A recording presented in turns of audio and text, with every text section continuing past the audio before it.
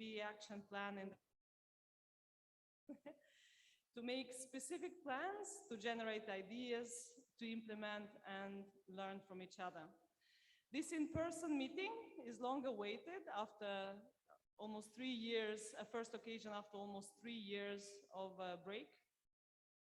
Let's use wisely this time together and enjoy this unique opportunity to inspire each other and make changes. This last 3 years preventing us from meeting, but also from making the progress we wanted towards ending TB. We still do not have an upper hand on TB, but we are much better prepared with tools, although times ahead are challenging. So while our common goal is to stay above fray and I the work no matter what, the how needs to be smarter. So really, I call on you to use this time of 4 days or 5 days to make your own commitments towards change. And on last day, just have one thing. If you want to do it differently, what will it be? Please keep in mind, we'll come back to this idea on last day. The stars aligned, and this meeting is a joint partnership between Global Fund, USAID, Stop TB Partnership, and WHO. And we are happy that we are all together in this meeting. And also, this meeting is an opportunity for TAG TB to see in action how the regional action plan is started to be implemented, and they will meet on day 5 on November 25. We're also honored to have today with us starting day 1 Deputy Minister of Uzbekistan, Ulugбек Yusufxanovich Sabirov, and also the Deputy Minister of Tajikistan, Dr. Amirzoda Abdiholuk, the Deputy Minister of Health and Social Protection. So thank you so much for being with us. A few housekeeping and practicalities before we go to the welcoming speech. You have your interpretation, and if you are on channel 1, you will hear English. On channel 2, you'll hear Russian. You have your badge with a QR code that will give you access to all the meeting materials. You see the QR code and also the table number. We strive for no paper meeting, but you still have a regional action plan on your table, and both English and Russian, and also the agenda in English and Russian. The rest of materials are in online. So please use your online access. The other point is that this is a hybrid meeting. So we have participants on Zoom. They are able to register and use either English or Russian channel to participate in this meeting, including from the countries. So if you have not done so, please encourage your team members to join in your discussions, especially in the breakout rooms. We also have this meeting web streamed, and it's again available in both languages, and the QR code will show you where to go for the web streaming. This why, when you take the floor, please use your microphones, otherwise you will not be heard in either the room or online. A couple of points about COVID. It's still around, so we have the infection and control prevention measures during meeting. On your tables, you have masks and hands hygiene. We advise to have still respect physical distance of 1 meter. If it's not possible, please use the masks.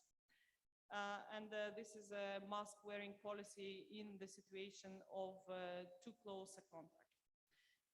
So with that, I'll stop with the housekeeping, and I have the honor to invite Dr. Mehmet Enes Gökler, the Deputy General Director from Public Health General Directorate of Ministry of Health of Türkiye, to give us welcoming remarks on behalf of the host country. Dr. Gökler, the floor is yours. Thank you very much.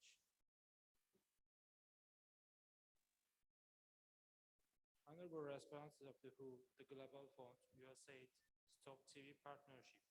Dear representatives of countries, welcome to Istanbul, the apple of Turkey say. To the regional meeting of the implementation of the Tuberculosis Action Plan to WHO European Region 2023 to 2013 for TB high priority countries. As you know, TB and drug-resistant TB continue to be a public health threat in the WHO European region, as well as around the world. Although the significant progress has been made, the COVID-19 pandemic, which has continued for the past 2 years, turned this development back at the global level. While the social restrictions implemented during the pandemic has changed the transmission rate, the COVID-19 response led to dispersion of TB service like in other health services. This impact has been manifested itself a decrease in the notification of TB cases and decrease in the number of patients starting the treatment. Documentary increases in the region and mobility caused by the crisis pose additional difficulties for the European region and our country and require extra efforts in fight against TB. In this context, the strategy of TB Action Plan, combining the disease-specific approach with the health system approach and placing the community at the center of intervention, will play a key role achieving in the goals of the end of TB strategy. In this regard, this meeting, where the implementation of action plan will be discussed, is very important. Therefore, I would like to thank everyone who contributed to organization of meeting. Our country has a deep-rooted history in fighting the TB. The Ottoman Society of the Fight for the Fight Against Tuberculosis, known as the leading organization of fight against TB, was founded in 1918. The fight against TB took place among the main health policies of the Republic of Türkiye.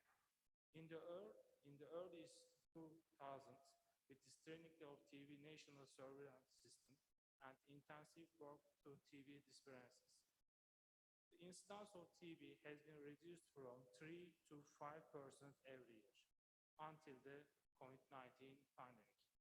Reflection of the pandemic impact was observed as reductions in new case reports, diagnostic tests applied, and contact investigations at the global level as well as in our country. However, as of the end of 2021, I can say that there is a recovery in services provided and indicators of the country level.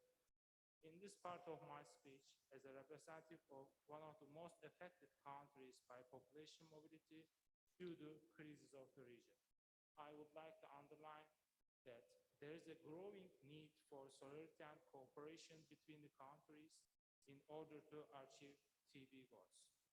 I would like to welcome you to the important meeting where we will discuss the priority actions and taken during the first implementation period, the harmonization of national strategy plans, and the allocation of new funds, which will enable the implementation of the action plan. Once again, thanks to everyone who contributed to this meeting organization, especially the officers of the World Health Organization. I wish a successful regional meeting. Thank you very much. So much. We have the next speaker will be online. It's a pre-recorded video from our regional director, Dr. Hans Kluge. So I would like to ask my team members to broadcast it. Thank you.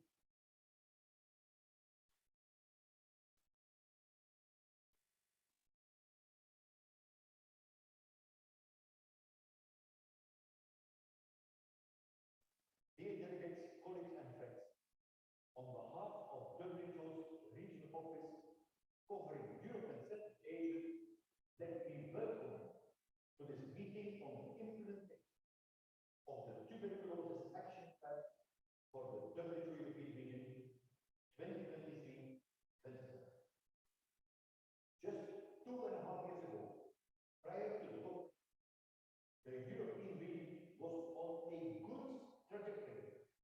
with the fastest decline in tuberculosis incidence and mortality in the whole world. Now, COVID-19 has altered this path. We have been pushed off track in tackling multi-drug-resistant tuberculosis and TB-HIV co-infection. The newly released Global TB report for 2022 provides a great reality check. TB mortality in the region increased in 2021 compared to 2020. And the falling incidence curve has stalled for the first time in 20 years. TB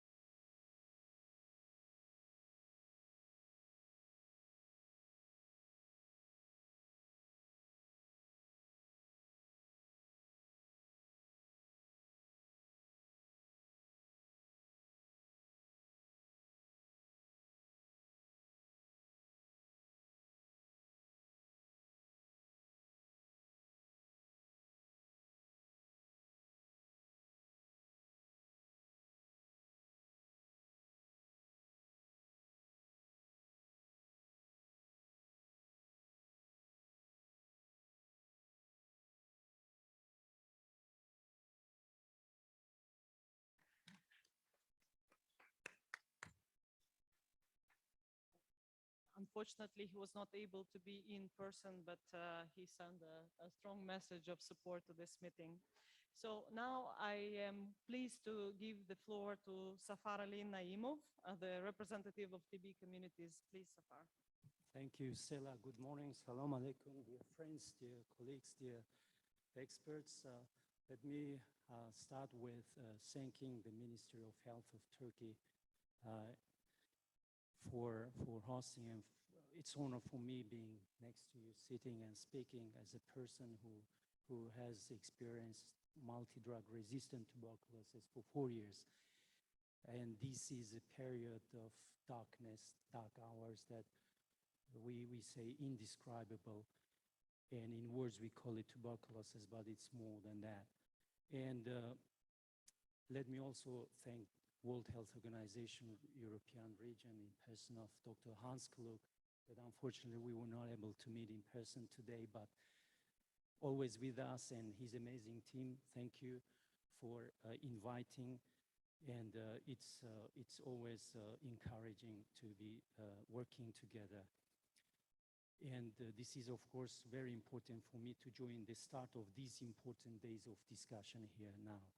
And as Dr. Hans mentioned, today is important, and November is important for me and for my family because it was in November that I completed my treatment of 4 years. And it was November, unfortunately, on November 27th, when I lost my younger brother to MDR-TB. And it was these days when he was breathing his last moments under oxygen machine. And it was after losing another younger brother a bit earlier, a bit years earlier than this. And we call this our fate, but this fate still continues for many people. And in parallel, in spite of our great efforts everywhere at all levels, this still continues, unfortunately. For me, for us, the TB people, now and every day and every month of 23 to 2030 is super important than ever before.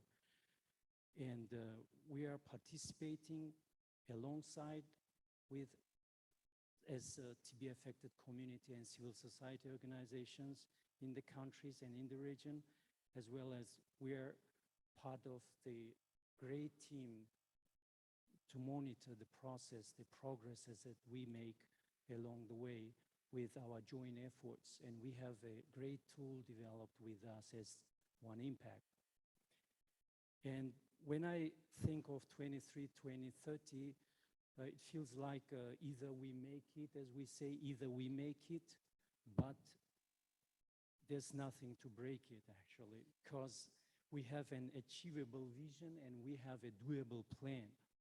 We have been all involved in the process of development of this. And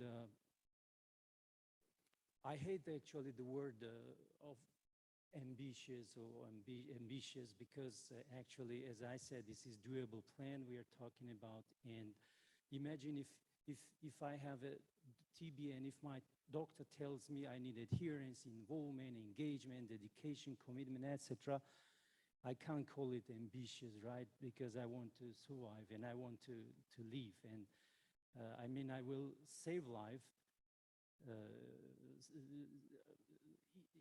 Saving life is our commitment, our humane commitment, and this will is required at all levels. But yes, and let me just as a last words also to thank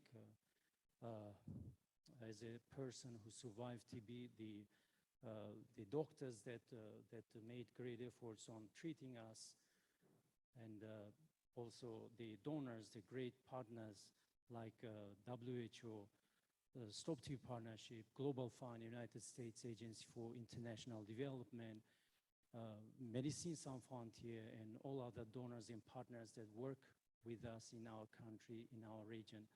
And in the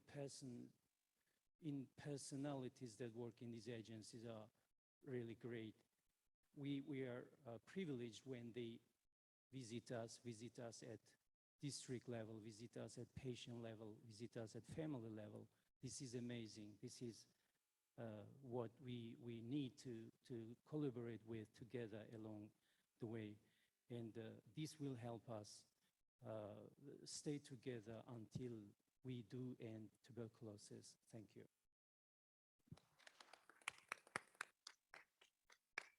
Thank you so far for very personal and strong words and powerful words. Now I am honored to give the floor to Viorel Sultan, the head of Country and Community Support for Impact from Stop TB Partnership. Viorel, please. Thank you, Stella. Good morning, everyone. First of all, let me thank the government of Turkey for hosting us, as well as WHO for engaging Stop TB Partnership, USAID, Global Fund, and partners for convening this important meeting. This meeting is not only important, it's very timely. And as Safar said, 2023, the next year, is going to be the crucial one and most important for TB community. Next year, we are expecting to have the high-level meeting on tuberculosis, hopefully in September. And it's a time when in 2023, we will look back to see our progress, to see how we did, to see how we did good, to see how we did bad, to assess and adjust. But also not is so important looking back, but also is important looking forward. Because 2023 will be crucial to take on board everything that we have in order to end TB by 2030. Remember, we have that goal that in 2030 we end TB, and 2023 is right to the corner. So this is why this meeting is very important. This meeting is also very important because the Global Fund did its replenishment, and basically it's ready to support the programs for next 3 years. And we are entering in preparation of the Global Fund proposals with all of you. The proposals are based on the national strategic plans. And national strategic plans should be ambitious, as many previous speakers said. We need to be ambitious. We need to put bigger targets. We need to achieve more. And adjusting our national strategic plans and including those activities into the Global Fund proposals is crucial for next year. Not even next year, I would say next months. We have the NTB strategy, we have the global plan to NTB, and now we have the TB action plan for Europe. And I would like to congratulate WHO and member states with putting in force this plan. We have this plan in hands. We have the tools, and we are going to discuss all these tools these days together, starting from prevention, diagnostics, treatment, care, support, engaging community, breaking down barriers to services, and so on and so forth. All these tools are now ready, available, and we are going to discuss them all these days. We also have a very nice, good, smart, and good-looking people in this room. And I am looking at you that everything in this region depends on you. You are the crucial TB community in Europe and Central Asia. Please, we are looking at you and we are ready from our side to support. And the last one, I would like to greet my fellow TAG TB colleagues that this meeting, as Stella mentioned, is linked to TAG TB, and the last day we are going to debate and put forward some recommendations to WHO European Office. Thank you, and on behalf of Stop TB Partnership, I would like to wish all of us success during these 4 days, 5 days. Thank you very much. Thank you, Viorel, for more ambition, cruciality, and boldness. Now I'm happy to provide the floor to Jamie Tonsing, the Senior TB Advisor from the Global Fund to fight AIDS, TB, and malaria. Jamie, the floor is yours. Thank you, Stella.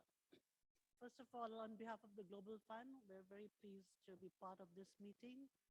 We want to thank the government of Turkey for hosting us, and of course, importantly, WHO for bringing all of us together. The spirit and the naming, and as Stella, you said, this is a joint meeting, so I feel this is our meeting, right? Everybody's meeting, not WHO meeting. So I hope whatever transpires in the coming days, the plans and everything that we do is we move forward with that spirit that we are all here to work and move together. I want to commend the region for the great progress we're seeing in here. I think I also cover Southeast Asia and MENA, and this is the success story that we are able to meet in this region, the milestones for the NTB strategy for 2020, one of the only other 2 WHO regions to do so. So it's very promising to be part of that journey. But also I would say, despite all the achievements, we have a lot of challenges ahead of us still, right? As Dr. Kluge mentioned, we had the COVID epidemic, we have a conflict in the region that has implications across countries here, but also globally. And ironically, I would say, we're seeing in the Global TB report that domestic global spending on TB has decreased for the first time last year, while the incidence and mortality for TB has increased. So we have to deal with that tension, right? We have less money, but we need to do more. So how do we work to do more with less? And I think I'm really looking forward to the coming days to see how we're going to implement the TB Regional Action Plan. And I want to also state that the WHO's Regional Action Plan is, we are very much aligned. The Global Fund strategic priorities for ICA has the same targets, same vision. And so we hope whatever Global Fund invests in the region is just complementary to how we want to move forward together on this.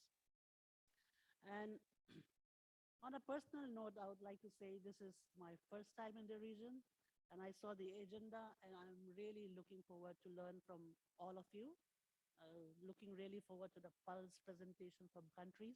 I think it's very well structured, and I think I shouldn't say much more for that, but yeah, we thank you for your support, for your partnership, and we want to move forward with the same shared vision of successfully implementing the TB Regional Action Plan and for ending TB in this region. Thank you very much.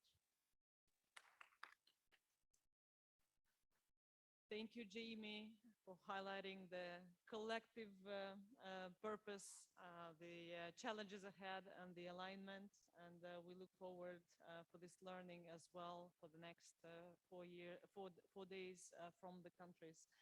Now, I'm honored to provide the floor to Sevim Ahmedov, the TB HIV prevention and ME team lead at USAID, for your welcoming remarks. Sevim. Thank you. Thank you very much, Stella. Assalamu alaikum, günaydın, dobre utro, good morning to all us here. And let me also add my heartfelt thanks to our hosts, first and foremost, the government of Turkey and the National TB Program, as well as the Honorable Ministry of Health, for hosting us in this beautiful city of Istanbul. And also my sincere thanks for all the countries that made the journey to come to this meeting this week. Especially at such high level of political representation. We heard we have ministers of health, deputy ministers of health, as well as my dear friends. I see a lot of national TB program managers from the region, as well as their dedicated staff. So Thank you very much. So this is clearly an indication that this is an important meeting. It is an important milestone. It is really important to have an action plan that covers the 2023, 2030, 2030 time period. And I'm not going to repeat everything that that was said in terms of we all acknowledge the progress that we made in TB. We all know TB had a devastating impact on that progress, and we all know that we have not recuperated and reached the levels where we were before COVID hit us. So there's a lot of work to be done ahead of us. There's a lot of challenges, but it's great to have such also clearly articulated strategies and strategic plans that can have a very clear vision, very clear objectives, and well-articulated results of what we need to achieve. And I'm very confident with our collective wisdom and collective efforts, we can do that and defeat TB. From USAID's perspective, I would like to also bring greetings from our Assistant Global Health Bureau Assistant Administrator, Dr. Atul Gwande, and our TB Division Chief, Sherry Vincent. USAID, as you know, has been working in the region for a long time, has been providing support to the countries and working in very collaborative manner with our partners, the Global Fund, WHO, Stop TB Partnership, and other partners, and of course the national TB programs. And that commitment will continue. We also very recently finalized our USAID strategy, global TB strategy for tuberculosis, and it's also aligned with the 2023-2030 time period. So in terms of that support, we look forward to continuing working with you all. Just two quick comments before I finish. I know I'm the last speaker, so everybody's looking forward to the next stage. But yes, we do have new tools, we have new drugs, we have new diagnostics, and we need to really scale those up. We know that. But we also should not neglect the proven and evidence-based interventions that we have been doing, for decades and centuries in TB, such interventions that we know work very well, such as, for example, contact investigations, and we need to strengthen those. We do need to work and integrate with the primary healthcare services, that's for sure. Really use the opportunities of digitalization that those technologies are providing, but also not forget that our biomedical interventions alone will not be enough to address TB. And this will take a whole society approach for us to be able to tackle that. And it's great to have the action plan and our strategies reflect the complexity of the TB challenge and also our interventions, which are also very complex and integrated in nature. So finally, just to say the key word here is the action, right? So in Turkish language, they do have very, very colorful expressions. And if my Turkish hosts allow me to say, there's a very good saying that laflan peynir gemisi yürümez, which roughly translates in English like actions speak louder than words. So it is about the action. So I wish all of us very, very, very productive meeting, and I'm very confident that this will be a productive meeting and we will have very good results. Thank you very much. Teşekkürler. Thank you, Sevim. Indeed, actions speak louder than words, so let's get to action as soon as possible. Thank you so much for all the panelists for the welcoming words, and you are free to stay for the next session or If you want, you can leave and look from the audience. Thank you so much.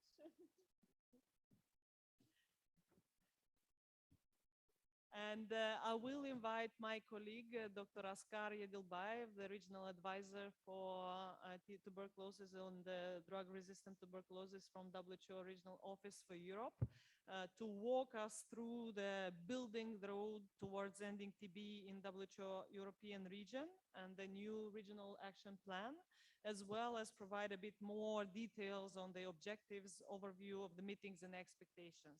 Askar, please. Thank you very much, dear colleagues, dear friends. Really happy to see you all live together today after this 3 years, almost 3 years of seeing each other in a remote format. So it is my pleasure to jump into business and talk about the Tuberculosis Action Plan for the WHO European region 2023 and 2030. In September this year, at the 72nd session of the Regional Committee for Europe, a series of important regional strategic documents have been revised and endorsed by the member states. So here on this meeting, on these two tables, we see 53 flags. These 53 flags represent 53 member states of the WHO European region. And the new Tuberculosis Action Plan for 2023-2030 went through the voting process, and with majority of countries voted for the endorsement of this important regional strategic document. The development of this regional action plan was long. We spent almost 1.5 years until the endorsement, and it went through the very open and transparent process of consultations, of discussions with countries, with partners, with civil society organizations and affected communities, collecting the feedback and finalizing the document that was presented to the regional committee. The ownership of this document stands with countries, with you, because you provided your comments and you provided your feedback. And now you also voted for its endorsement. The vision of this regional strategic document is that the region is free of tuberculosis by 2030. And the year 2030 is an important milestone by the global TB strategy. We have the very ambitious goal in this ambitious regional document. The goal is to end the spread of drug-susceptible and drug-resistant tuberculosis by achieving universal access to prevention, diagnosis, treatment and care in all member states of the region, thereby contributing to the TB strategy goal by ending the epidemic of tuberculosis. This Tuberculosis Action Plan is setting up very ambitious targets, that by the year 2030, in comparison with the 2015, the reduction of tuberculosis incidence will be by 80%. Reduction in tuberculosis deaths by 90%, and we will ensure that the treatment success for multi-drug resistant tuberculosis is no less than 85%. But the year 2030 is far away. We have 8 years ahead of us to get there. At the same time, this regional action plan is setting up very ambitious milestones, and this milestone is in 3 years, for 2023, 24, and until the 2025. And the milestones, as you can see on the slide, are also ambitious.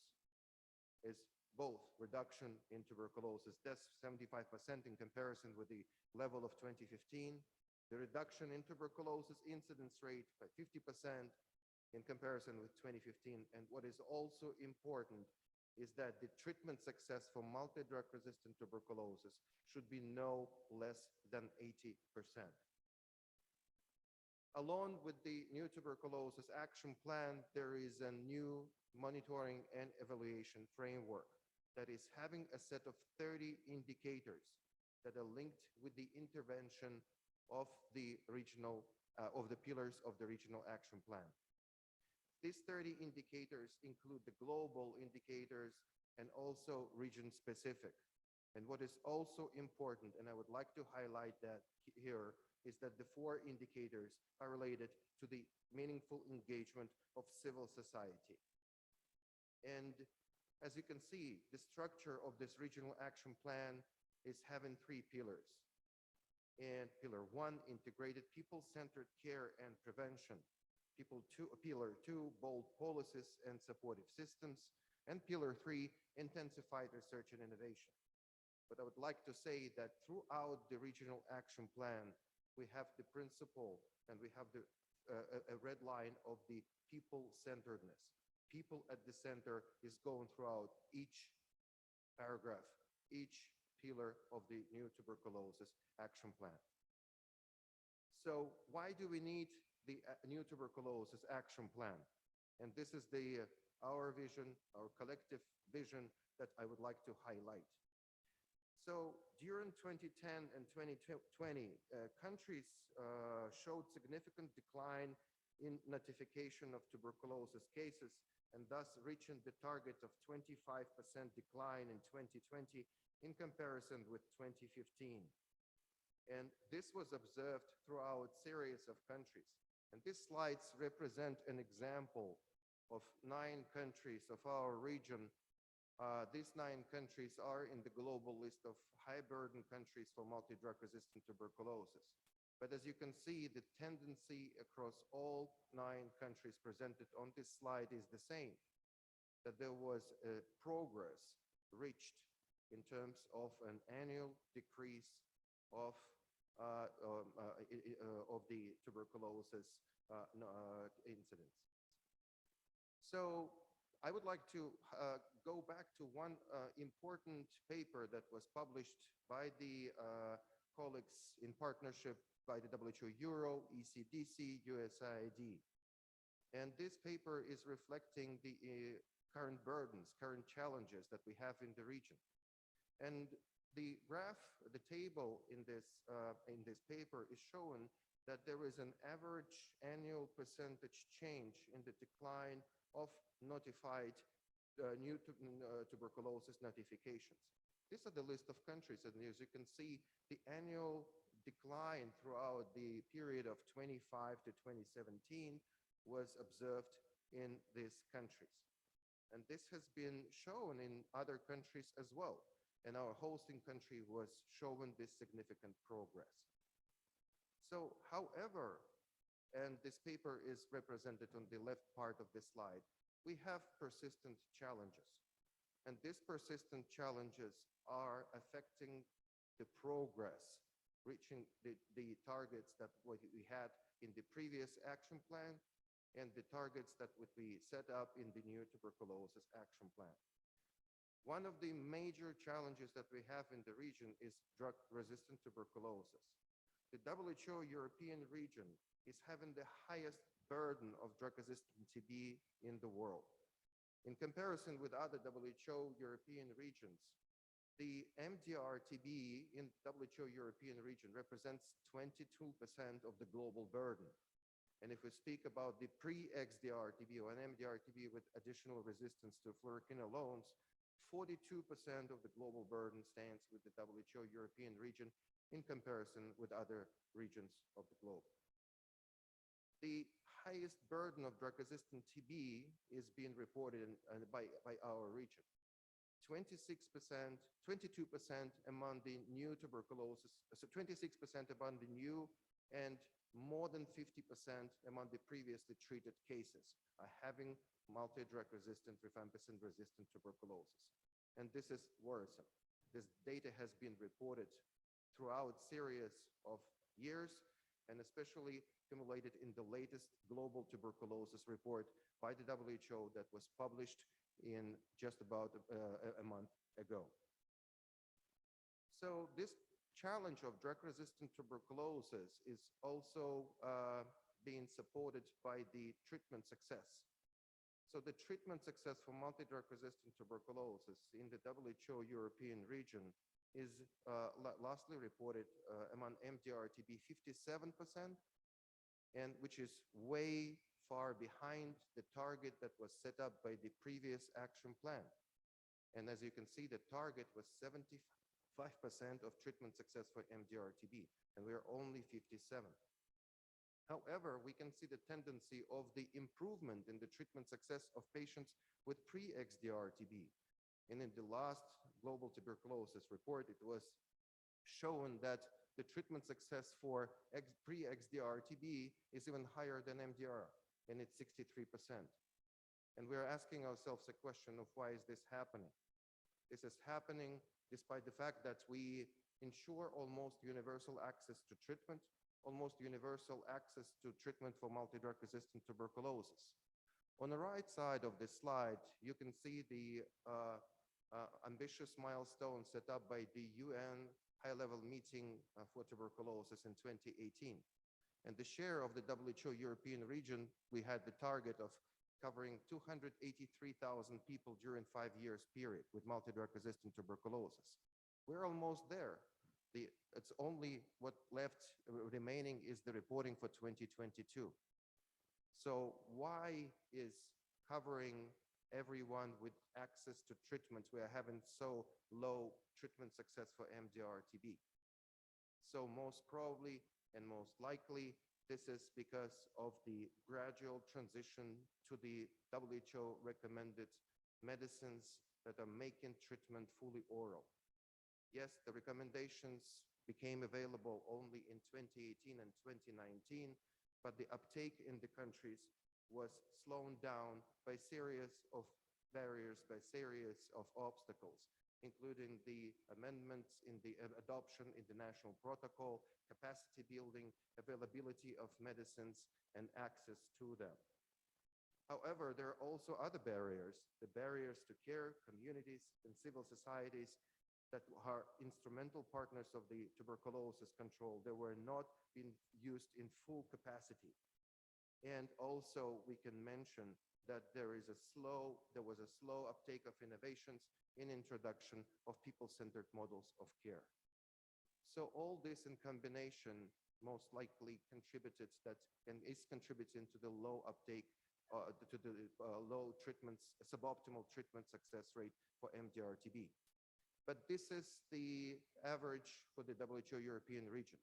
There are good examples, and you are representing your countries know and reporting that the treatment success for MDR-TB in your countries are higher than the regional average. And the regional average is also lower than what we have been seen and observed across the globe. The global treatment success for MDR-TB is 60%, and we are behind. We are 57. So another regional challenge is the co-infection of tuberculosis and HIV. We observe the growth of the HIV epidemic in many countries of the WHO European region. And as you can see, over the period of 14 years, the co-infection rate among new cases with tuberculosis increased from 5%, 4.9, until 13. And the treatment success, successful treatment outcomes for this cohort of patients is even lower. It's 47%. And the more patients we have with co-infection, with poorer access that we cannot ensure for them to proper diagnosis and treatment, we will not be able to reach the whatever is committed and in the targets. Another regional challenge that we would like to mention is the low coverage with tuberculosis preventive treatment. On the slide, you can see the share of the WHO European region as a result of the UN HLM 2018. And the share of the WHO European region was putting 2 million people during 5 years from 2018 to 2022 on tuberculosis preventive treatment. And this target is way far behind of covering with tuberculosis preventive treatment of all ages, close contacts, and especially people living with HIV. So this UNHLM target is off track. COVID-19. So prior to the COVID-19, as I was saying, the WHO European region had the fastest decline in tuberculosis incidence and mortality in the world. But COVID-19 pandemic changed everything. And it changed our plans tremendously. And with COVID-19 present, this will not give us back on track of where we were. So if we look at this slide, we can see that the COVID-19 caused disruptions in provision of essential health services, including provision of care for communicable diseases and specifically for tuberculosis. Resources from the health system, from the national tuberculosis programs, have been drawn to respond to the pandemic. Many health providers, including you, were on the front line of fighting with the pandemic and treating people affected by the COVID-19. There were some of the barriers and challenges related to the movement restrictions, especially at the early months of the pandemic. And this all resulted cumulatively in the significant drop down in the notified people with tuberculosis. And in the WHO European region, we've been observing a 24% decline in tuberculosis notification. Right now, there is a recovery phase, but we are not there. So the decline in tuberculosis notification will lead that people will not be diagnosed properly and will not be properly placed on appropriate treatment. And this will lead to the poorer treatment outcomes. This will increase the chances of death. And this is like what we observe right now. And the latest report data are saying that an increase in the death rate, especially in people who are affected by HIV as well and tuberculosis at the same time. Another regional challenges is the impact of the humanitarian crisis on provision on essential health services. In Ukraine, the direct and indirect impact on the health of people's lives and functioning of the health system is happening.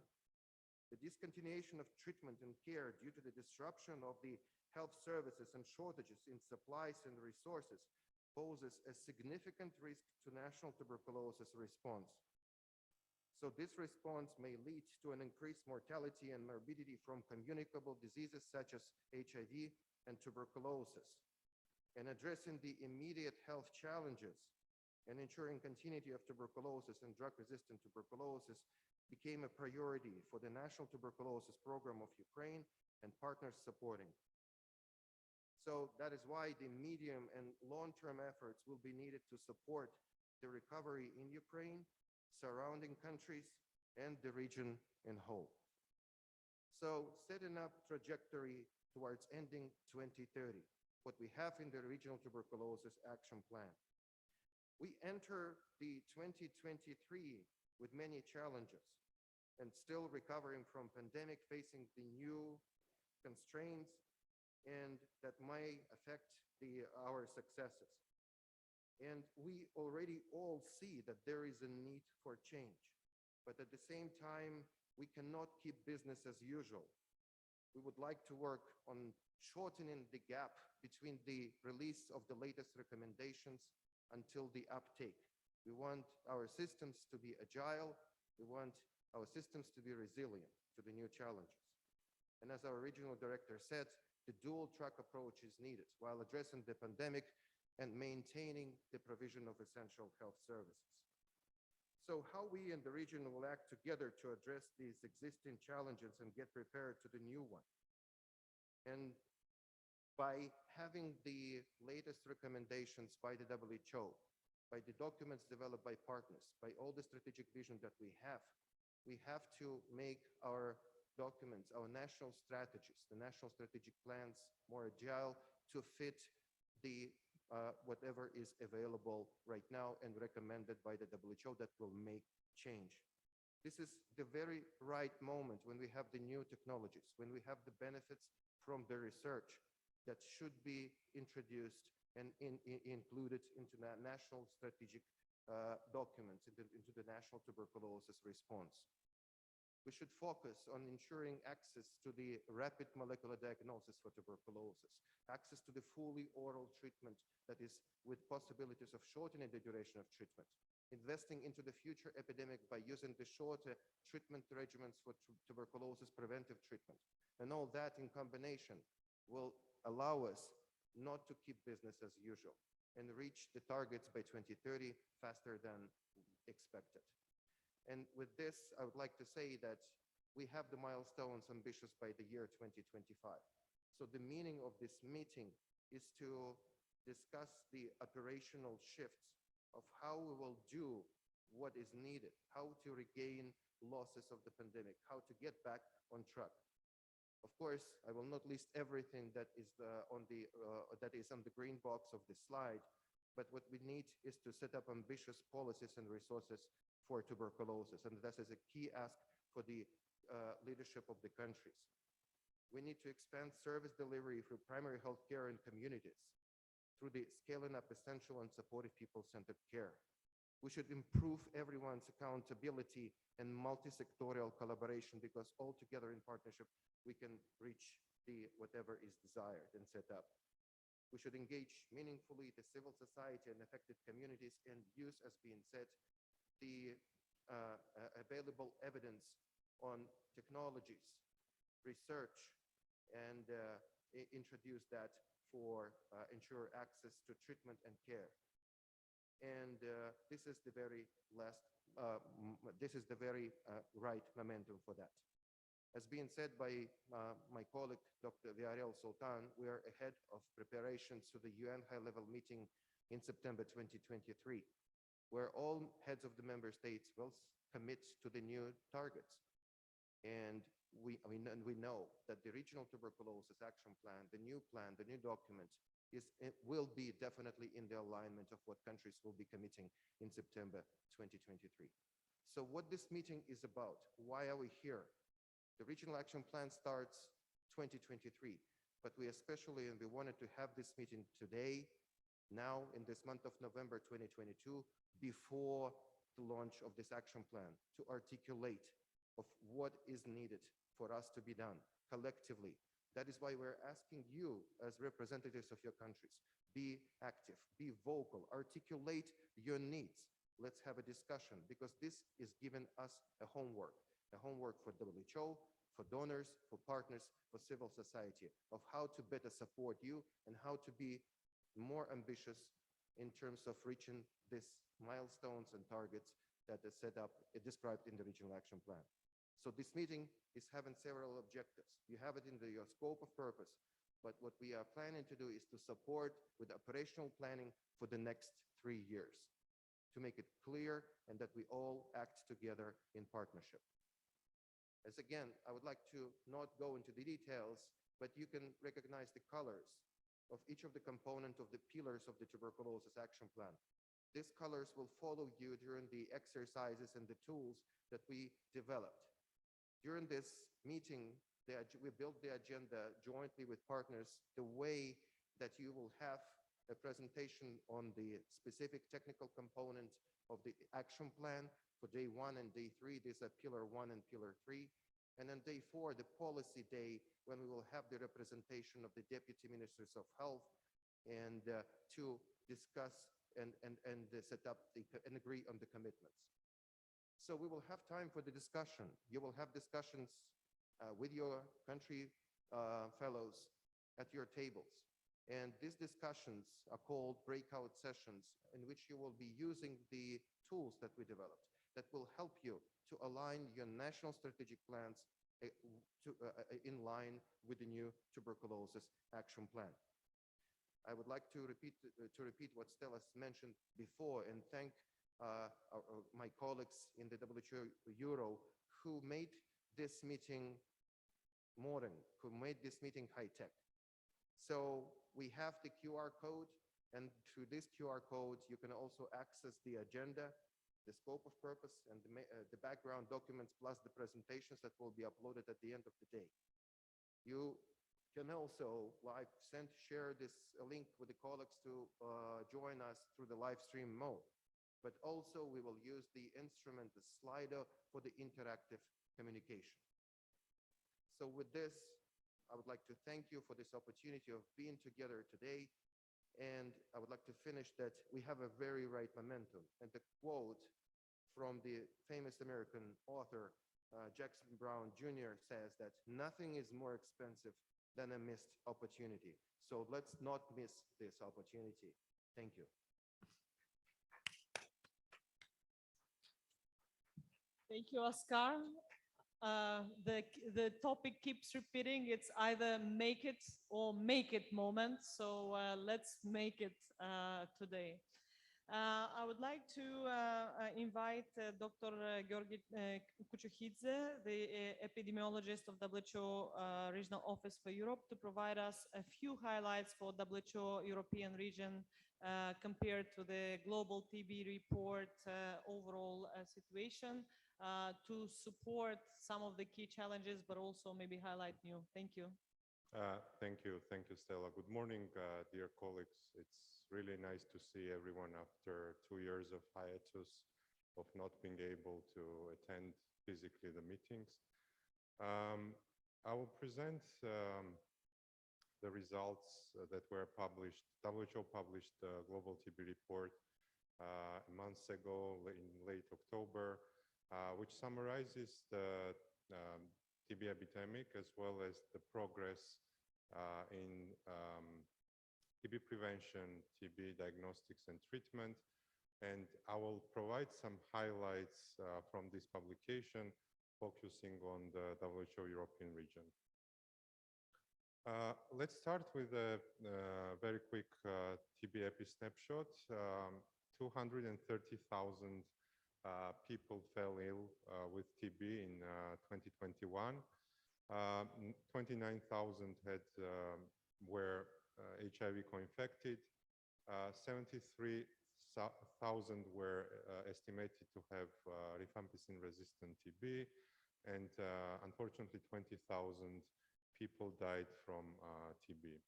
And these are the WHO estimates. As for the notifications, there were almost 200,000 TB patients notified in 2020 from 53 member states of the WHO European region. 4 in 10 TB patients who were notified in 2021 were diagnosed with rifampicin-resistant TB, and every 5th patient notified in 2021 were HIV positive. So these are the main highlights of the region. TB most frequently affects young people in our region at economically the most productive age. And people aged from 25 to 44 years have the highest risk of contracting the active TB in our region. And you see that these are the notification rates per 100,000 by different age groups. And TB is affecting usually the national economies through the direct loss of productivity among those groups of population who are most productive. Back in 2020, the world was hit by COVID pandemic, and this impact also continued in 2021, which of course also had its impact on TB response. And the most immediately obvious impact of COVID-related disruptions was the big drop in number of people newly diagnosed with TB and reported. As you see globally, there was a 18% drop in 2019, between 2019 and 2020, with the partial recovery observed in 2021. As for the WHO European region, we observed even sharper drop in 2020 compared to 2019. We saw 24% drop.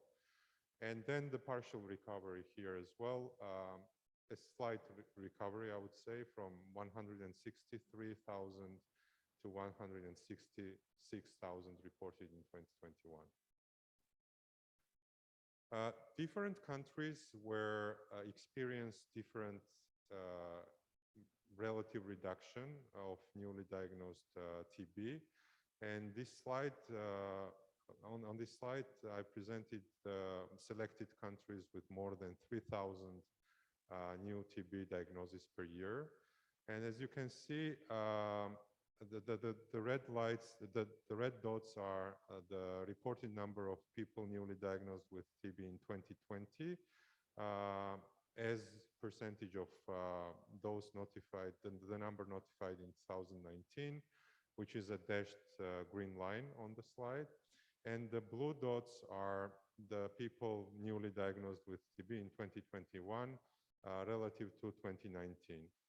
So as you can see, almost all countries demonstrated partial recovery in 2021 compared to 2020. But I've highlighted one of the examples from the United Kingdom where in 2021, the number of newly diagnosed TB cases was similar to 2019. So we saw the full recovery in 2021 in case of the United Kingdom. As Dr. Idilbayev already mentioned, the number of TB deaths also increased in 2020, as well as continued to increase in 2021, and brought us back to the level of 2017. And TB is second only to COVID-19 as cause of death from single infectious disease. In our region, the estimated absolute number of TB deaths also increased in 2020 and further in 2021. And mainly this was due to the increase in HIV positive mortality. So COVID hit the most hard HIV positive people with also having active TB. If we look at the impact of COVID on TB and on HIV/AIDS, we see that TB was more badly impacted than HIV. Deaths from TB in 2021 are more than double those compared to the deaths from HIV/AIDS. And the deaths due to AIDS continue to fall in 2020 and in 2021, whilst we are on the upper trajectory for TB-related deaths. You see that there is an increase in 2020 and also in 2021. Unfortunately, the gap between the number of people falling ill with TB, which is presented in dark blue line on the slide, and the number diagnosed and reported, which is the black line on this slide, is increasing. So this means that more people are falling ill with TB than are diagnosed. So this underlines the issue of underdiagnosis in the region. So collectively, we all need to catch up with detecting more and more TB cases.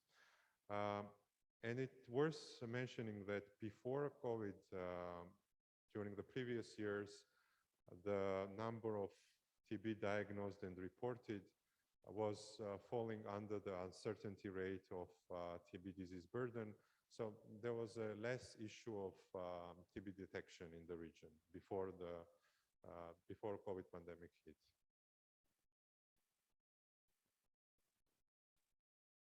The estimated number of people developing MDR and RR-TB has also increased. You can see on this slide that in 2021, 73,000 people were estimated with RR-MDR-TB. This is increased from 71,000 in 2020.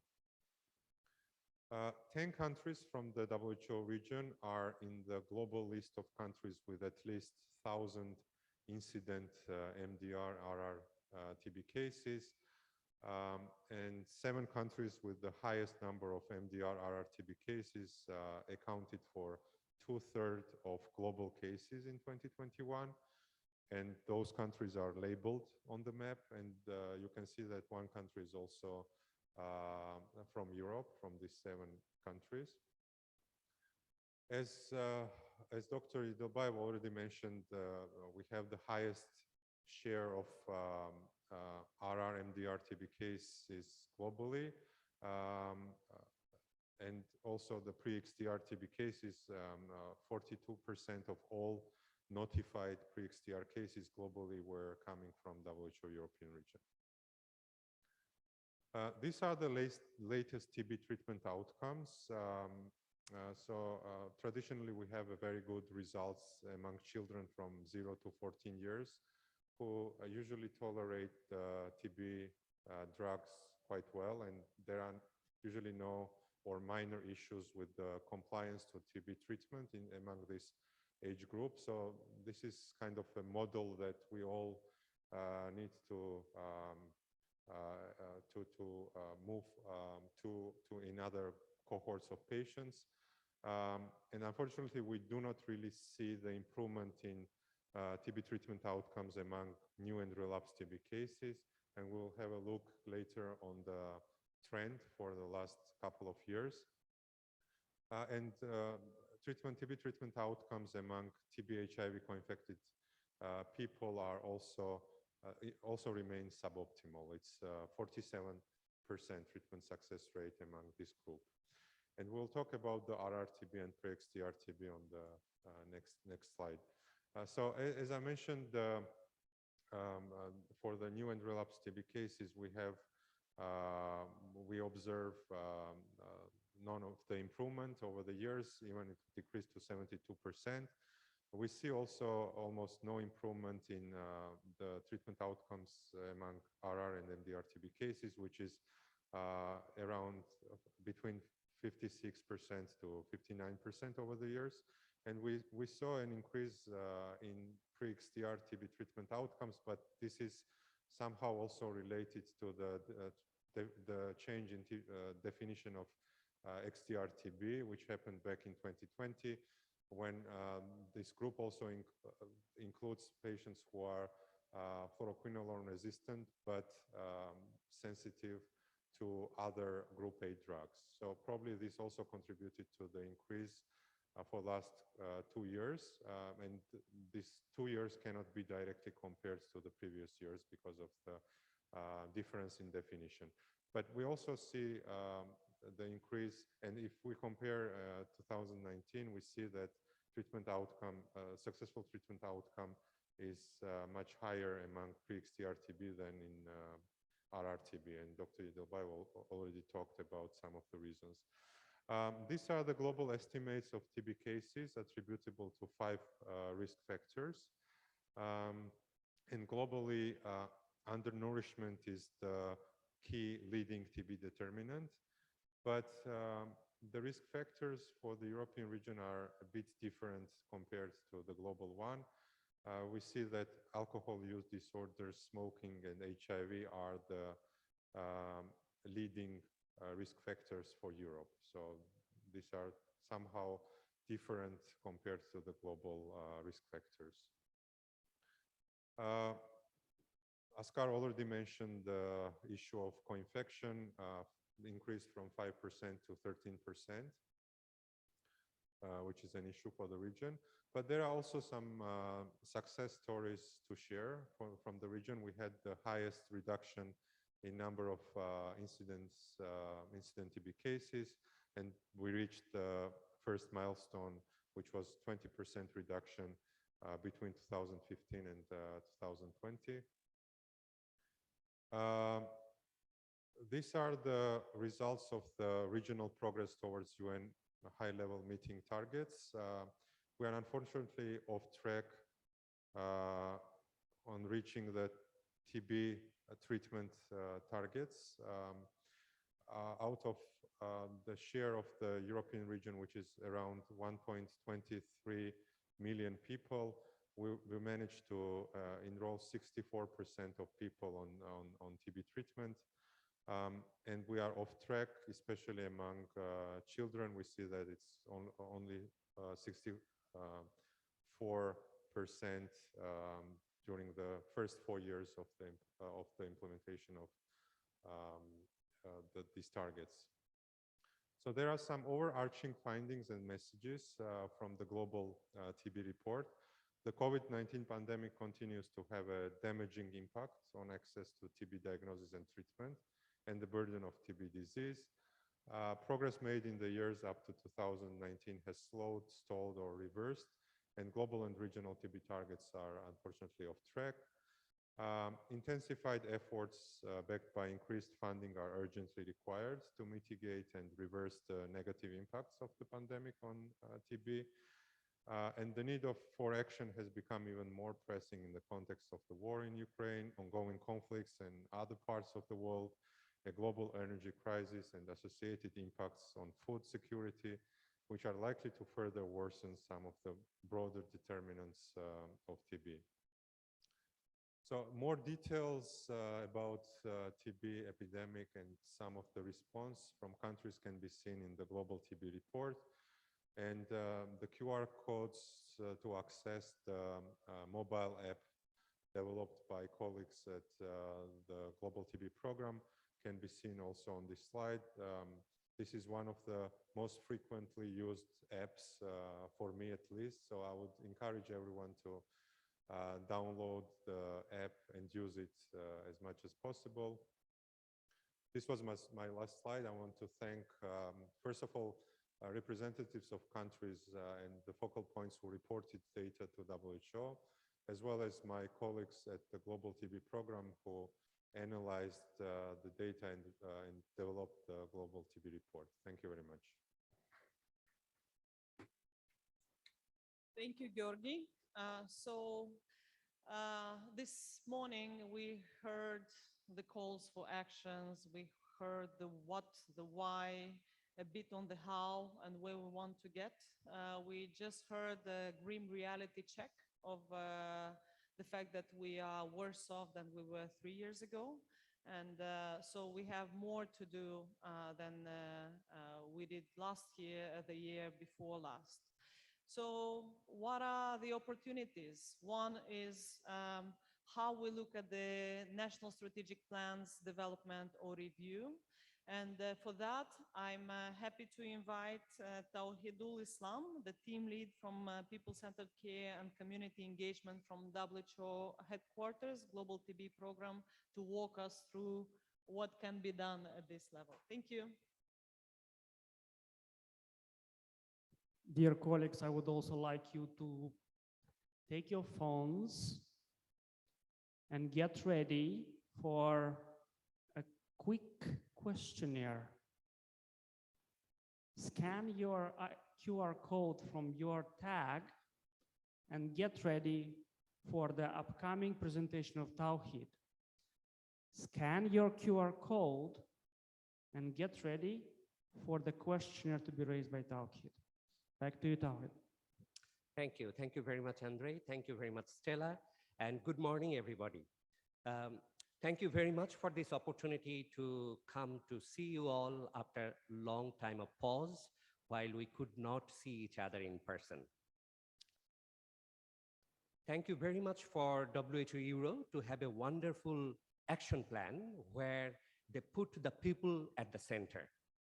I would like to start with one point which my previous presenter mentioned, that every 25 minutes, one person is dying from TB.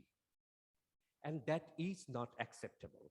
We cannot accept that situation. That person is not a number. That person is our friend, our family. We all agreed here to end TB because of that we don't want anybody to die from tuberculosis. I would like to start with the three messages which my previous colleague mentioned.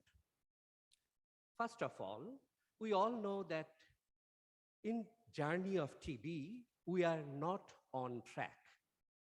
We have to accept that. COVID put us in more challenging situation. And what we need intensified effort backed up by increased funding. So these three messages I got from my previous two speakers. Now, what do we need to go ahead towards that? We need to start with a very good and strong plan. This wonderful meeting, which my friend Askar organized, started with a very good plan. All of you came here, started with a very good plan. So as we all know, that every action started with a very strong plan.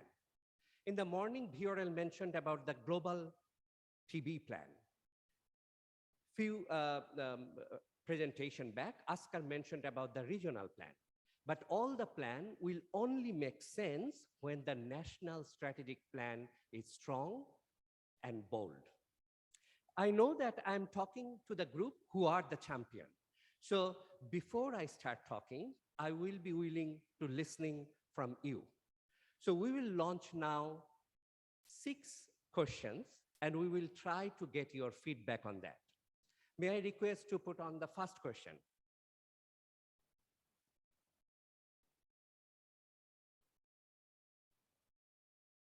Okay, so the first question is that is your current national strategic plan ambitious and bold enough? And how do we mention it? Number A, NSP, your NSP is targeting to reach end TB target. Or your NSP targets are as per the funding available. Or NSP targets are based on past performance.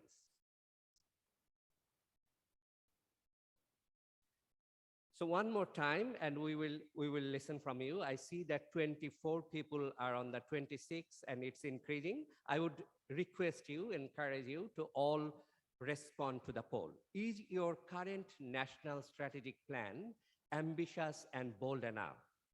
Which means that your national strategic plan is targeting to end TB as per the end TB strategy, or your target is as per your funding availability,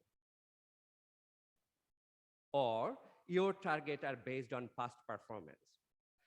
Wonderful. We saw that 70% of you who are present here are claiming that your national strategic plan is targeting to reach end TB target. And that's the way we would like to go. We would like to make the national strategic plan with the full demand so that we can have our ammunition to fight this TB. Thank you very much for the first question. Now we are moving to the question number 2.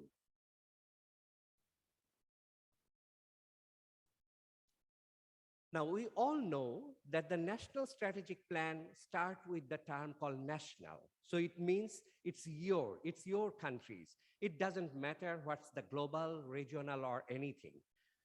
So your national strategic plan should have your national ownership.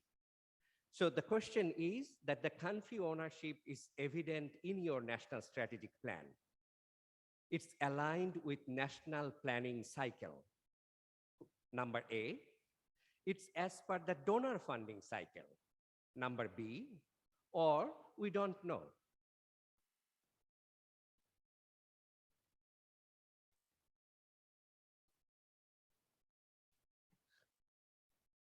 Okay, so thanks. We are seeing that the 10% of us, we still are not sure that we have a ownership, and 23% of us are saying that our plan is as per the funding cycle. And we know that our national strategic plan is our own national plan, which should follow the national planning cycle. We are moving to question number 3. Now, national strategic plan development is a very important process, and it's a very important document. So the national strategic plan was developed through consultation with all stakeholders, including TB affected communities, number A, or number B, through consultation with technical stakeholders only. And number C, that national strategic plan was developed by external consultant without having the national consultation.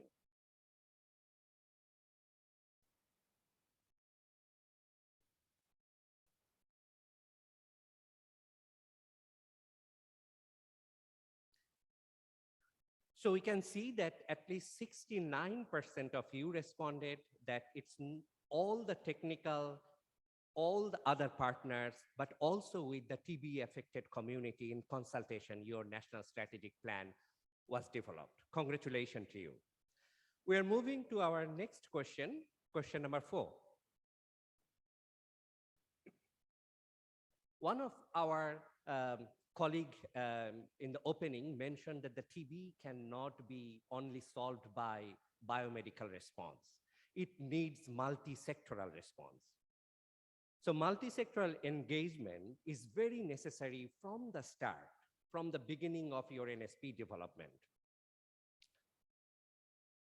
So the answer is only known TB partners joined in your NSP development, or all relevant sectors joined in your NSP development, or at least one other sector than health joined in your national strategic plan development.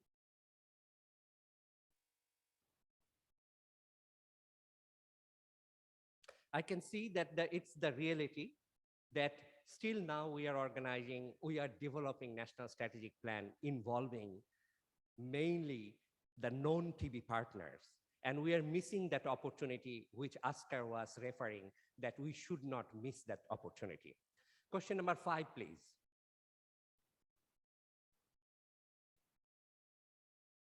So one of the major reasons for having NSP is actually resource mobilization. And to have that resource mobilized, you need to have it fully costed. Now, if you have a plan and that's not fully costed, that may not fulfill your purpose. So the point is that your NSP is not costed or partially costed, which means that only available funding was considered in the costing, or fully costed, which means that the total need to achieve the target was calculated.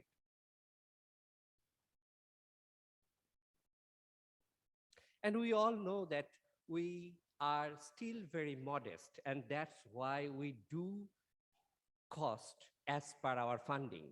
But unless we demand, unless we tell the world that we need this amount to really end TB, we will never be able to get it. So it's probably a call from this answer that we need to be more ambitious and bold to have a fully costed national strategic plan. And the final question, number 6. Now, national strategic plan, there are obviously many use. So we use the national strategic plan for or as donor requirement, or for domestic fundraising, or for domestic and donor fund mobilization.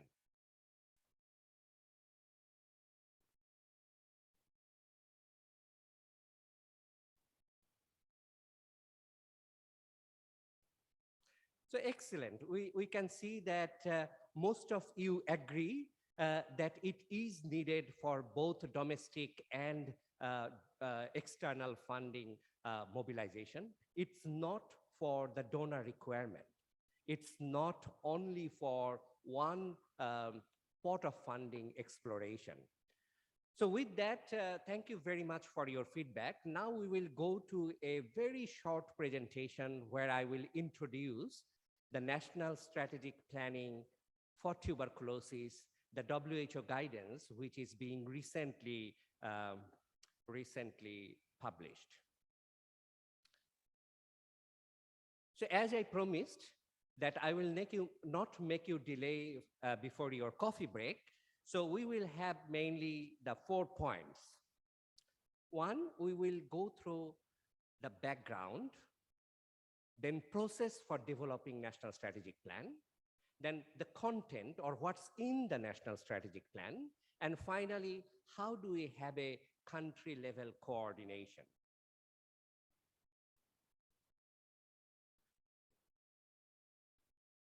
So first, as I said, that I'm introducing to you the recently published guidance for national strategic planning for tuberculosis, which was published in July 2022. And there is the link. You can, when you get the presentation, you can go to the link if you did not go yet. I would also like to inform you that a web-based TB plan costing tool development, which is part of the WHO integrated health tool, is coming soon. And as a part of dissemination and capacity building, we are also developing e-course, which will be also be available by this year. Now, before going into the details, it's important to have the broader landscape. Why? Because the National Strategic Plan is not a new thing. You all heard about it and you all know it. And in our previous questionnaire, we already identified that many of you have it. But there may be a difference. So what are the differences? We know that we are at the era of End TB strategy, which was launched in 2014. But that's with the background of sustainable development goal. And we know that sustainable development goal, one of the principles that every development is interlinked. We cannot develop only health or we cannot have other development. We also had ministerial conference in 2017.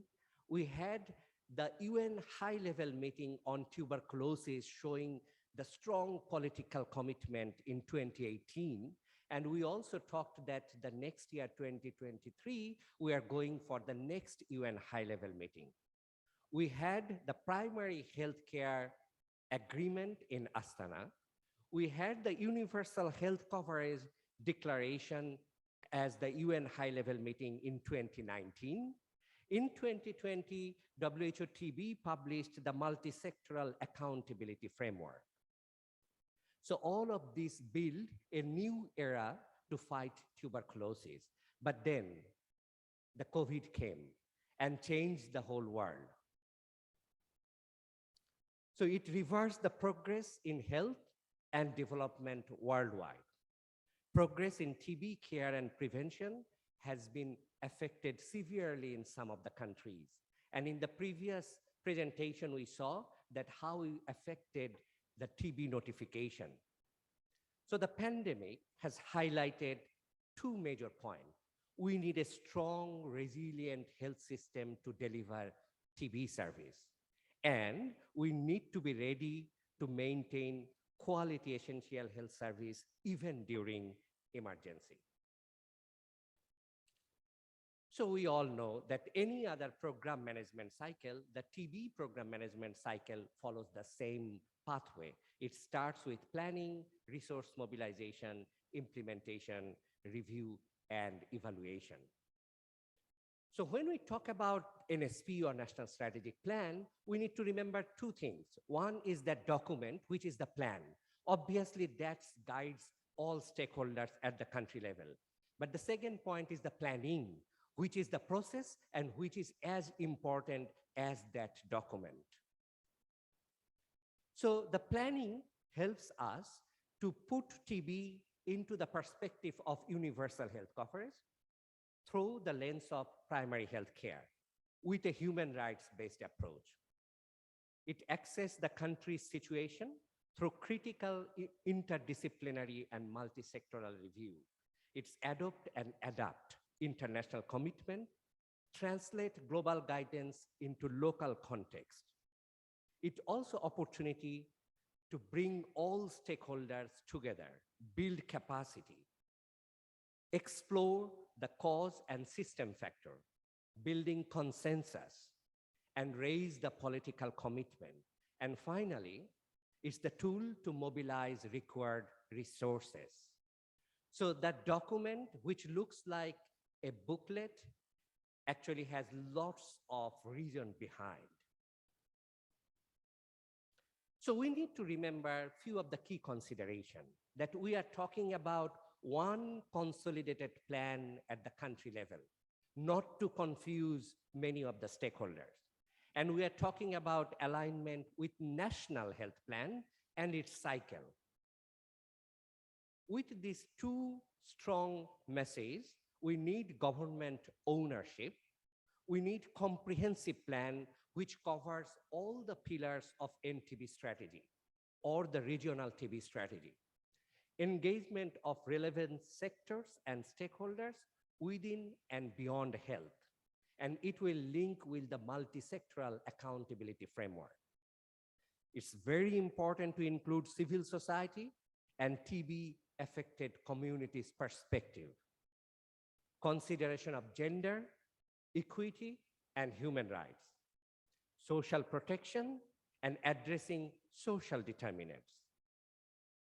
It needs to put people at the center, and we need to leverage the power of data. We need to have contingency planning, and we need to remember the document which has such a strong value, it needs to invest time and resources to develop national strategic plan. So now we will go very quickly that the process.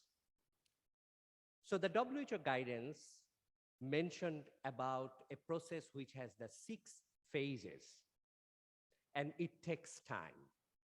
So the phase number 1 is to have a plan for the national strategic plan and preparation. You need to have an organizing team, a detailed roadmap, and funding for development of the NSP. You need to have a very good situation analysis. You need to have the review of epidemiology and review of the TB determinants. It's followed by the programmatic review. Then you need to have the consolidation of data and evidence. You may use the people-centered framework as one of the tools. And you need to have the synthesis of all those information together through a stakeholder consultation. Then you need to develop or formulate goals and objectives. To reach that goals and objectives, you need to have the priority intervention. Interventions are mainly informed by the gap and the root cause analysis.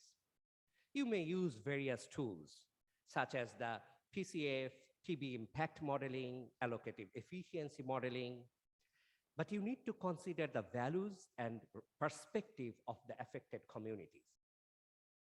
Ethically sound, be gender transformative, and contribute to protecting human rights and promoting equity. Then you need to determine target.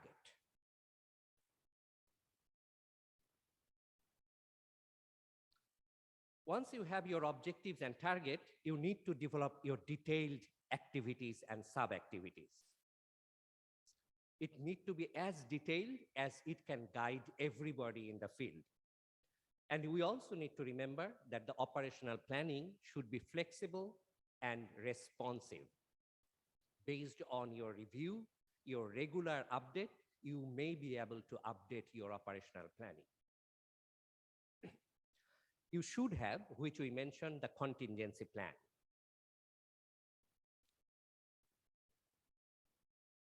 Phase 4 is monitoring and evaluation and review that need to be built into your national strategic plan.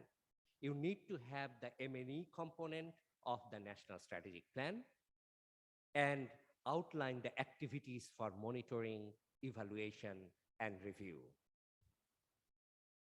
And obviously, you should have a very good costing of it.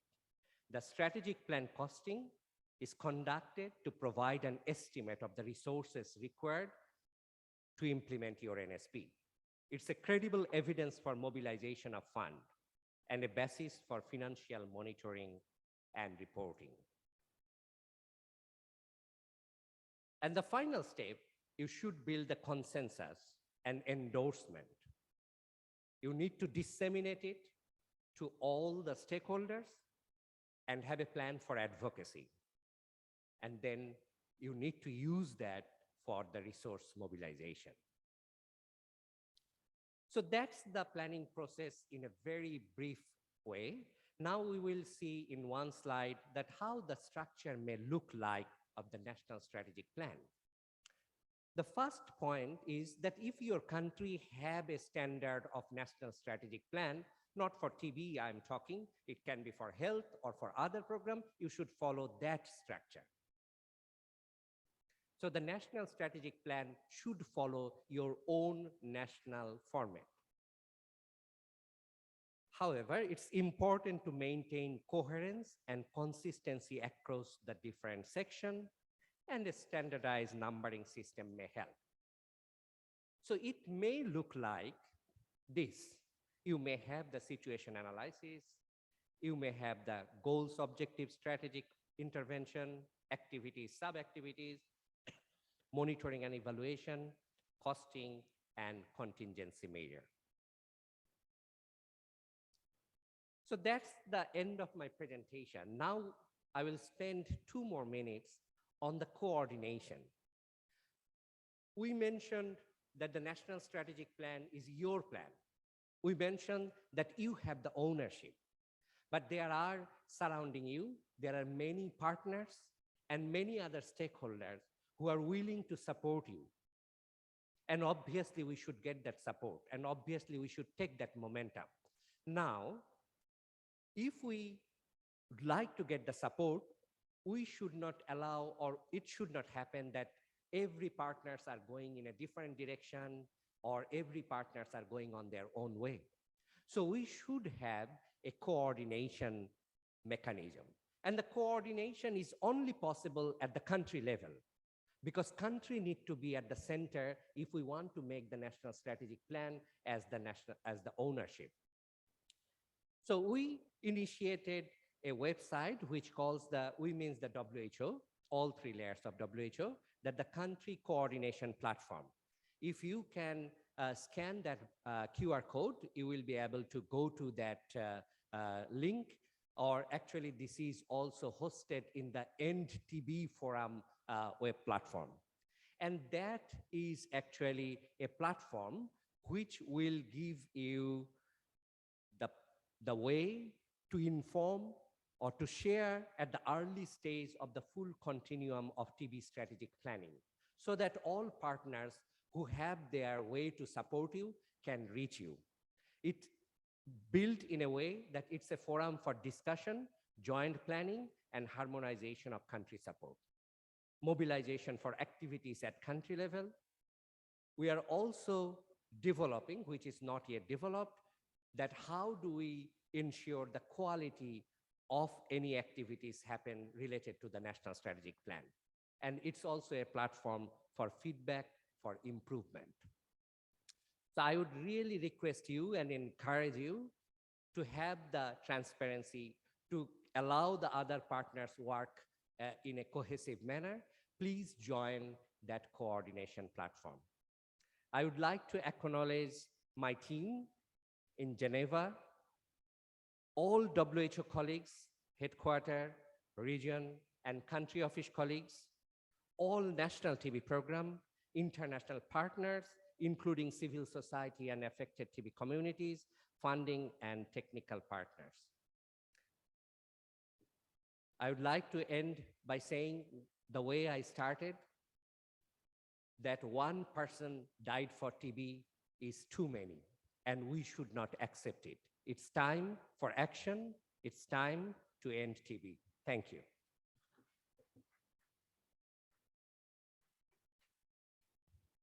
Thank you, Tawhid, for walking us through the process of NSP development that has been a 5-year cycle for many of the countries since 2000, and it's good to hear the novelties and the new elements that we need to focus on. And it was very interesting to also see that the costing seems to be the weak link based on your feedback in terms of how it's done and where it is as opposed to the targets, and also the multi-sectoral engagement seems to be still the TB players that are usually the ones who spearhead but also engage in the process. So these may be some of the 2 elements that we need to look at differently. I hope you enjoyed this morning session. I saw that engagement with QR codes is getting traction, so let's try to build in some more of these. Unfortunately, it's such a big group and such a big number of participants that it's very difficult to make it interactive with microphones. And for this morning session, we are a bit tight on time. So hopefully, if you have questions and would like to ask those, we may use Slido as well and get some of the responses before lunch if we catch up on time, or find other options to respond. So with that, I would like to ask to invite you to coffee break and ask you to come back at 11:05 to make up for the time that we lost in the morning. Thank you. And while you are enjoying the coffee break, please go through the walls and see the faces of those who are ending tuberculosis in our region. You will see them down on the hall, so please have a look and learn them and know them by faces.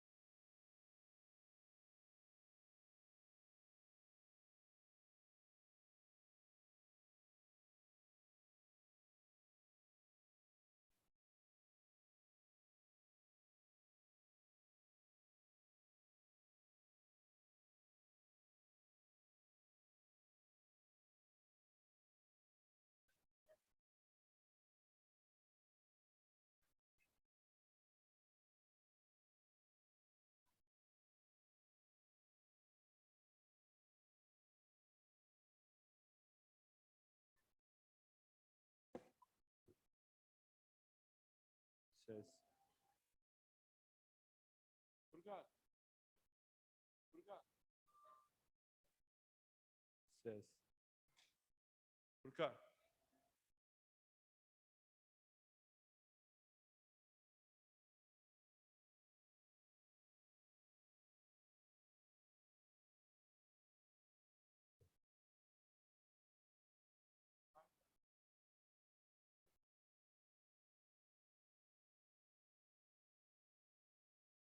Ses. Duyuyor musun? Ses.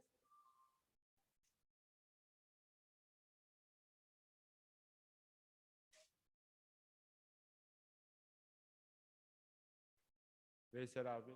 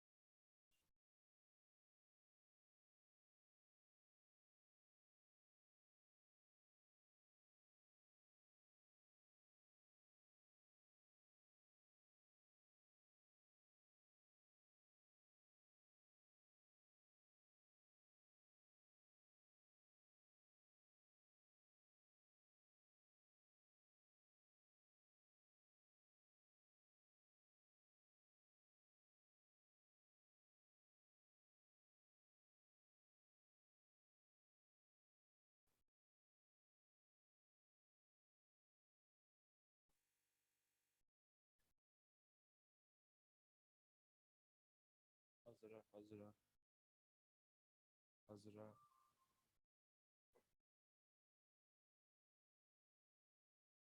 Hazıra.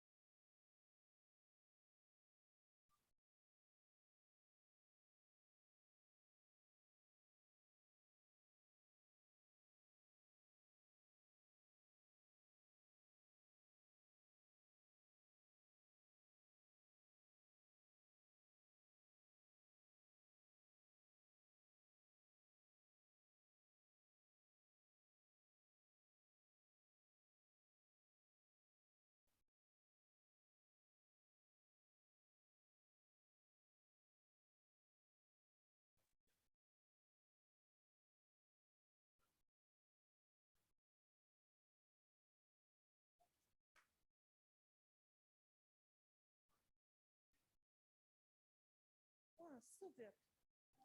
И это меняется, я так Да, понимаю, да. next. Да, да. Да? Красота, мне Отлично. Даже таймер есть. Ну, прекрасно. Ой, я так не люблю, да, Подгонять будем нас.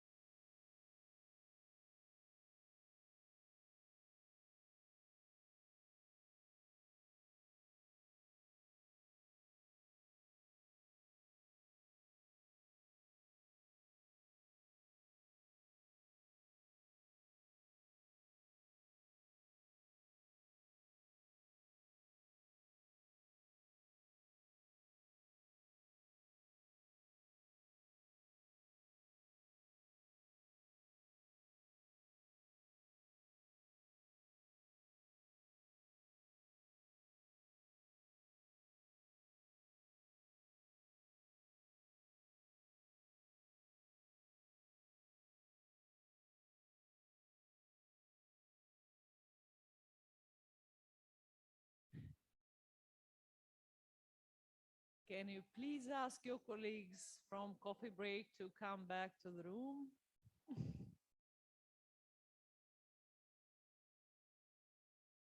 Let's try to end the coffee break.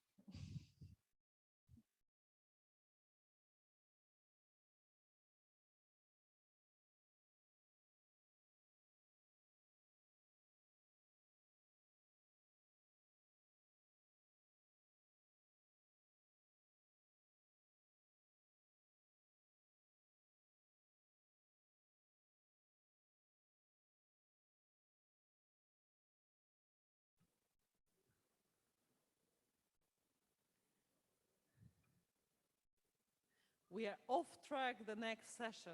Please end the coffee break and come back.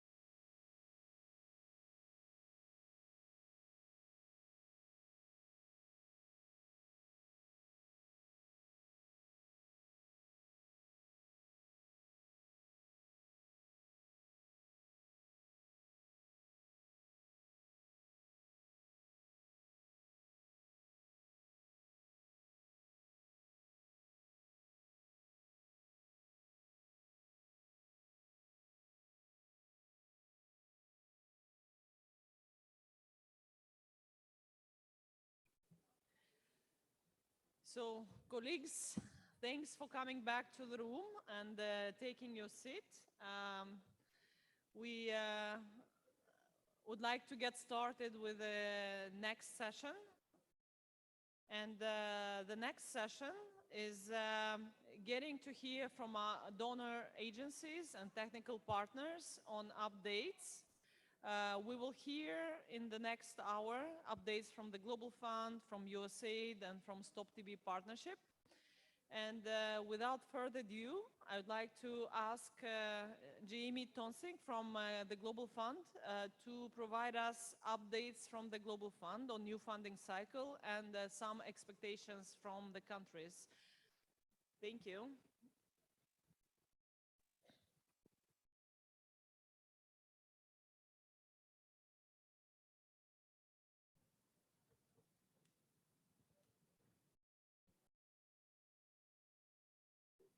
All right, good morning again, and happy to see you all in the presentation.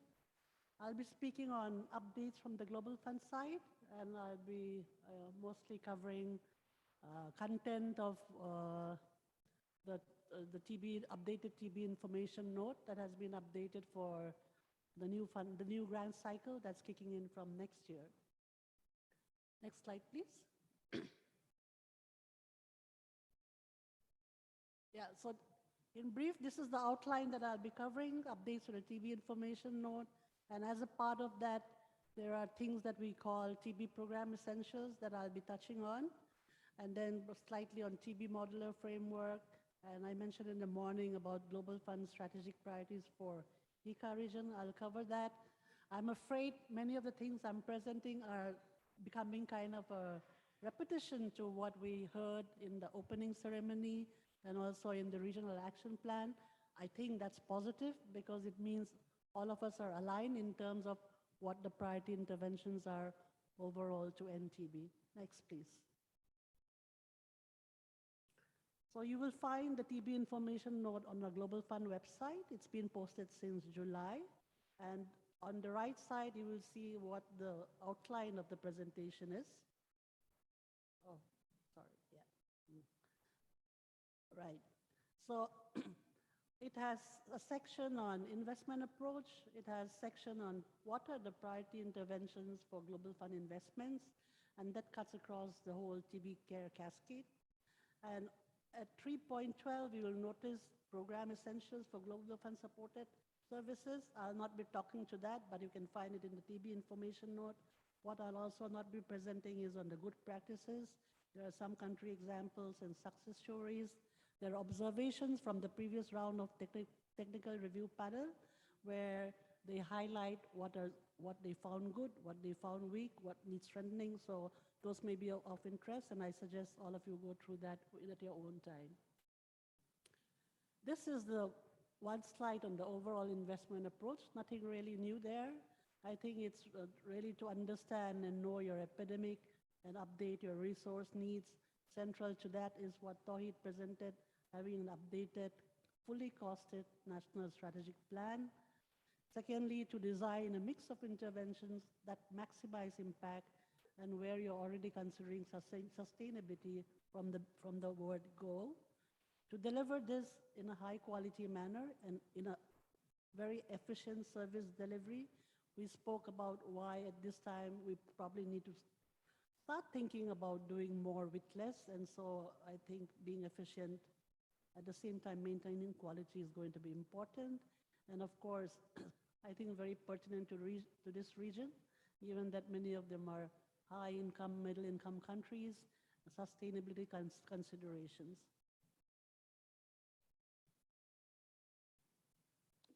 So over the next few slides, I'll go over the priority interventions for Global Fund investment. And this particular slide talks to what is important for screening and diagnosis.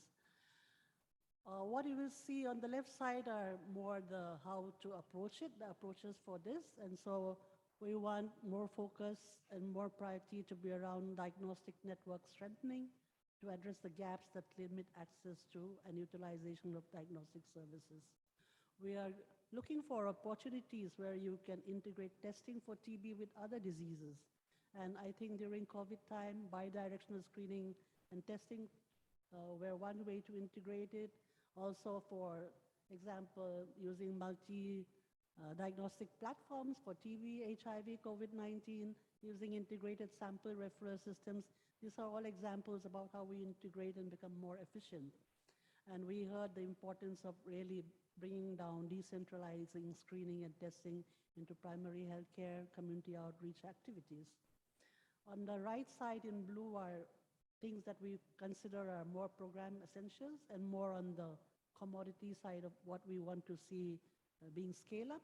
This includes the use of digital chest x-rays, where possible replacing symptom screening. As we know from many prevalence surveys, that symptom screening is just not sensitive enough. And then complement that with a digital x-ray equipped with computer-aided detection software, CAT software. The region has seen very good progress, I think, in terms of the proportion of people who receive rapid molecular tests as the initial diagnosis. We hope we can reach much more there. Very particular for this region, given the high drug-resistant TB, they need to be upfront, they need to get a testing for rifampicin resistance. So we hope to see that scale up in a big manner. There are now non-sputum-based samples for children. So how can we improve that? And overall, how to improve bacteriological confirmation of pulmonary TB and the use of rapid, reaching universal drug susceptibility testing.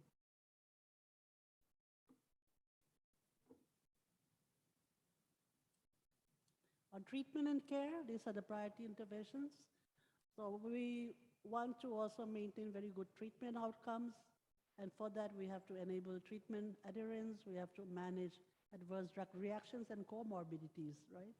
And to provide other care and support that people need, especially for those who are vulnerable, including through linkages to social protection schemes, addressing the social determinants that we spoke about this morning. Shift to decentralized, ambulatory, pertinent for the region, community, and home-based services. We also heard in the morning the need to use more digital tools, whether it's for training, consultations, meetings, but also for treatment adherence. And I'm aware that in this region, video-supported DOT is picking up very fast. Want to highlight there's a technical brief that's available through the link that you may want to look at.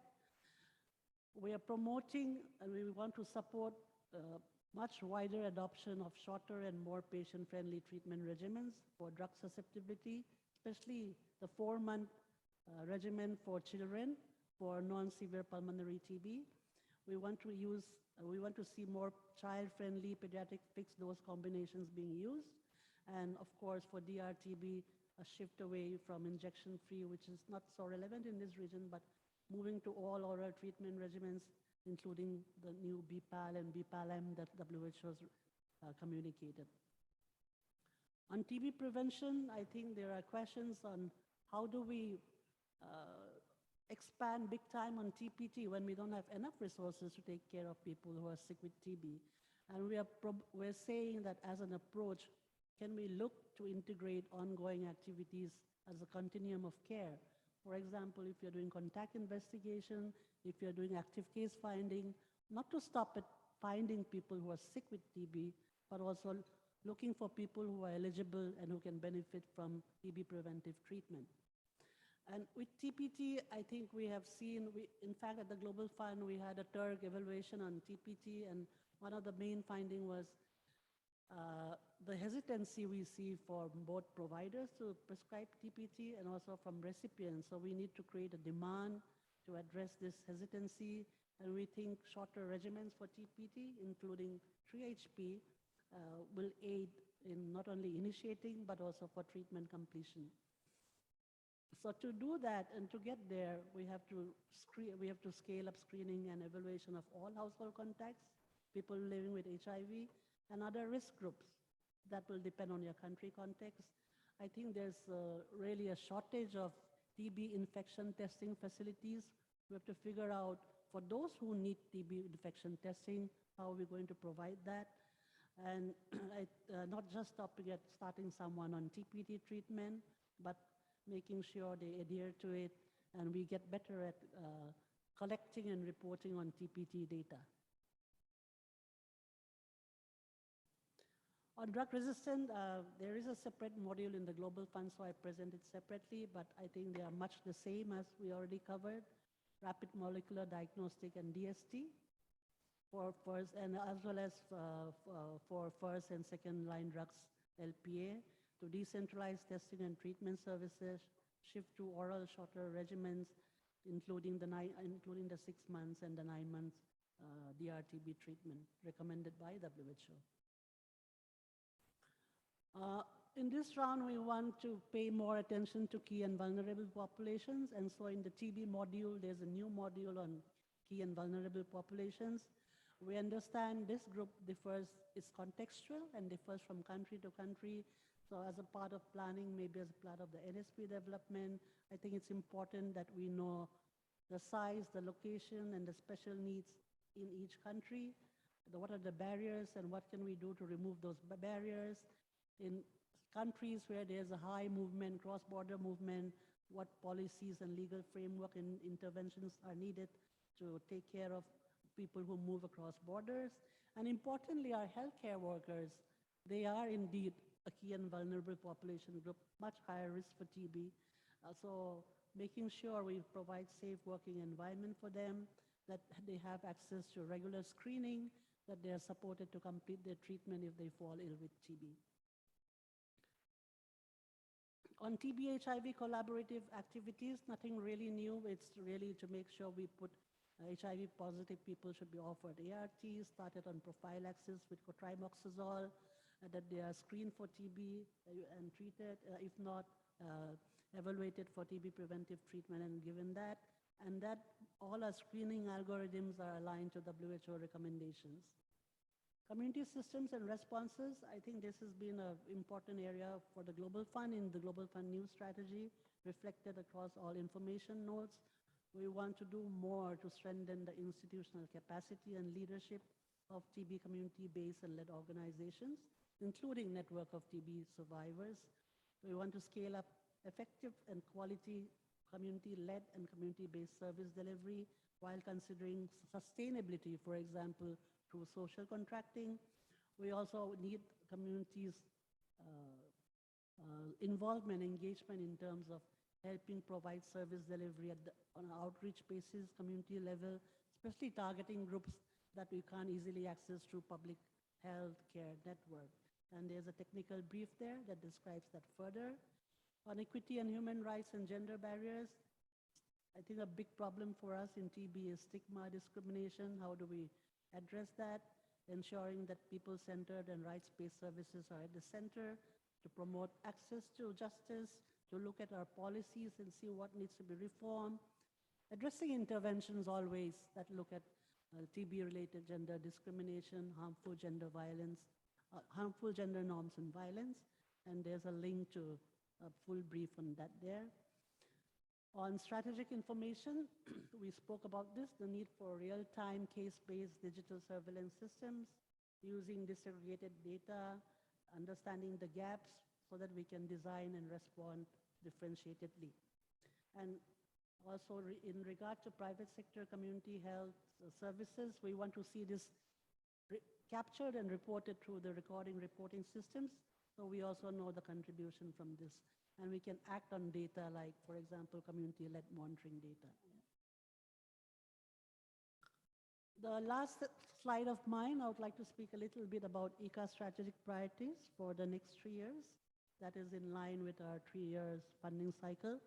And the vision is very similar to the TB Regional Action Plan for European region. It is ICA region free of TB burden by 2030. The global targets are similar, that there's 75% reduction in TB deaths compared to 2015, 50% reduction in incidence, and more than 80% MDR TB treatment success rate. And the high priority interventions we picked on from many of them are very similar, and I may not repeat. I think it's really about rolling out rapid molecular testing, knowing your key vulnerable populations and making sure they have access to services, and scaling up TB preventive treatment. And on the improvement side of the treatment success rate, that we get uninterrupted access to affordable quality TB drugs, strengthening capacities for management of TB, always with a focus for DRTB in this region, and then promoting ambulatory TB treatment. We also have to be mindful about sustainability issues, and our priorities for that in this region are to safeguard domestic financing, promote takeover of global funded interventions with attention to allocative and technical efficiencies, sustainable access to affordable and quality assured health products, building systems that are resilient and strong, strengthening primary healthcare involvement, and national capacities for pandemic preparedness and response, along with addressing stigma, discrimination, and strengthening community systems and engagement of all providers. Thank you very much for your attention.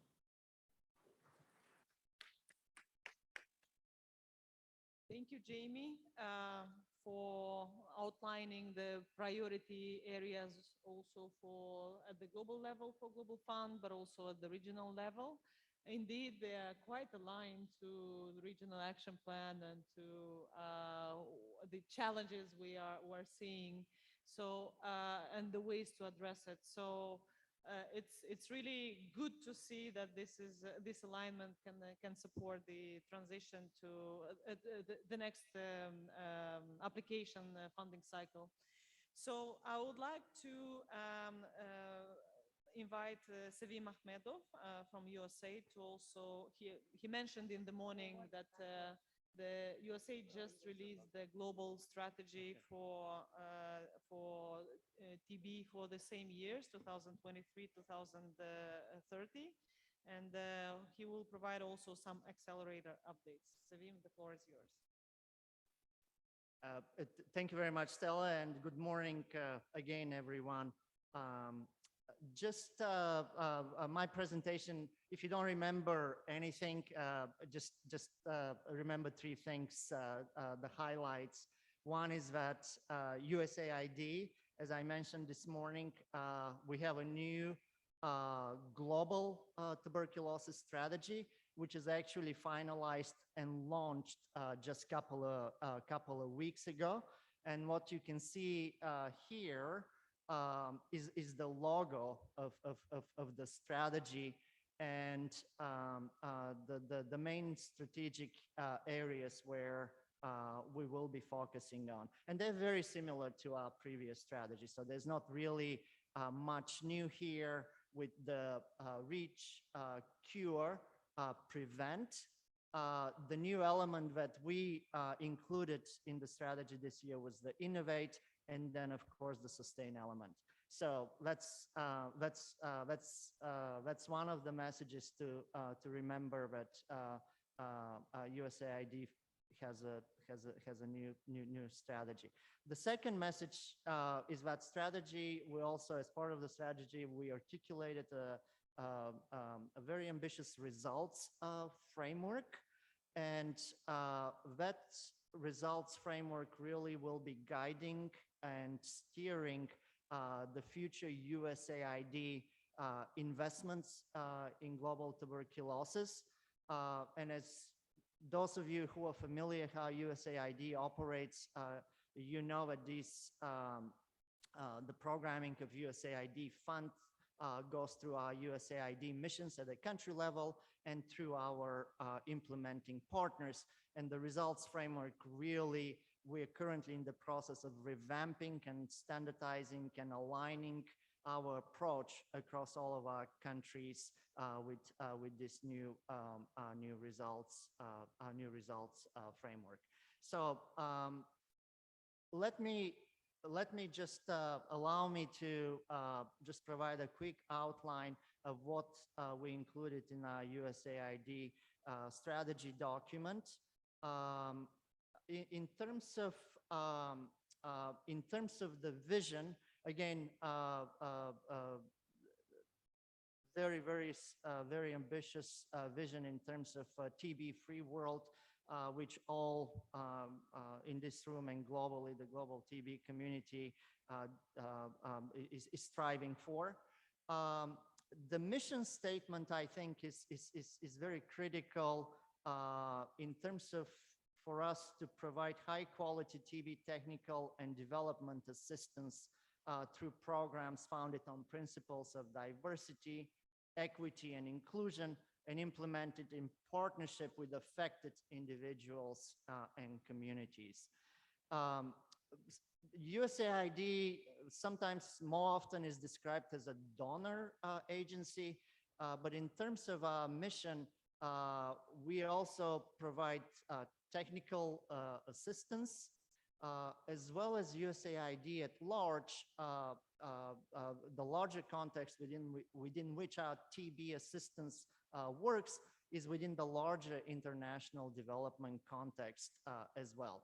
So it is very important for us to be able to capture the different mandates that USAID has through our USAID strategy. And the goal is, again, as I mentioned, to be able to address the main elements of reach, cure, prevent, innovate, and sustain.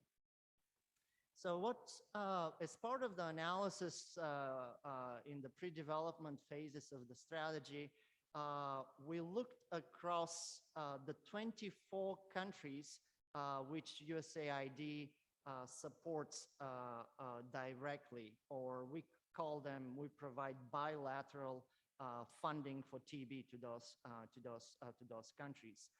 And what you see on the graph here is the estimated incidence by estimated TB mortality, and where the USAID supported countries end up on the X and the Y axis in terms of incidence and mortality. And for the countries in the region, it's really a recognition, as it was mentioned several times this morning, of the great progress that has been made in this region, both in terms of the reductions in overall TB mortality and TB incidence. As you can see, the Kyrgyz Republic, Uzbekistan, Tajikistan, Ukraine, among the leaders globally within the 24 country group in terms of these reductions. And it's similarly, if we, Kazakhstan and Turkmenistan are not on this plot, since they are not part of that 24 group of countries that do receive bilateral assistance. However, they are also, their results are very similar, and they're also part of this really excellent progress that has been made in TB in the region. And you can see where the rest of our countries are in terms of their estimates for reductions in incidence and mortality. So that's good. But as we talked this morning quite a lot, there's still a lot of challenges to be remained. But it's really important to acknowledge the progress the region is making and being the leaders also globally.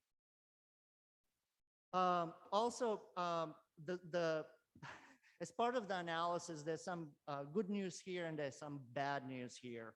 So we did a modeling exercise as part of the background analysis for the development of the strategy and our results framework. And what you see on this slide are the results of that modeling exercise. And the idea was to see what it will take, what interventions we need to have in place in order for us to be able to reach the 2030 and the 2030 end TB milestones in terms of reductions of overall incidence and overall mortality across all of our countries. And what you can see, the top red line is basically showing us just the baseline. If we don't do anything, clearly we will not be able to get to the bar, this dotted black bar at the bottom, and see how far we are from reaching those, from these milestones from our current baseline. The blue line models if we actually have improved diagnostics and really scaled up implementation of some of the new tools, both in terms of diagnostics and treatment regimens. But basically that's pretty much also business as usual to a great extent with the rapid acceleration of the new treatment regimens and the diagnostics. And even with that, which in itself is still a serious challenge for us, you see at the blue level, we will be still very far away from hitting the black dotted line. Added to that, if we add very intensive upstream case finding plus preventive therapy, also very, very ambitious grouping of interventions. You see, even with the preventive therapy, if we assume we will be able to scale up preventive therapy, still the orange line here is not going to get us to meet these milestones. And what really will make a difference is if there's a introduction of a TB vaccine and its massive scale up across all countries in the region, this last greenish line here. And the assumption here is that if we have that vaccine developed by 2025. But this is what we're looking at. We have enough data, and through modeling exercises like this, we do understand that the NTB milestones to reach these drastic reductions in incidence and mortality will require some significant investments as well as significant effort. So I mentioned our results framework, and this is what you see, the summary of it. The reductions of TB incidence by 35% by 2030 across our 24 countries, as well as the reduction of the TB mortality rate by 52% by 2030. That's aligned with the NTB milestones. In terms of the outcomes, we adopted the 90-90-90 plus prevention, if I can call it that. And for those of you who are familiar with HIV and the PEPFAR program and the implementation of PEPFAR programs in HIV endemic countries, you know, they also had their 90-90-90 strategy and approach, and now it's 95-95-95. But these, of course, these 90s are quite different from the PEPFAR 90s. The first 90 is to find 90% of the incidence TB cases diagnosed and initiated on treatment, basically rapidly increase the case detection, detection rate to 90%. And then the second 90 is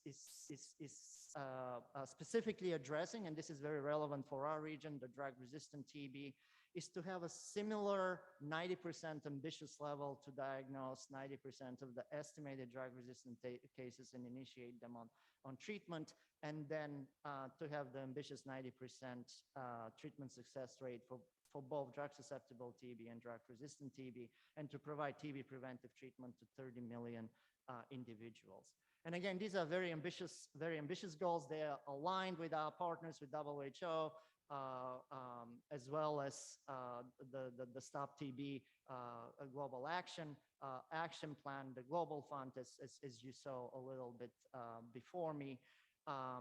The issue here, the bad news is in terms of, you know, the key question is where is the funding and the investments will come from, because with our current level of investments, clearly these goals will be very, very hard to achieve. So in terms of the strategic objectives, as I mentioned, the reach, cure, prevent, innovate, and sustain. With reach, it's very clear, reaching all these so-called missing cases and really emphasizing all forms of TB in all individuals of all ages. As I mentioned, the new element that we have here is innovate, recognizing the importance of research, the development, the introduction, and scale up of new tools and approaches to combat TB. And some of you also might be familiar. Recently, USAID announced a new research-oriented procurement, and we really look forward to the implementation of that award and providing specifically targeted support for adaptations as well as picking up and scaling up some of these innovations and new tools and approaches that we have. And in terms of, as any strategy, the principles of diversity, equity, inclusion, the local ownership and leadership is absolutely crucial. In TB, in a way, compared to any of the other infectious diseases, for example, the TB response globally, about 80% of the funding in TB comes from domestic resources. 80%. Unfortunately, that percentage has slipped a little bit from 2019, but still, that's very significant resources from domestic sources which support. And international donor funding is only about 20% of the funding. So the local ownership, the local leadership, the local commitment, and the national commitment is absolutely crucial for us if we will succeed in this endeavor. And of course, the efficient, effective programming, the strategic partnerships, the evidence-driven programming, and the multi-sectoral approaches. This is, again, these are not new principles, and we have been working with those and working with our partners in countries to implement those. Very quickly, this is not new also, in terms of where we are, a quick stop where we are with meeting the UN high-level meeting targets on TB. Clearly, this is only based on the 24 countries' results. And although for some indicators, we're doing better than others, but overall, we have not reached and we're not projected to reach the UN high-level meeting targets, with one specific exception, which is the provision of TB preventive treatment for people living with HIV. I mentioned our results framework. I'm not going to go into details in this, but it's really a way for us to encapsulate both the UN high-level meeting targets, our USAID strategic elements, as well as put that in a results framework that articulates the impact, the outcomes, and the expected outputs and processes with very well-defined standardized indicators and measurements. And these indicators and measurements are reflected in this document, which we call the Performance-Based Monitoring and Evaluation Framework, or PBMEF, which is the cornerstone of USAID's efforts to ensure effective accountability of investments in TB at global, regional, and country levels, and accelerate the progress to end the TB epidemic. The document is available online, and we can easily accessible through the USAID and other websites. So I mentioned again at the beginning our results framework. This is still work in progress, so this is not the finalized version of how these high-level impact measurements would actually be drilled down to the level of our tuberculosis portfolios across the countries. And next week, we're looking forward to actually having a 3-day meeting in Tbilisi, Georgia. So thank you in advance to our Georgian colleagues for hosting that meeting, which will be very much focused on discussing this new results framework.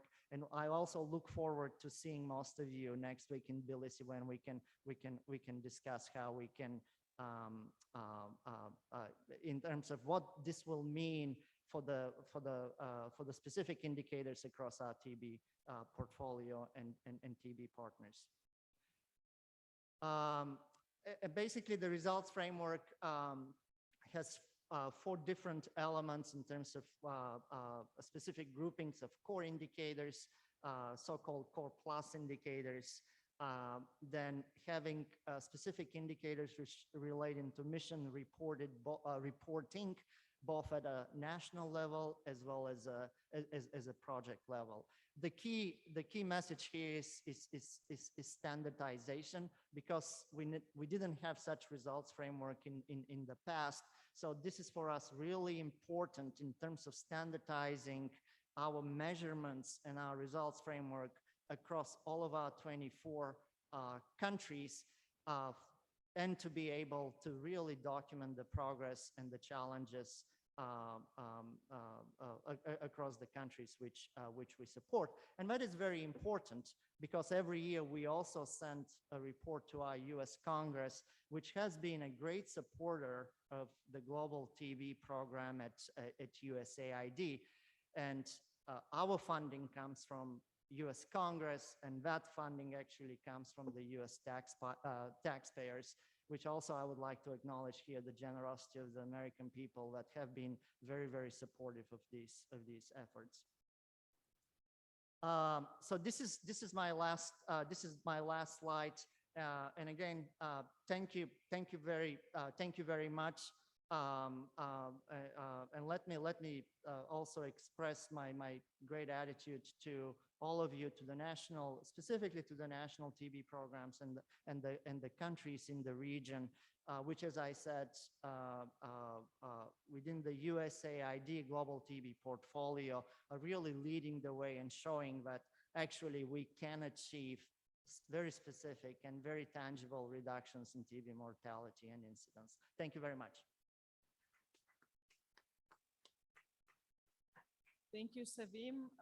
As you know, USAID is an important donor in TB for the region, be it in a limited number of countries that are present here, but still the highest burden countries. So it's important to know what are the new strategic priorities and operational updates, especially on indicators.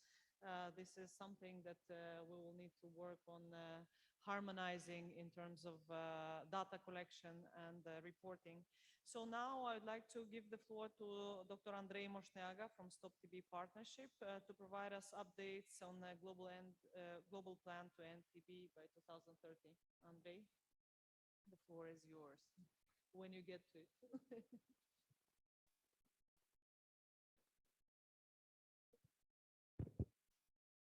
Good morning, dear colleagues, dear friends.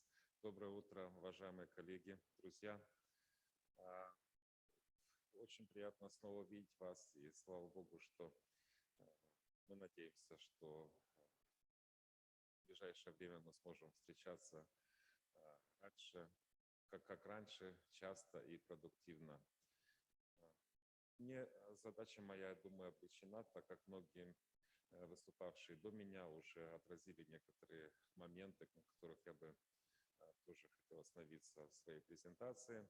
Но, как вы уже слышали, о планах проведения второго совещания высокого уровня по туберкулезу на уровне Генеральной Ассамблеи ООН в следующем году. Время летит быстро. 4 года назад, в сентябре 2018 года, было организовано впервые в истории такого рода заседание, как только что показал Севим, по многим причинам, из которых важно являлась пандемия, с которой столкнулся весь мир. Большинство амбициозных целей и задач, которые поставила политическая декларация по борьбе с туберкулезом на эти 5 лет до конца 2022 года, к сожалению, не были выполнены. Но задача ликвидировать туберкулез как проблему общественного здравоохранения во всем мире, она остается, как указано в целях устойчивого развития, которые приняли все государства, члены ООН.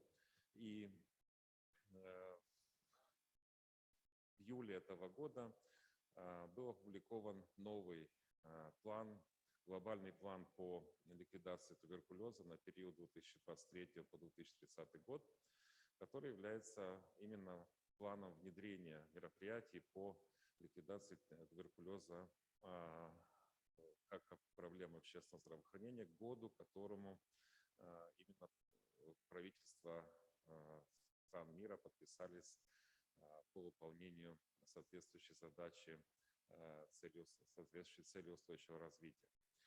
Этот новый план, который, я надеюсь, вы все хорошо знаете, содержит, наверное, еще более амбициозные, еще более задачи и предлагает еще более решительные действия, потому что сейчас мы говорим не о том, чтобы не стоп TB, не остановить туберкулез, а ликвидировать его.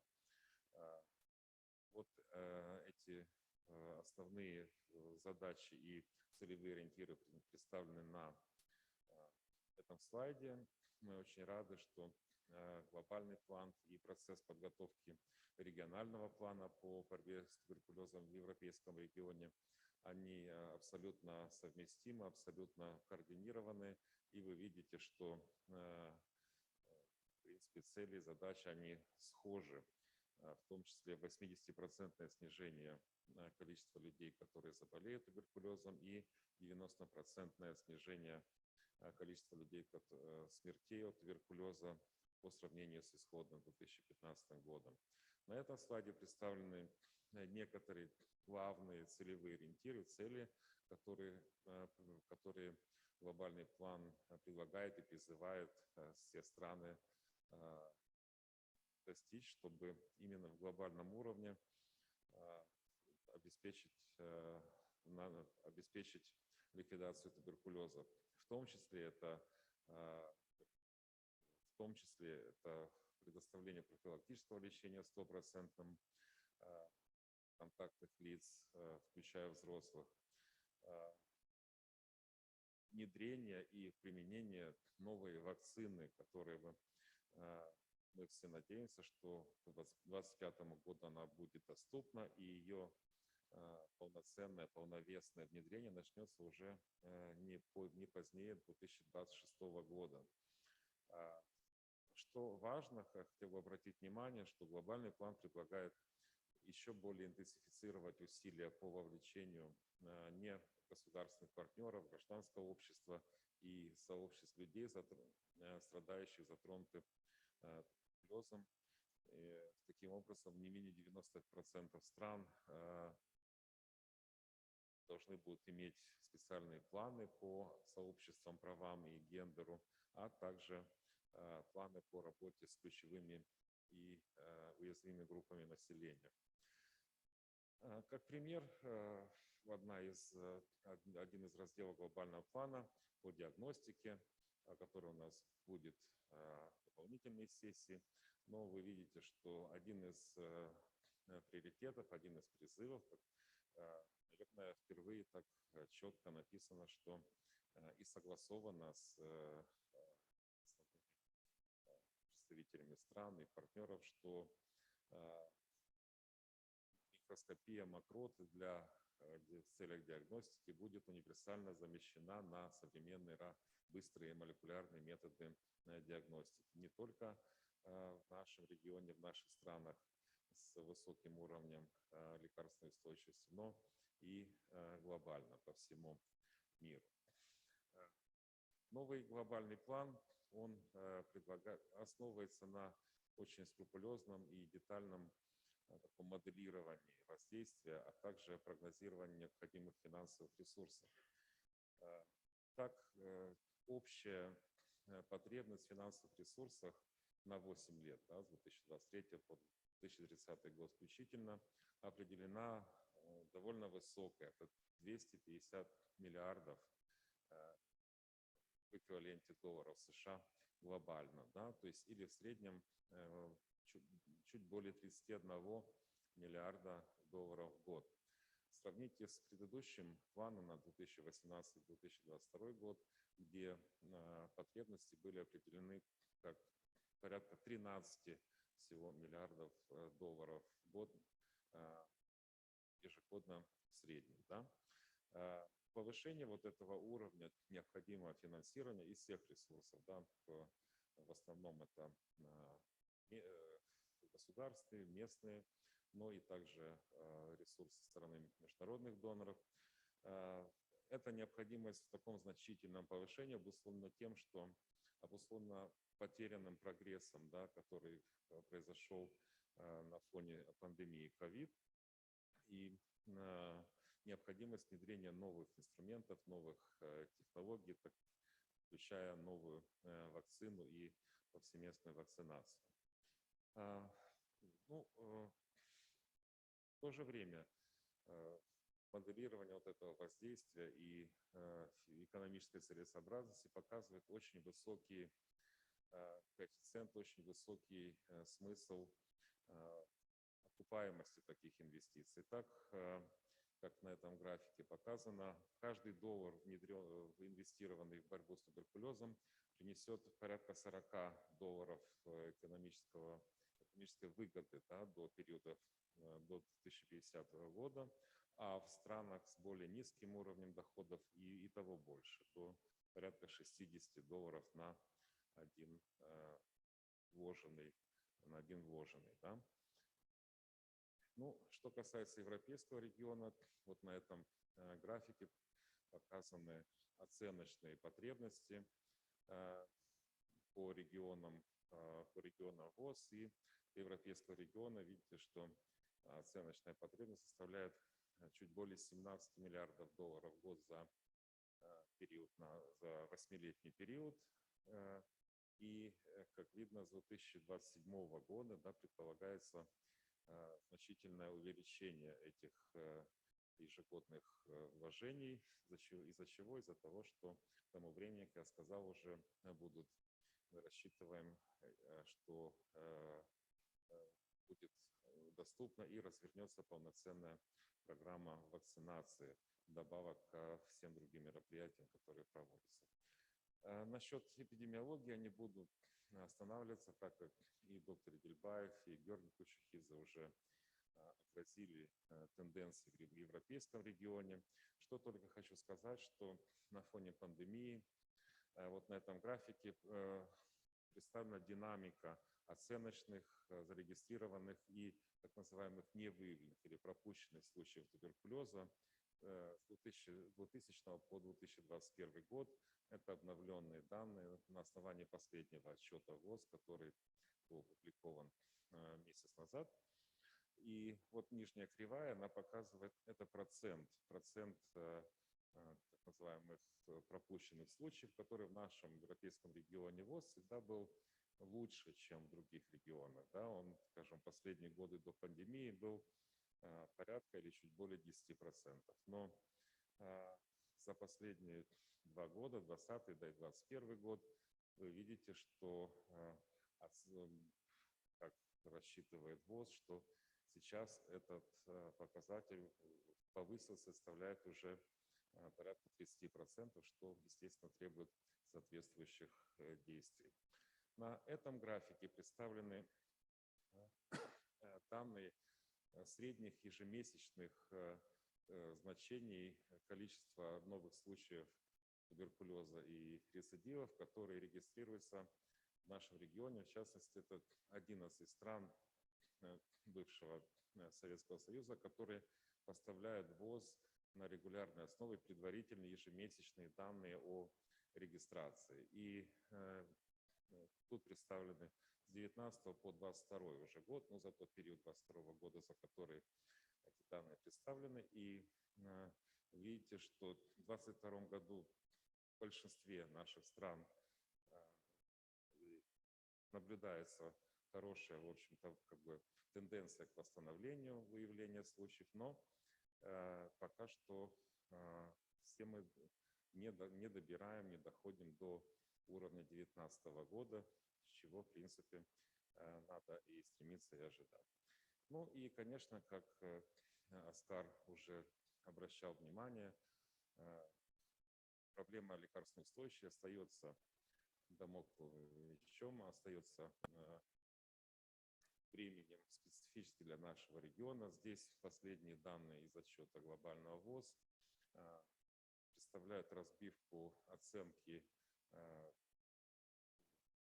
мультидраг-резистентного туберкулеза или рифампицин-устойчивого туберкулеза по регионам. И видите, что если глобально по миру оценочно всего 3,6% новых больных, то есть людей с новыми случаями, и 18% повторно заболевших имеет МГУ, то в европейском регионе эти цифры очень высокие, составляют 26 и 57% оценочно, опять же, соответственно. Но на этом графике надо давать себе отчет, что европейский регион, он тоже неоднороден, и, к сожалению, именно в странах с высоким бременем туберкулеза, а именно в большинстве стран бывшего СССР, которые выделены на этом графике более темным цветом, вот эти проценты людей, которые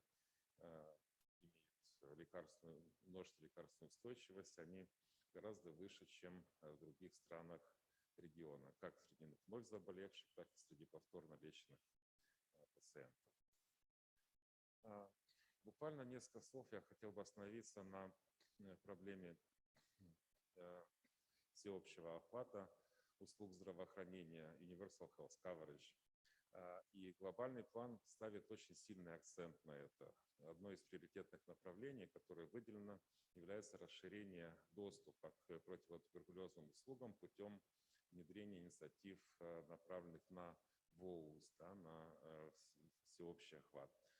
В принципе, это очень просто, что всеобщий охват услугами здравоохранения – это когда люди получают необходимую помощь, не испытывая при этом финансовых затрат, затруднений, скажем так. Хочу отметить, что ВОУЗ является также темой одной из целей развития тысячелетия, именно цели 3.8. В принципе, всеобщий охват имеет 3 основных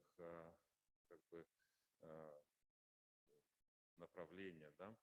Это охват населения, это наличие соответствующих услуг и финансовая защита.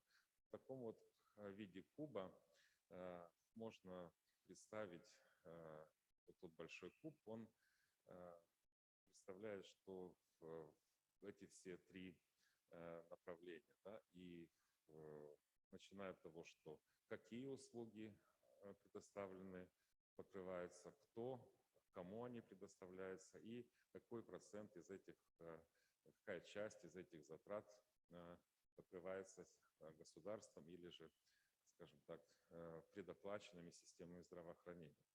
И вот тот более небольшой куб, который находится внутри закрашенный, да, может быть, в плане объема он более-менее соответствует тому, насколько укладывается туберкулез в эту концепцию ВОУЗ. Да.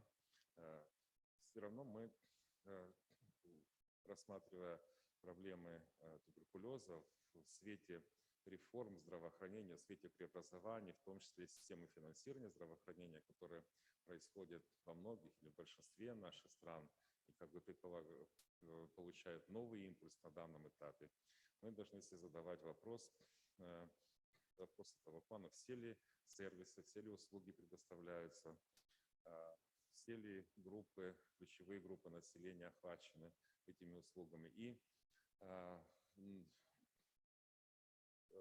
несут ли пациенты, несут ли домохозяйства и люди, затронутые туберкулезом, катастрофические расходы.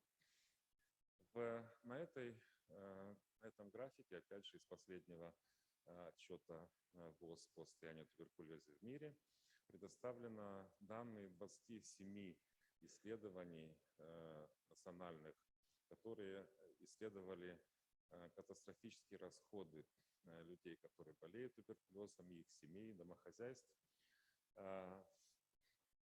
Они выявили, что примерно у половины населения, у половины людей, которые болеют туберкулезом, значит, они несли катастрофические, очень большие расходы из своего кармана. Да?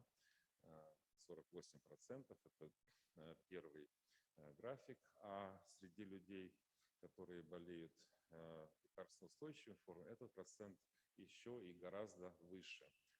Средняя пропорция составляет порядка 82%. Обращу внимание, что в списке этих 27 стран, 27 исследований, пока что нет ни одной страны из нашего региона, хотя я знаю, что в Молдове это исследование проводилось и закончено, то что надеюсь, что скоро эти результаты будут доступны. Однако я думаю, что все мы прекрасно знаем, что эта проблема существует. Увеличить объем финансирования здравоохранения – это недостаточно в нашем плане. Да?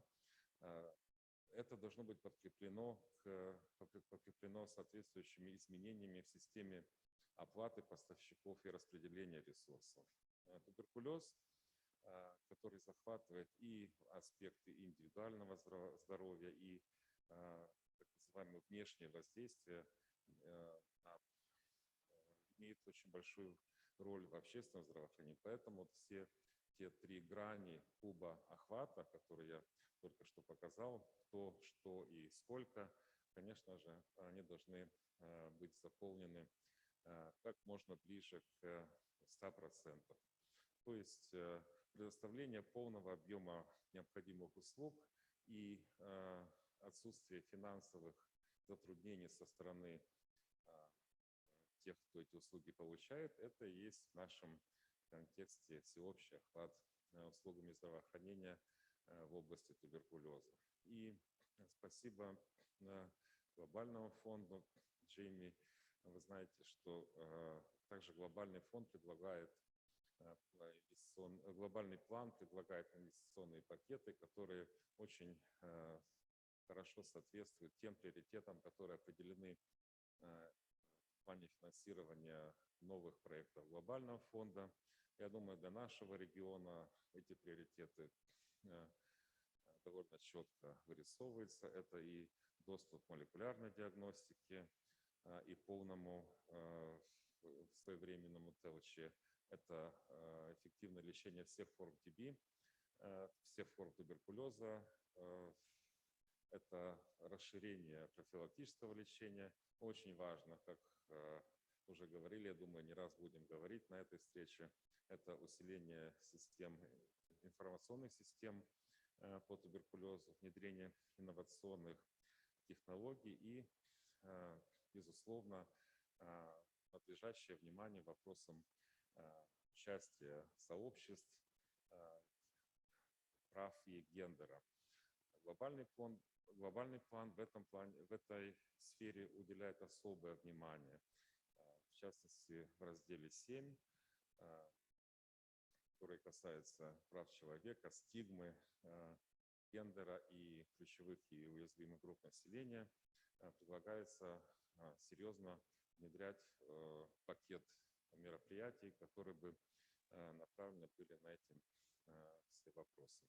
В заключение, уважаемые коллеги, я хочу сказать, что вы уже видели и знаете хорошо, очень много нового сейчас. Мы живем в очень интересное время в туберкулезном мире.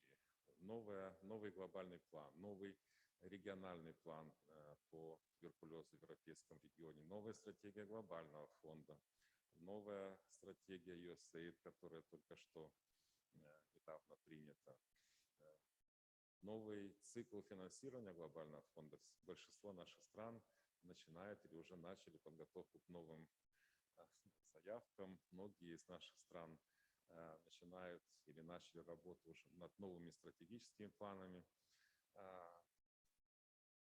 ВОЗ не отстает, и я думаю, вы уже услышите на этой конференции, что, опять же, предлагается изменения, то есть новые уже руководства по ведению туберкулеза.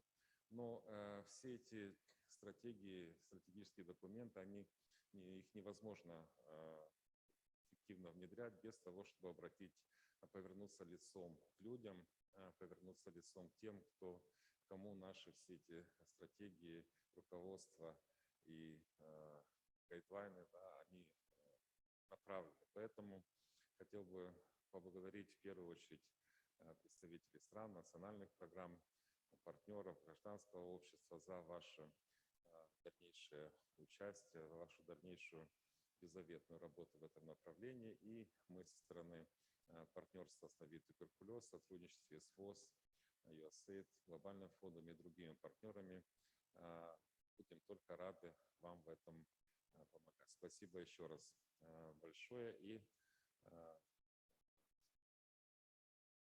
удачи в работе этой конференции. Спасибо.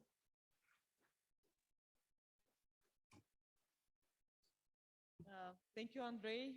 Indeed, comprehensive presentation that shows even higher ambitions in terms of targets and investments, as well as I really appreciate the focus on universal health coverage and the importance of removing barriers, including financial barriers and catastrophic costs. So this morning, you have heard the alignment of the quartet in terms of strategies, and you heard from USAID, from Global Fund, from Stop TB Partnership, from WHO, speaking the same language, more or less. So now we need to start understanding how these plans and strategies have to translate into the national plans, operational plans. And for that, I would like to invite Denis Falzon and Ninom Divani to facilitate the next session on supporting tools for discussions on spearheading the implementation of the regional action plans. And Denis, please, I'll be happy to pass on the floor and the baton, the chairing baton. Thank you.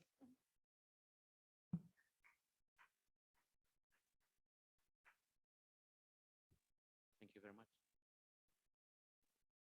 So, yeah, this session is going to be about supporting tools for the dissemination on and spearheading the implementation of the TB RAP 2030. So we're a bit late. We're about 15 minutes late, and to make up for that, we're going to skip this last session before lunch, where we would have the overview of the working groups, and this will be done later before the afternoon break. But before we go for lunch, we need to group together for a photo. It's very important that these events, we document them well, and the group photos is really important. So with that, I would like to maybe let Nino as well introduce herself. I'm Dennis Falzon. I'm from the Global TB Program. I'm a team lead on prevention and innovation over there, and I work a lot on TB preventive treatment, screening, infection control. So tomorrow we will have a session dedicated to that, as you know. Good morning, everyone. My name is Nina Mdivani. Nice to see you here. And I'm public health and MNE specialist in the Global Fund, covering part of the ECA countries. Thank you. So, okay, with that, maybe I invite the first speaker, who is Georgi Kushizidze, presented already this morning, but who will now be speaking about the monitoring and evaluation framework with new indicators, targets, and milestones.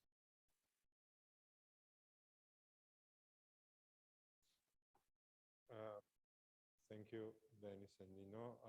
So we have the monitoring and evaluation framework is the integral part of the regional action plan. And I will talk briefly about the indicators, targets, and milestones that we have in the region-specific MNE framework. This slide has already been discussed by Askar this morning. We met the first high-level targets of the previous action plan, which was the reduction in TB incidence, which at the end was 25% in 2020 compared to 2015. But the rest of the targets, which were the reduction in TB mortality and successful treatment outcomes of 75% among MDR-TB patients, unfortunately, those two targets were not met in the region. But we have even more ambitious targets, and I think this slide was also presented by Askar. So by 2030, we plan to reduce TB deaths by 90%, TB incidence rate by 80%, and to reach 85% treatment success rate among RR MDR-TB cases. And it's worth mentioning that in some countries, mainly in the east, in the west part of the region, the TB incidence was already very low, below 10 per 100,000 population. So for them, probably the 80% reduction would not be that relevant and feasible.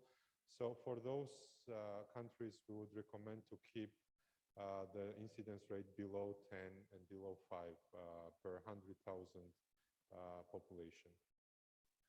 A little bit of background about the development of the MNE framework.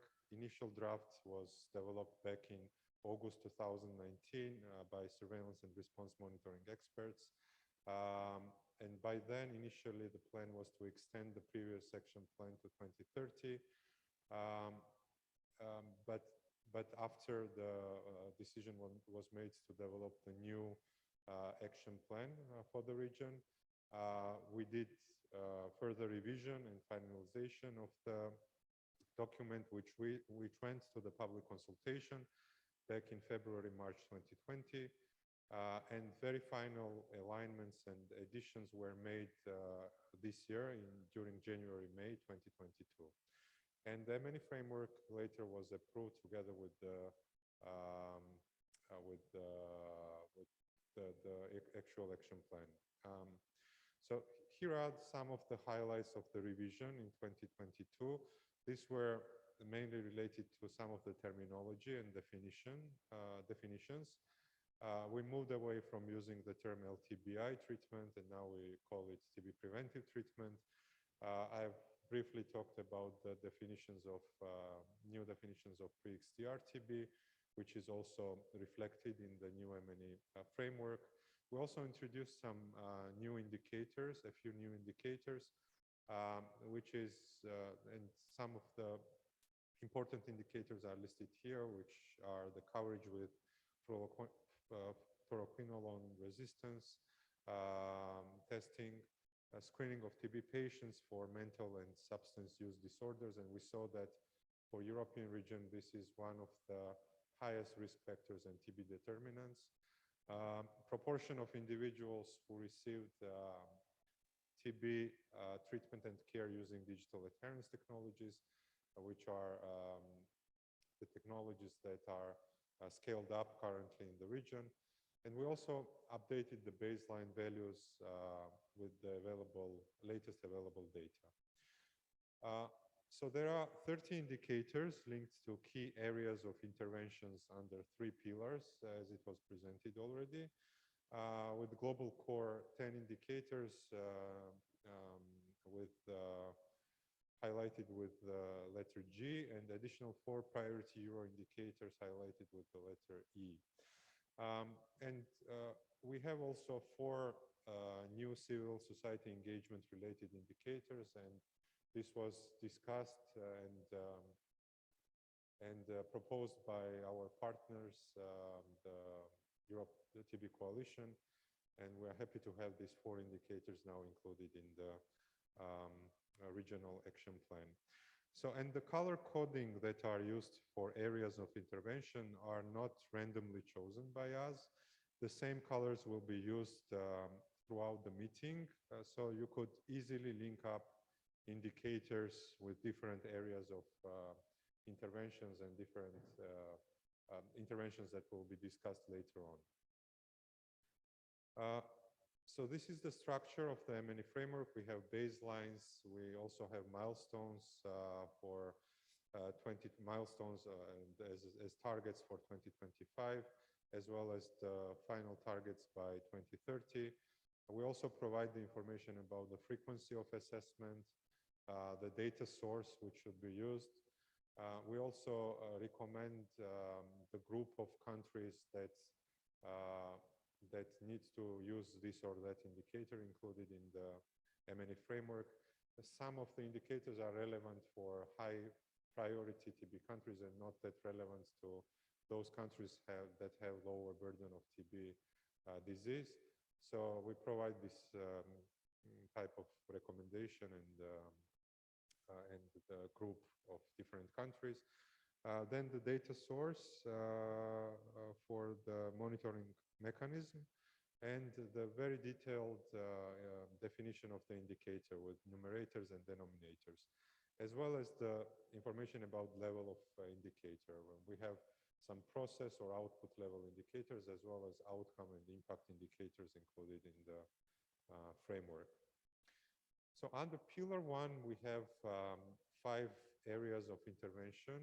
These are people at the center, comprehensive TB prevention, systematic screening for TB, early TB diagnosis, and TB treatment and care. So under each of these areas of intervention, we have at least 1 or more indicators linked to those areas of intervention. I've highlighted a few that needs further attention from the member states, the important indicators. We mentioned the TPT coverage, the coverage with TB preventive treatment in childhood TB contacts, which is still a suboptimal in the region, as well as the bacteriological confirmation related indicator, percentage of new and relapsed pulmonary TB patients who are bacteriologically confirmed in the region remains low, despite the good uptake of WHO recommended rapid diagnostics. And it's still 67% at the regional level. So we all should aim to increase the laboratory confirmation in the coming years.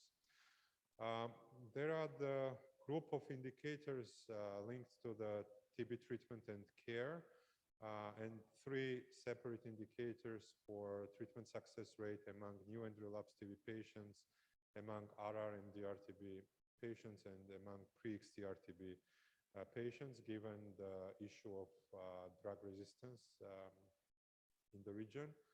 And we also provide the targets for 2025, as well as targets for 2030, the final year of the action plan. So those targets are included in our M&E framework.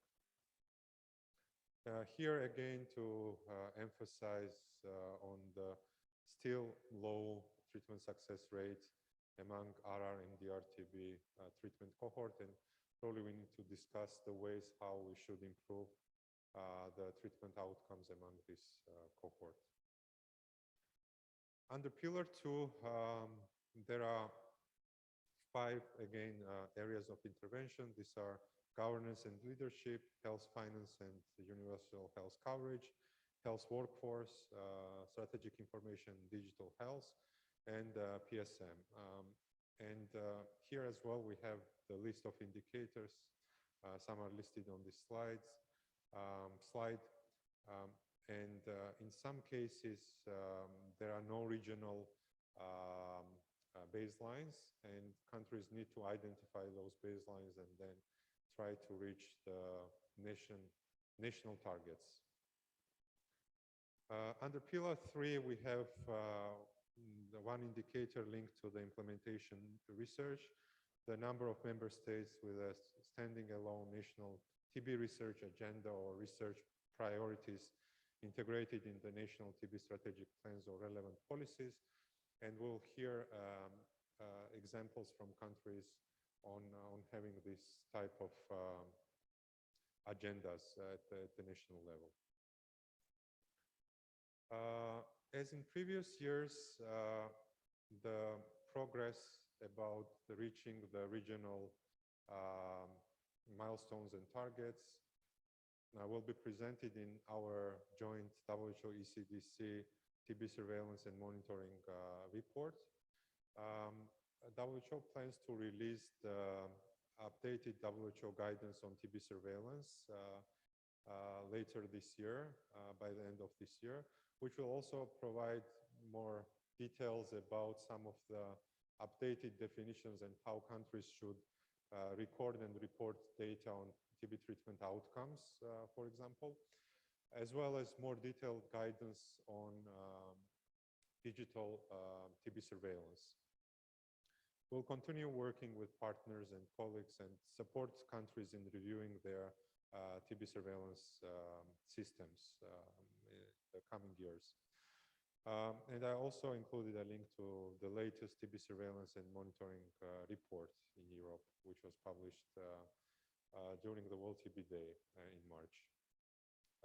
This was in short, and we'll continue discussing all these indicators later on during the breakout sessions. Thank you.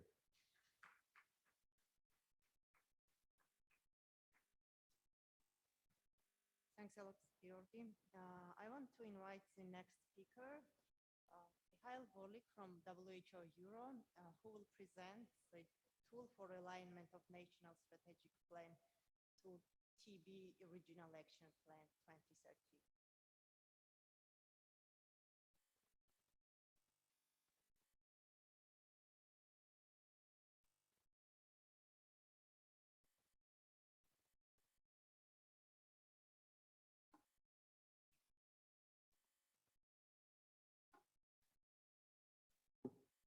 All right. Good afternoon. It's really an honor and pleasure to see everyone in person, and definitely welcoming everyone who is watching us online. And it was a great session 1 with all the strategies and all the ambitious goals, even more ambitious than we could imagine a while ago.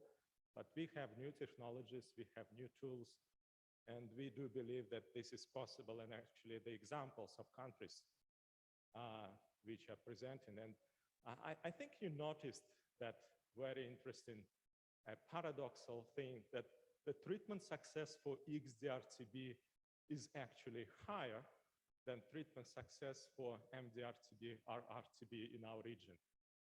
So that's really interesting, and that's really gives us a food for thought what's going on in this region and what we are lacking. And definitely when we put in and setting up very ambitious goals for us, it's challenging. We understand this, and we appreciate your patience and commitment. And here we come, giving some solutions.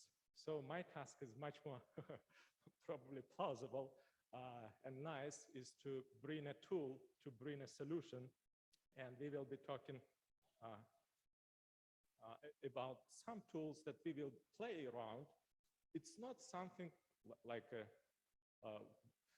some people say rocket science. It's very simple rules, it's very simple tools and very simple rules that we try to bring here and to engage and to see your feedback and to support you. But also it's very important to align national strategies, national policies to regional action plans, to all these very nice ideas discussed and agreed by countries at the regional committee 2 months ago. Now it's time to put it into our national policies, our national commitments, and actually to see what's needed to get these ambitious goals achieved by 2030. And the tool that I will present, it was already, we had this preliminary session last Monday, and many of you have been already joining us online, and we really appreciate this. This tool is actually Excel file, and it's designed to support the discussion. It's not something, something really what it said should be done, but it really supports your thinking, the process of understanding what should be really put in place to achieve the targets set in the regional action plans and set in the national strategic plans.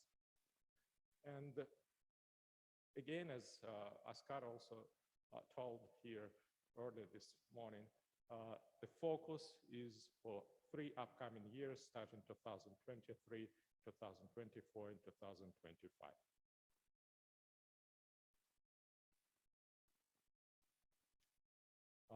The NSP alignment tool is one of the tools that available through this QR code and through this set of materials. And I will encourage you to get your laptops and computers on this table. It's time now to start working with this. And it contains a few sheets, a few pages, including the outlines of the European program work, because it's aligned with the European agenda on health for 2020-2025. It includes outlines of the TB action plan, exactly the document that we are talking a lot about today, and the tables for rapid assessment and to support this process step by step. Each session, starting from the next session 3, will be devoted to the specific technical area, and we will be really focusing on these areas, going step by step through all these lines included into the TB regional action plan. And there is an optional summary page with scored results. It's automatically created fields, which can probably a little bit help us to focus what attention should be paid to which specific activities and priority actions in the upcoming years. When we are discussing this, exactly the sessions, starting session 3 by session 7, it includes the session called Comparison of NSPs versus TB Action Plan. It's a breakout session in a small group exercises. We will try to use this time wisely. And the feedback from breakout sessions, when countries will be invited and requested to share the outcomes of these group discussions. And again, this will be repeated for each thematic area, but the focus will be paid mostly to the programmatic areas, 1A, 1E, and the area of TB research and innovation. And the day 4 will be mostly devoted to the bold system and supportive interventions, so-called pillar 2, and it will be much wider, higher scale discussion with every one of you. So this is actually how the tool looks like, and it has a start page, introduction page, with all this guidance listed in this page. And it's available both in English and Russian, whatever language is preferred, whatever which is more convenient for you to work, please use the most appropriate version for you. Please feel free to use to play with this tool. It contains protected areas, so you cannot destroy, you cannot break this tool. It can be edited, it can be revised, so it's really need to be used for improving and making the national strategies more relevant to the global and to the regional action plans. And now actually the focus of our interest is the rapid assessment tables. And we did this exercise for several selected countries, and many thanks to those countries who agreed and shared their national strategic plans with us. And we will give example for each of the programmatic area accordingly in the specific sessions. So these three columns, the first three columns, column A, B, C, they are pre-populated and they actually reflect on the TB action plan. So they are already there. And this is an example of area 1A, people at the center. And priority action 1 is adopt the definition of people-centered services and the models of care into their policies, including in clinical practice guidelines. So this is the title of the priority action. The timeline is also taken from the regional action plan. It was agreed with countries, with members, with technical partners, with communities. So it's already there. Which columns we are looking for to work on? It's column status. It's to be selected from a drop-down list, and the areas to be filled out in the group discussions covering key decisions on priority actions and the calendar years, which actually requires marking in which specific year we are going to implement and to focus on implementation of these particular activities. So the drop-down list includes several options, not planned, planned, in progress, or completed, or it can be not available also, and it should be reviewed separately for all areas of implementation. So for each area, there is a specific table with the specific activities included according to the regional action plan. So it's very easy, but it's not easy when you start to work on this, because it will be a sort of temptation if we have, all right, we have something of people-centered already mentioned in our national strategic plan. Let's mark it, let's tick it down. But what we actually found very interesting from the countries when we talked in preparation to these meetings, actually once this exercise done, some countries requested, oh, okay, let's rethink it. Let's probably to be more critical. Are we doing enough to reach this and to prioritize this particular activity? And actually we backed from the, for example, completed to in progress, or probably from in progress to planned, and in some areas, okay, we didn't cover this specific activity, or we didn't cover that specific population. Let's mark it as even not planned, because this is a focus for us. So our message to you is to be probably more critical. This tool is not to be shared like with everyone. This tool is specifically for the internal use, for the supporting countries, and to probably shape up that country dialogue that was mentioned when we talked about the national strategic planning, and this cycle will be repeated by each country. So be a little bit more critical to your programming, to yourself, and to what's supposed to be done in the upcoming years.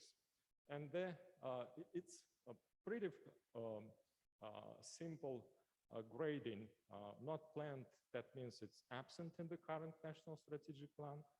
Planned, it's mentioned, but without specific activities. Supported with implementation, planning. In progress, this activity explicitly described and supported with specific activities, in line with WHO recommendations, and completed, it's fully implemented under the previous or current national strategic plan.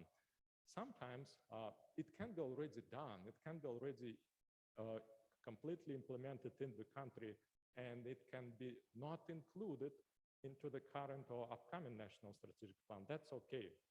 So you are flexible to market as you decide is more appropriate. And this column will be automatically colored depending on the selection. So for example, not plant will be marked as red field, and plant in progress, it will be marked as yellow field.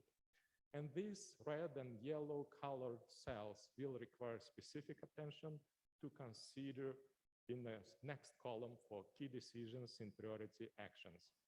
For example, this priority action was not planned in the current National Strategic Plan, so we need to consider amending National Strategic Plan, and there is a specific activity probably in the National Strategic Plan that can be revised and put with the new meaning to achieve this specific recommendation and with relevant interventions.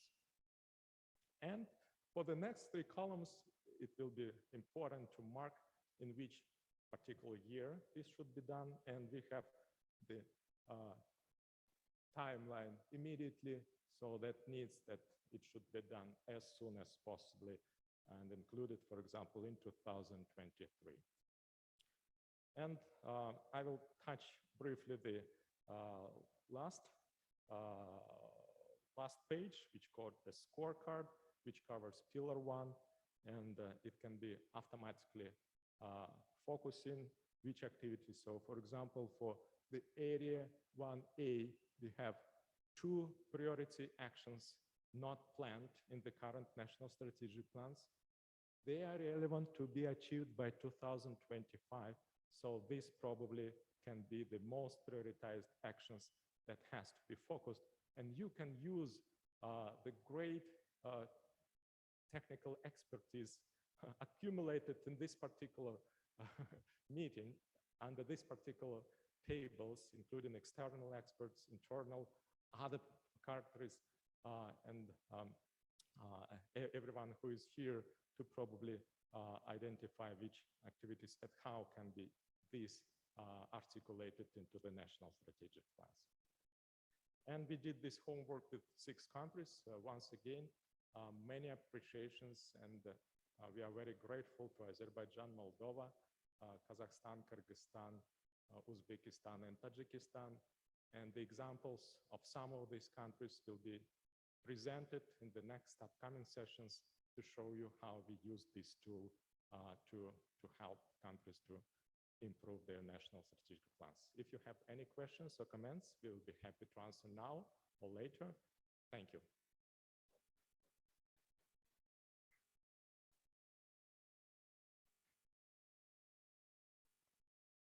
So we'll do questions maybe before.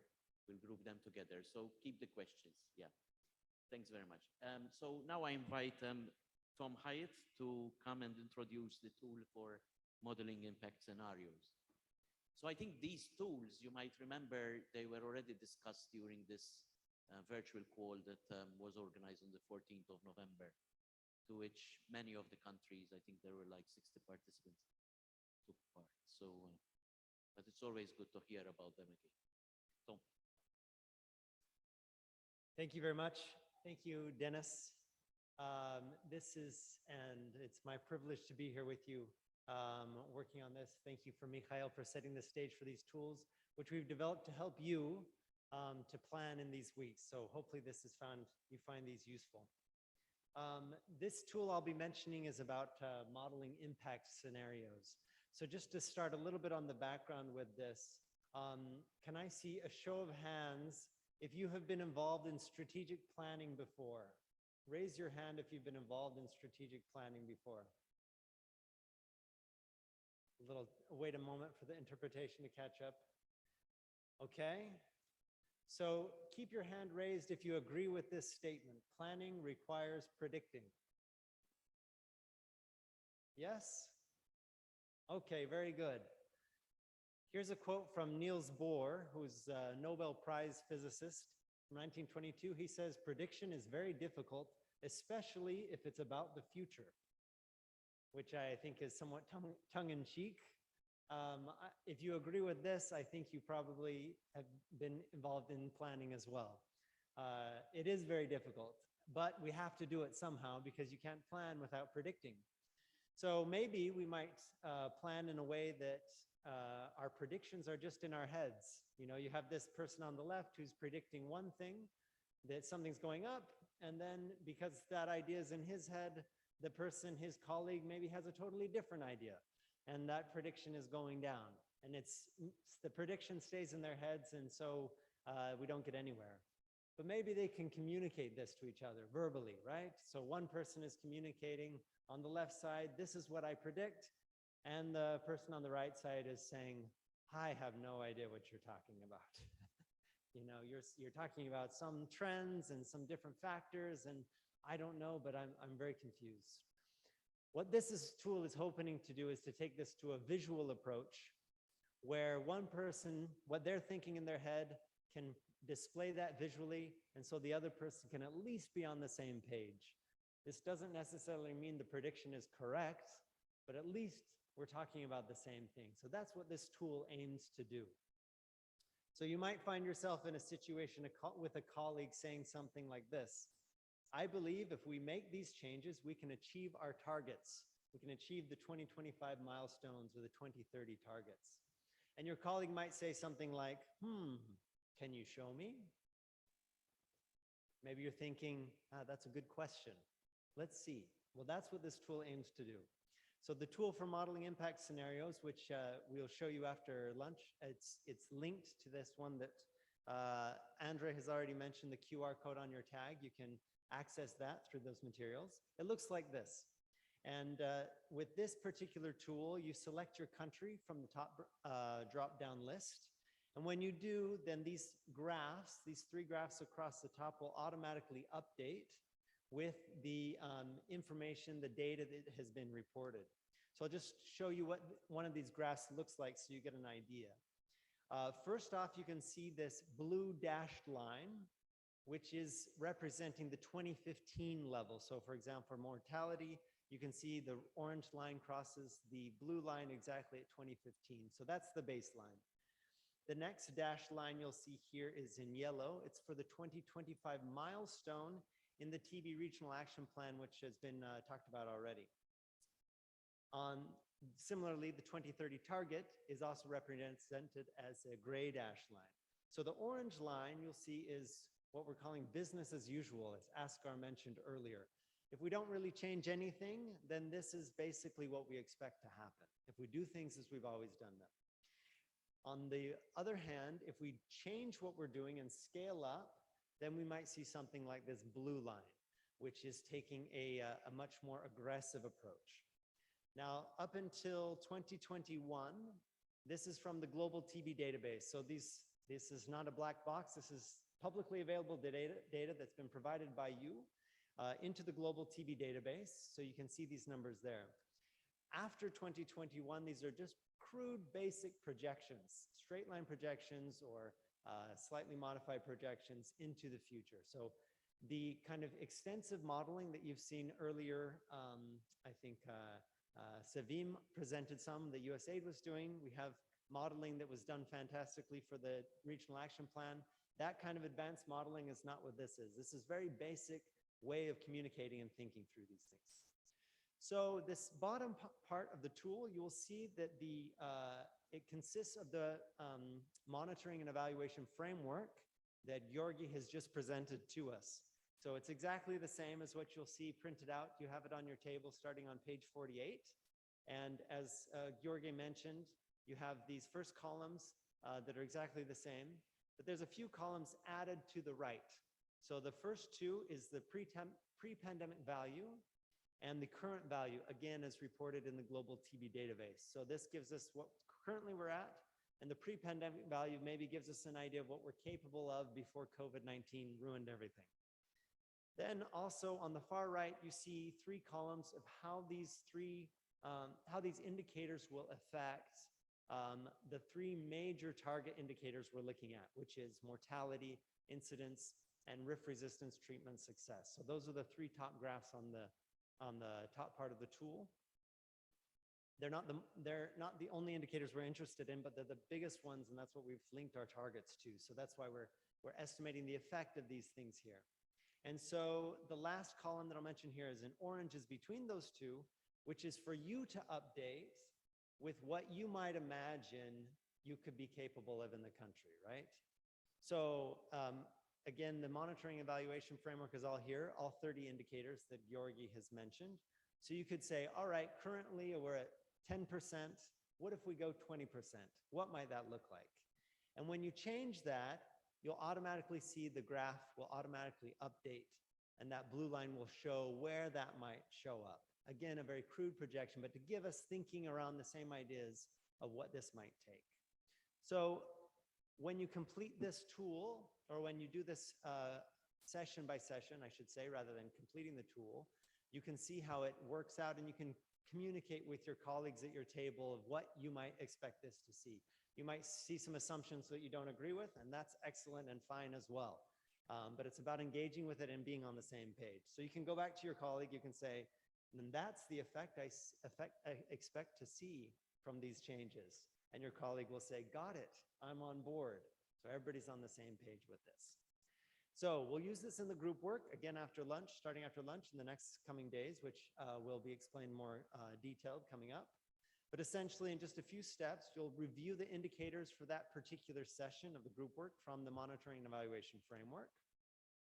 You'll review the values that have already been reported for your country to see where you're at. You'll discuss the potential scale up, again in that column, the orange column. What kind of level of scale up could we dream of achieving? And you can discuss the impact that that scale up will have on these major targets and milestones. Last, before I leave you, I just want to give a quick word of caution because I don't want you falling headfirst down a snowy ravine. That this is, again, not an advanced modeling tool. It's a communication tool for discussing your plans and assumptions. So you see the advanced modeling is done with more sophisticated techniques, as you'll see, is done in TB-RAP, or as was USAID has done as well before. This is about kind of thinking along the same things. This is your plan, your assumption, your ideas, your predictions, and it's about communicating those in the most effective way possible. So thank you very much. I leave you with this question: what is actually required to achieve our 2015 milestones and 2030 targets in your country? So hopefully you can think through this question, you can quantify it with this tool, and we can make some real impact and real difference in achieving the regional action plan. Thank you very much.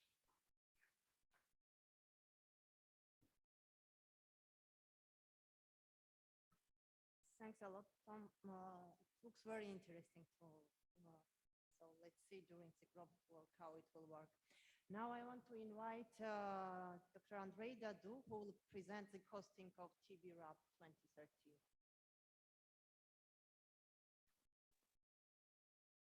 Check, check. Hi, hello. Yes, I know. Thank you. Once again, welcome to a wonderful Türkiye. And I will be taking the last 10 minutes. I hope you're still awake. Expecting a wonderful lunch, which is gorgeous, and we expect it to be delicious as well. And those will be a presentation about the money. While I was speaking on, I would like you for remembering those faces which you saw while you were walking in to the hall. But so far, I'm going to, on behalf of the team, present you some projections on what are and what would be the costs if you would implement a certain of scenario that has been helpfully presented by my colleagues. So the EPI modeling, as well as the certain of level of the implementation of the packages, would have a certain of costs, which you would need to fundraise either internally or externally from the donors. And being able to justify that investing in TB is a good business, that is a skill, which I would like to take an opportunity to teach you how to do it. So the tool that will present it to you, the costing tool, is actually a version number 19 and is still provisional, but I'm proud to say that it's quite an advanced one. Well, there are still some opportunities. And those opportunities will be to calibrate at the country level when we will come helping you to cost you on how to end tuberculosis by 2030. So as I mentioned, I'm speaking on behalf of the team, and those are the bright people that helped me to put these slides together and the overall tool. And on the list on the left side, you see a variety of the experts which has been engaged into the costing of the tool itself, as well as the very rigorous reviewers who has done this before, and they've been able to validate that we are on the right track. So those were the people from the Global TB program, from the friends from the Stop TB Partnership, including the GDF, and the people from the technical area of diagnosis, the European Laboratory Initiative, as well as from the GLC Europe, which are mainly the clinicians and care experts. And then, of course, the modelers, which did these exercises that has been presented by you, to you by Andre from the Stop TB Partnership, which is in this case the colleagues from Avenir. And my role is just to present, so I'm not taking over the authorship for that. So the pathway of this exercise took us through several steps, and we've been building up our costing based on the work that has been presented to you earlier by Tom and Mikhail. So those were the EPI modeling that was done by the EPI modelers, which had three set of interventions: the business as usual, the ambitious one, as well as something in the middle, which we call it acceptable. So those are the three models which you would need to consider in that we call it baseline, plausible, and optimistic, and demonstrate the impact of those packages of the interventions to the TB epidemic. It has a relatively friendly interface that you could play with, similar to what Tom presented to you, that are based on the cost of the essential services. And those are the input-based interventions like the drugs and diagnostics, while you will see it on the output-based through the pathway of the patients.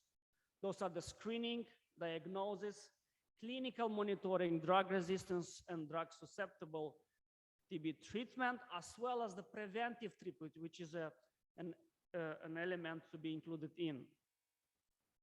We've been using the normative approach that are listed in our consolidated guideline, and I'm talking about the tools, algorithms, in those 4 models that has been presented to you earlier and will be discussed through all this workshop during these days. And as I mentioned, it went through around the consultations.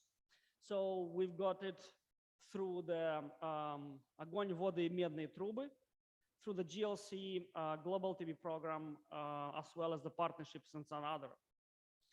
And it's still to be customized, and as mentioned earlier, you cannot break it, but you can change the weight and the average of those tools that would cover a certain percentage of population based on your availability of the funds and the commitments of the donors to support you.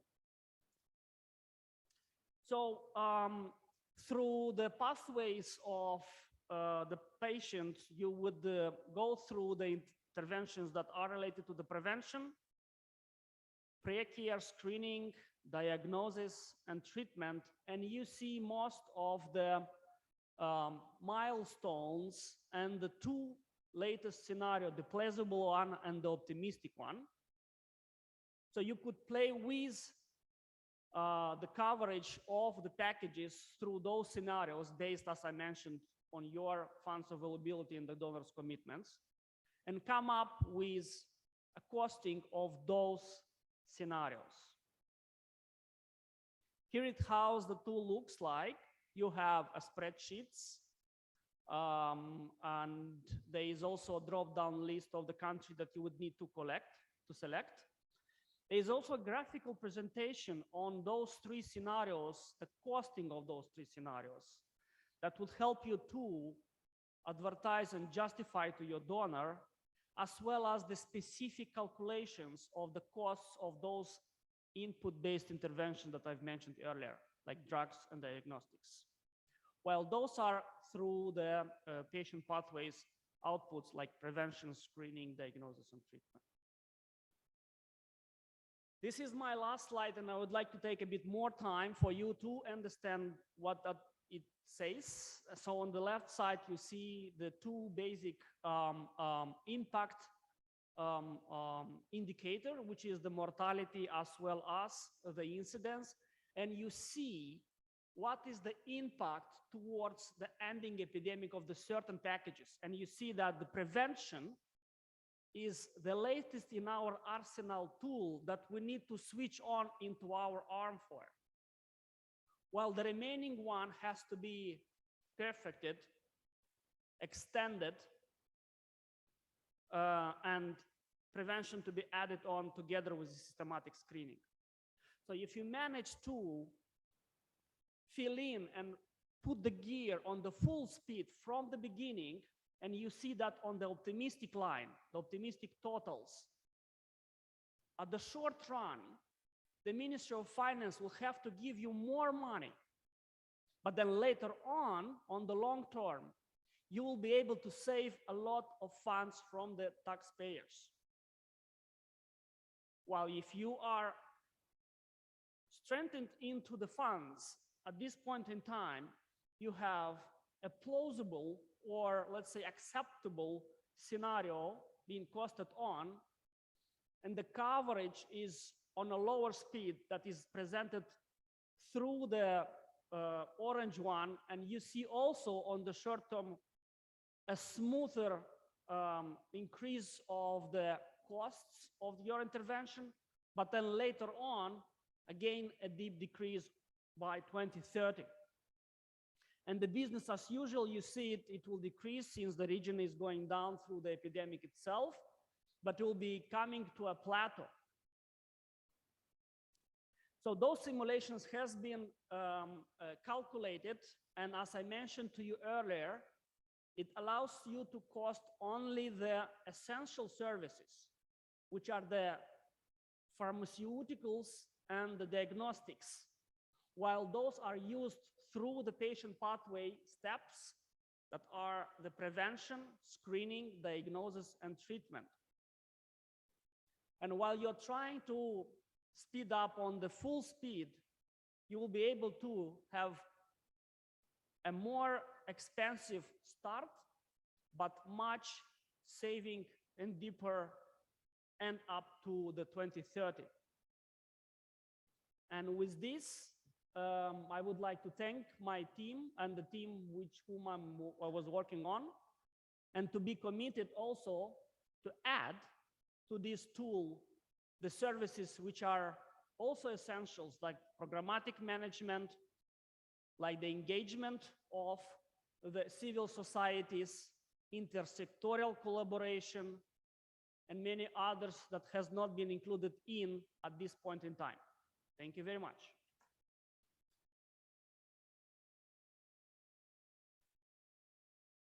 Thank you, Andrei. And I think this brings us to the end of this session. I think, Andrei, you had some instructions on the group photo, right?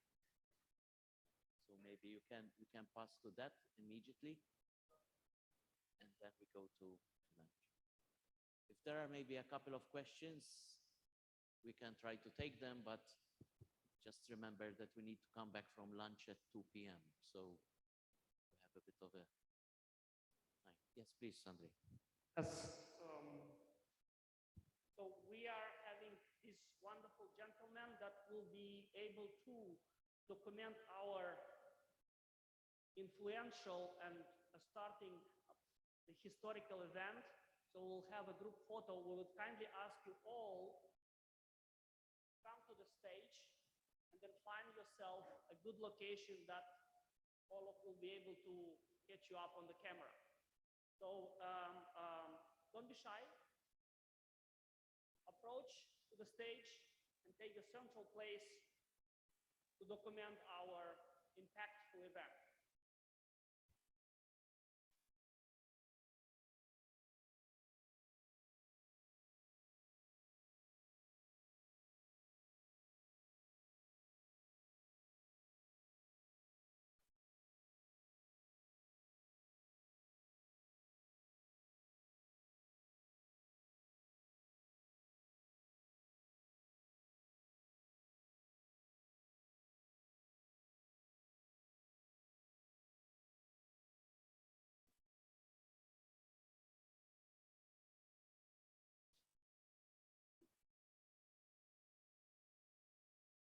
Нас ждет ланч, поэтому, да, если хотите это быстрее подойти на обед, то давайте подтягивайтесь.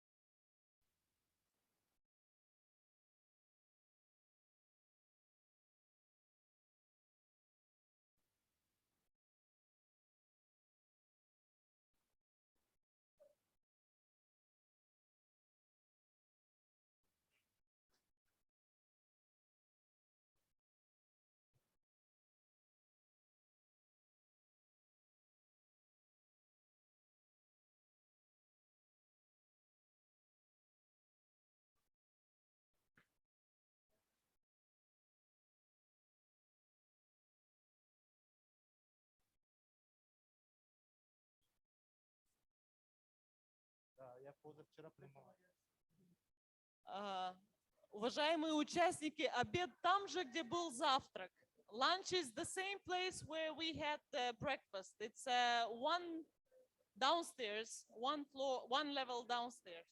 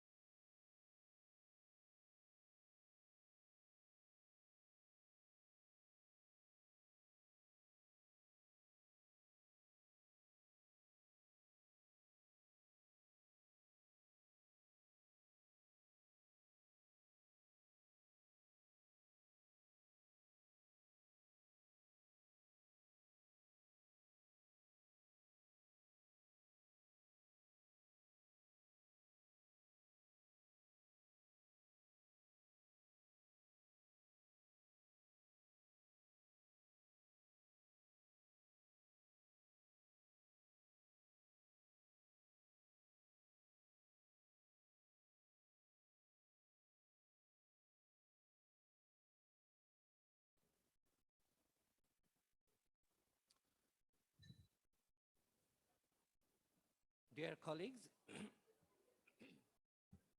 welcome back to the session 3. Let's settle down. We're gonna start our session 3 within 30 seconds.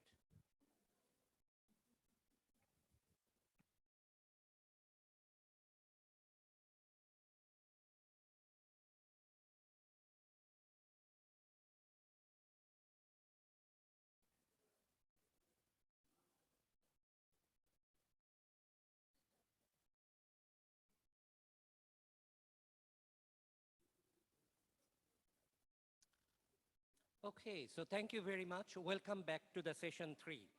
Session 3 is about pillar 1, people at the center, a shared approach on partnership with primary healthcare, public health, and civil society and communities for united action. This session will be facilitated by Jamie. I am, hello, yeah. So I'll be co-facilitating this session with Tawhid. I'm Jamie Tonsing. I'm Senior Disease Advisor at the Global Fund. Thank you very much, Jamie. So we start the session by giving a briefing, and may I request Asker Yedilbaev to come over the dais and give the instruction to all the participants. Asker, over to you.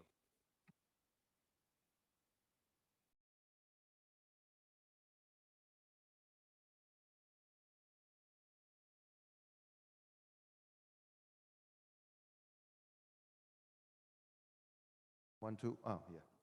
Dear colleagues, thank you very much. I hope that you enjoyed the lunch and seeing each other and being together. So we continue with the session 3, which is today in the afternoon. And now, throughout the next 2.5 days, we will be going through the discussions on technical aspects, which are reflected in the Pillar 1 and Pillar 3 of the Regional Tuberculosis Action Plan. So again, I would like to repeat that you have an access to the folder with all the documents, with agenda, with presentations, and with the background documents that are containing the tools. And these two tools have been presented to you today by Mikhail and by Tom. So these tools will be used throughout these 2.5 days of discussions. These tools will help you to think about how to align your national strategic plan in line with the Regional Tuberculosis Action Plan. So the structure, if you look at the agenda of each of the technical session, is that there will be a presentation on the details of what is written in the Tuberculosis Action Plan. Then it will follow with the examples on this specific technical area from the countries. Then we will be presenting an example on comparison from one country, on comparison of what is in the National Strategic Plan in country A against the Regional Action Plan. For 3 technical sessions on prevention screening, diagnosis, treatment, there will be presentations from our colleague from the Stop TB Partnership, GDF, on the available tools that are in the catalog for you to consider procurement. And then we will have time for the country discussions. It's 60-minute long, when you will be sitting at your tables and using these 2 tools. And we have asked you a week ago to bring your national strategic plans and to fill in the tools for your own purposes. You don't have to share these tools with anyone, including us. But this is an exercise that you will be completing during the breakout session, will help you to consider of what you will be doing, when you will be doing, what kind of support you will be doing to align your national strategic plans. So here on the slide, we have 5 questions that we considered as instrumental for you when you will be discussing this at your groups. So first, how different is your country's NSP from the technical area that is described in the Tuberculosis Regional Action Plan? Which actions will require prioritization in your country's national strategic plan in order to have a maximum impact by 2025? As you remember, we have an ambitious milestones by 2025 to achieve in terms of reduction of incidence, TB deaths, and reaching out the treatment success for MDR-TB. So the third question is like, when do you plan to implement priority actions?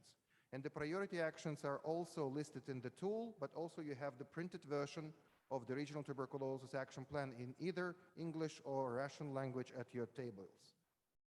Fourth question is, what is needed or required to implement new priority actions?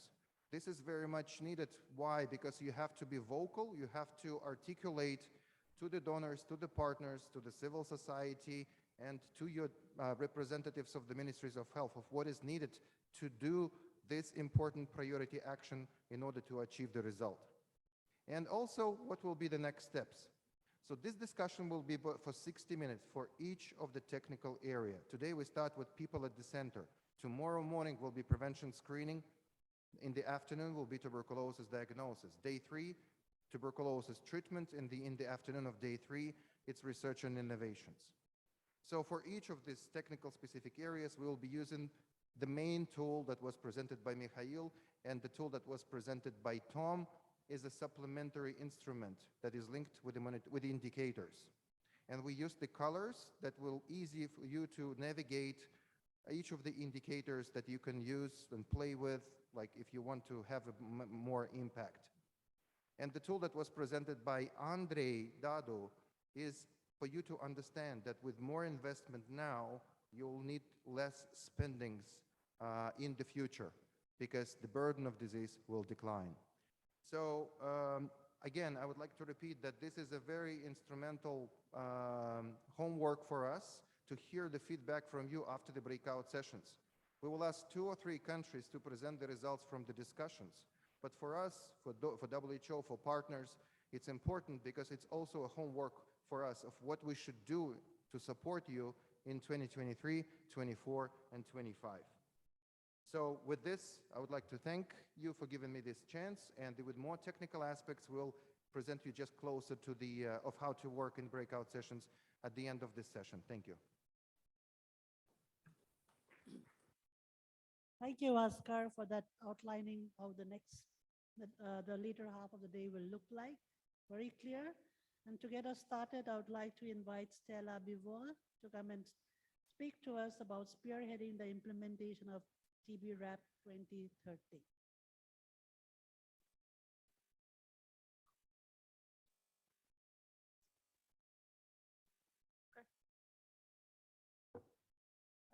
Good afternoon, dear colleagues.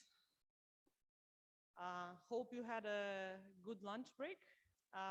You had time to catch up with colleagues from your country, from other countries, and already starting the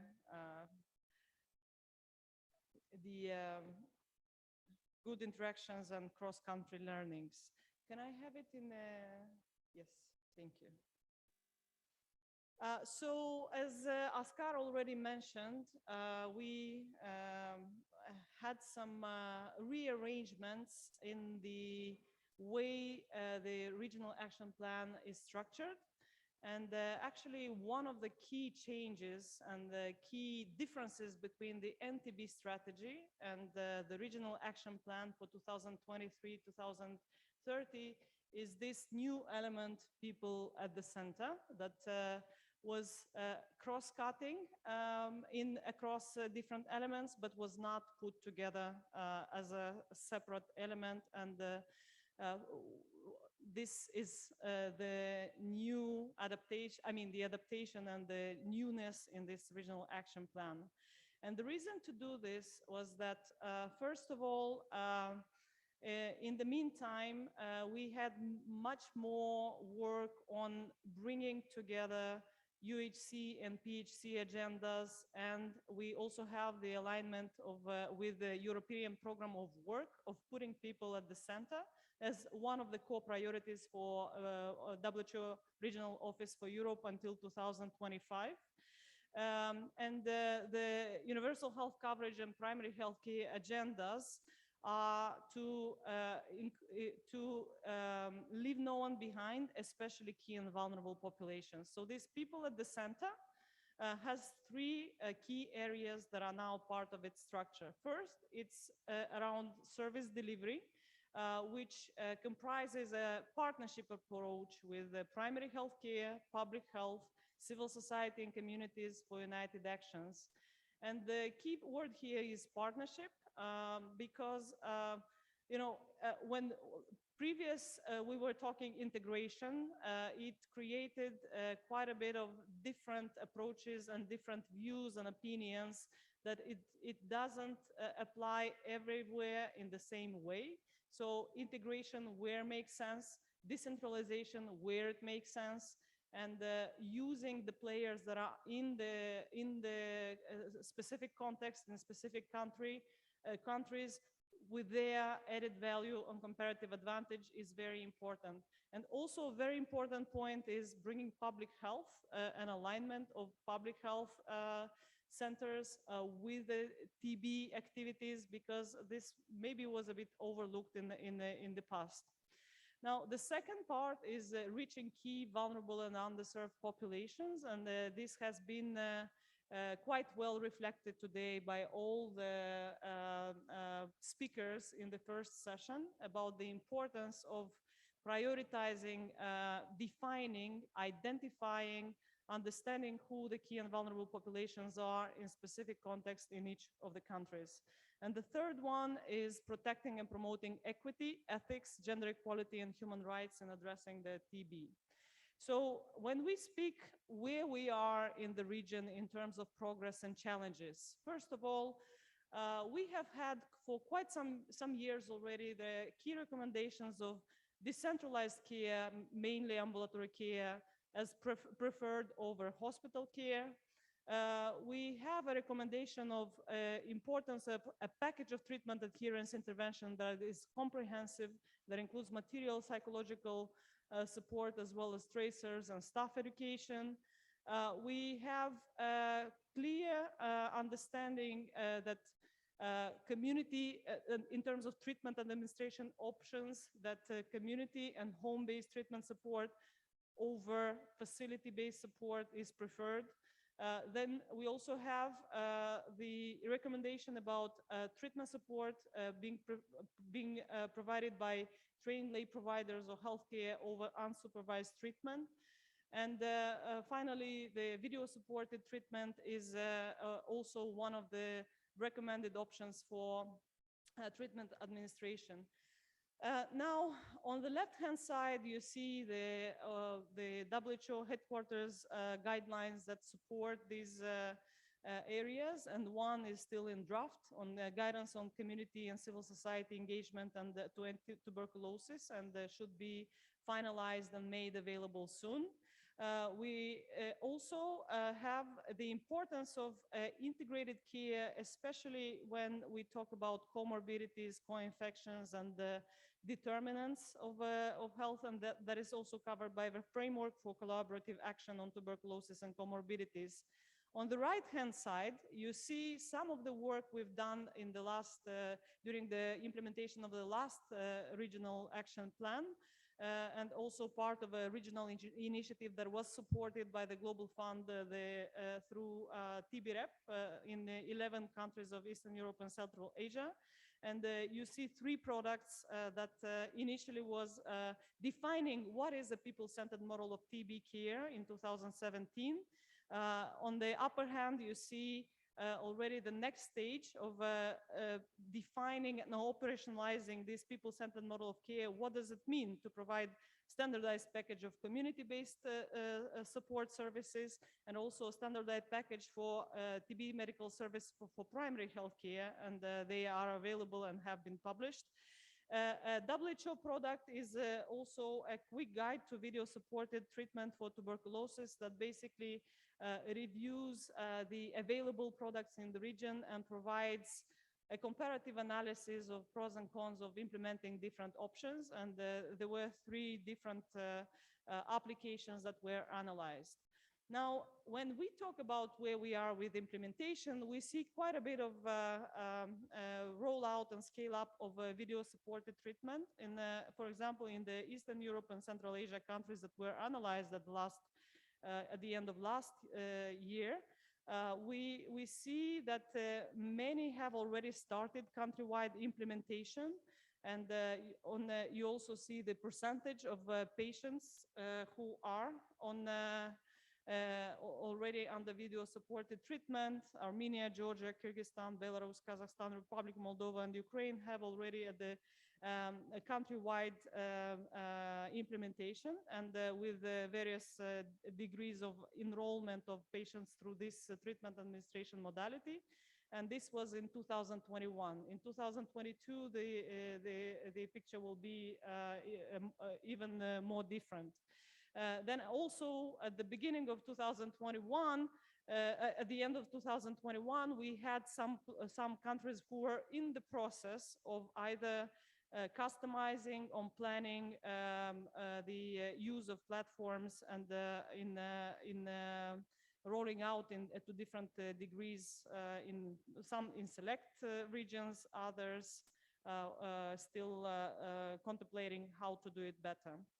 Now, when we talk about data on community-based services, what we know from the program activities is that there was quite a bit of investment into community-based services, and there were many good practices. I recently went to the regional conference in Central Asia that was held in Almaty in September 2022, and many of the countries have shared these excellent examples. And really changing indicators as a result of community-based interventions and community-based support to treatment adherence, to case finding.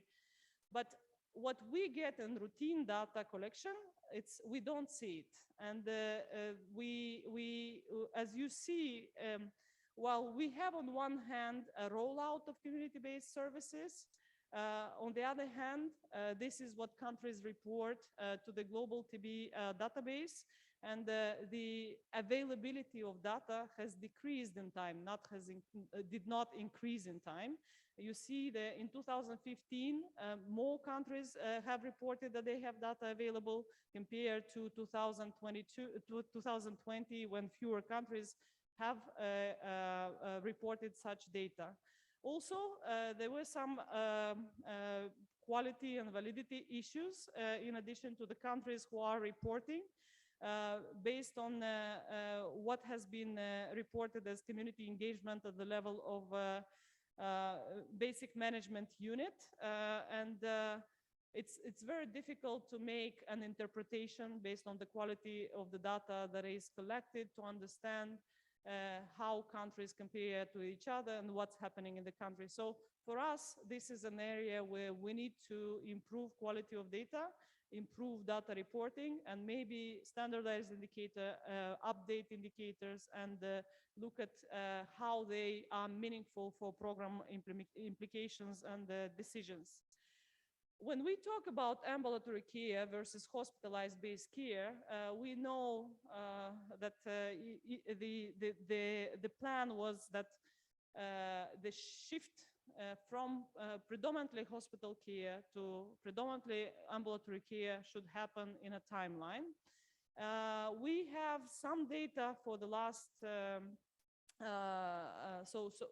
since 2015 until 2020. What you can see here is a percentage of people, new TB cases that have been hospitalized, average length of stay for sensitive cases on the left-hand side, and on the right-hand side, you see the percentage of drug-resistant TB cases hospitalized and the average length of stay in days. And this is an average for the 11 countries that have been reporting this for across these years, 6 years. And the trends are visible. The best that has changed is the average length of stay for multi-drug resistant TB, which has decreased from 158 days to 95, but still quite high. We see some positive trend for average length of hospital stay for new TB cases from 73 to 53. But the percentage of people hospitalized has not changed significantly from across these years, despite having a model of TB care that has hospital indications, clinical indications, that recommends not to hospitalize for unnecessarily for other reasons, but it's still happening. And we know why this is happening. When we look at the hospital admission and average length of hospital stay for drug-sensitive TB, the average, when you look at each of the countries, the picture will show you different things. Some countries have made a bit more progress on decreasing the hospitalization rates. Others made more progress on decreasing the average length of stay. But overall, we still have not significantly shifted the way hospitals are paid for, and the bed that exists needs to be filled. So for that, we will have some adaptations between average length of stay and admission, but at the end of the day, the bed needs to be utilized. So this is something that continues to be an important area of work to continue transformation. Now, coming to the action points for this specific area, the priority actions for member states are to adopt the definition of people-centered services and models of care in the policies, including in clinical practice guidelines. Second is to formalize the role and responsibilities of various providers in TB prevention and care, including in primary health care and community-based services, ensure meaningful engagement of civil society and affected communities, and scale up of community-based TB services through social contracting mechanisms, adopt and implement the standardized package, and ensure inclusion of standardized indicators for measuring the impact of community-based TB activities and reporting. Moving on to key vulnerable and underserved populations.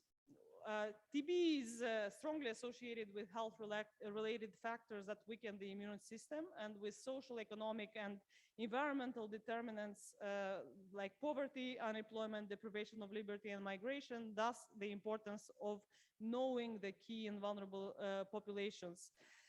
The growing inequities with insufficient social protection contribute to the TB burden, and the COVID-19 and the economic downturn has and will exacerbate the inequities and inequalities. Unfortunately, the most disadvantaged and overlooked people in our societies have and will likely suffer from the greatest consequences, and will be in need of focused and comprehensive interventions much more than they were until now. One of the issues facing the countries in the region is the variable accessibility of care for key populations and the most vulnerable populations that are not routinely accessing health services. And this is due to various structural barriers and complicated patient pathways to accessing the comprehensive services they need. This results in individuals being lost from the health services and as they move through the care pathways. For example, migrants diagnosed with drug-resistant TB often do not have access to second-line treatment because of the lack of cross-border agreements, information exchange protocols, or funding mechanisms. Key and vulnerable populations are not consistently prioritized in many countries in the region, and additionally, national commitments to allocate funding for community-based approaches to reach these unreached populations are variable. So concerted actions are needed to gather evidence on key and vulnerable populations in each country and to reach these people with services they need. So priority actions for member states for this particular area are to gather evidence on risks and gaps in access to essential services in the TB care cascade, and based on this evidence, prioritize key and vulnerable populations according to the country context, not necessarily using just the guidelines. Providing comprehensive supportive services to all in need and the most vulnerable populations, including those with barriers to accessing even primary health care because of lack of documentation, lack of regular access to health services, thus also preventing catastrophic costs. The third one is to improve the continuity of care between the penitentiary and civilian sectors, with particular focus on the countries transitioning from external funding. And finally, removing barriers for TB services for mobile populations and ensuring its cross-border continuity, especially in emergency situations, through intergovernment agreements and multi-sectoral approaches. And finally, the last component under this technical area is ethics, equity, and human rights. And removing structural barriers is at the core of the strategies of NTB strategy targets, and also the political declaration of the United Nations high-level meeting in 2018 called governments and the heads of state to protect and promote equity, ethics, gender equality, and human rights, and addressing tuberculosis. In the region, there's more evidence being gathered. For example, a regional overview has identified that the most prevalent and persistent barriers to care for key and vulnerable populations are stigma and discrimination. Now, for gender-related barriers, for women is usually is mentioned the lower autonomy in decision-making, including financial decision-making, lack of family support, and gender-based violence related to TB. And oftentimes, the most often cited barriers are financial and geographic barriers to access.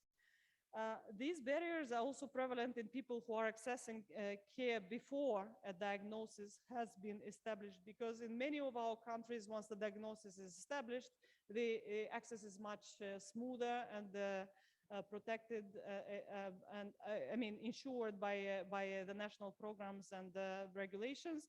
Before diagnosis, in many of the countries, it is an issue of access.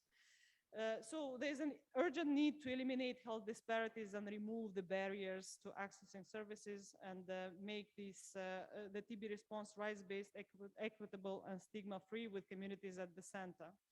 Now, in terms of priority actions for member states, the first is to document, monitor, and report human rights and gender barriers, including with actions that are incorporated in national strategic plans and in practice.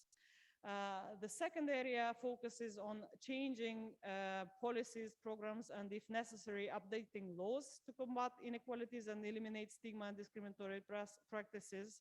The third area is about effective mechanisms for promotion and protection of human rights, including capacity building, social protection measures, legal support, and accountability mechanisms. And finally, the importance of comprehensive programs to reduce stigma, prioritizing the work of health workers, local public authorities, and affected communities. The WHO and partner organizations have committed to support this work towards universal health coverage through focus on essential clinical services in primary health care, outpatient care, and in communities, in promoting meaningful engagement for civil society and affected communities through supporting scale-up of community-based services, community-led monitoring, and promoting sustained funding on civil society organizations, core activities, and their own capacity building. Then to monitor service delivery, to continue monitoring the service delivery, particularly continue looking at what happens to hospital admissions and the average lengths of stay, but also starting monitoring treatment in outpatient settings. Then using the participation mechanisms, such as the regional collaborating committee for TB, HIV, and viral hepatitis, and civil society task force to address barriers to care, stigma, and discrimination, using behavioral and cultural insight for comprehensive supportive services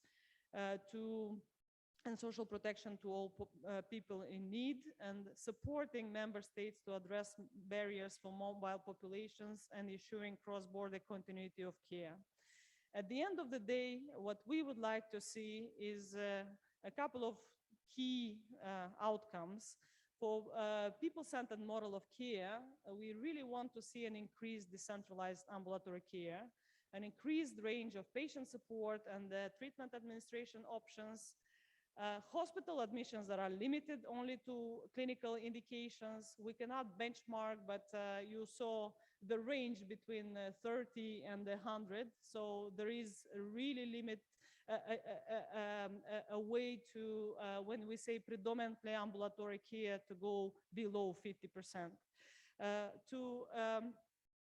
To see a role of civil society in TB formalized and receiving government support. For key and vulnerable populations is to have populations at high risks defined and prioritized based on local data, cascades of care for key and vulnerable populations that are not different than the general cascade of care. That will mean equity, and no loss to follow up across care cascade. And finally, for ethics, human rights, and gender equality, to see structural barriers documented and quantified so that we know in each country what the baseline is against which to progress, to have funded plans to remove these barriers, to have effective mechanisms for providing solutions and effective stigma discrimination activities. So can it be done, you ask? And I believe it can. And we will have countries who will provide the answers that shows that it can be an area in which we can have progress and get towards our targets. Thank you so much.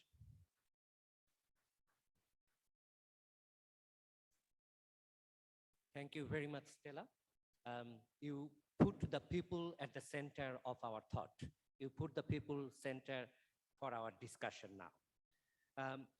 Now we would like to listen from countries to answer the question Stella posed to us, that can it be done?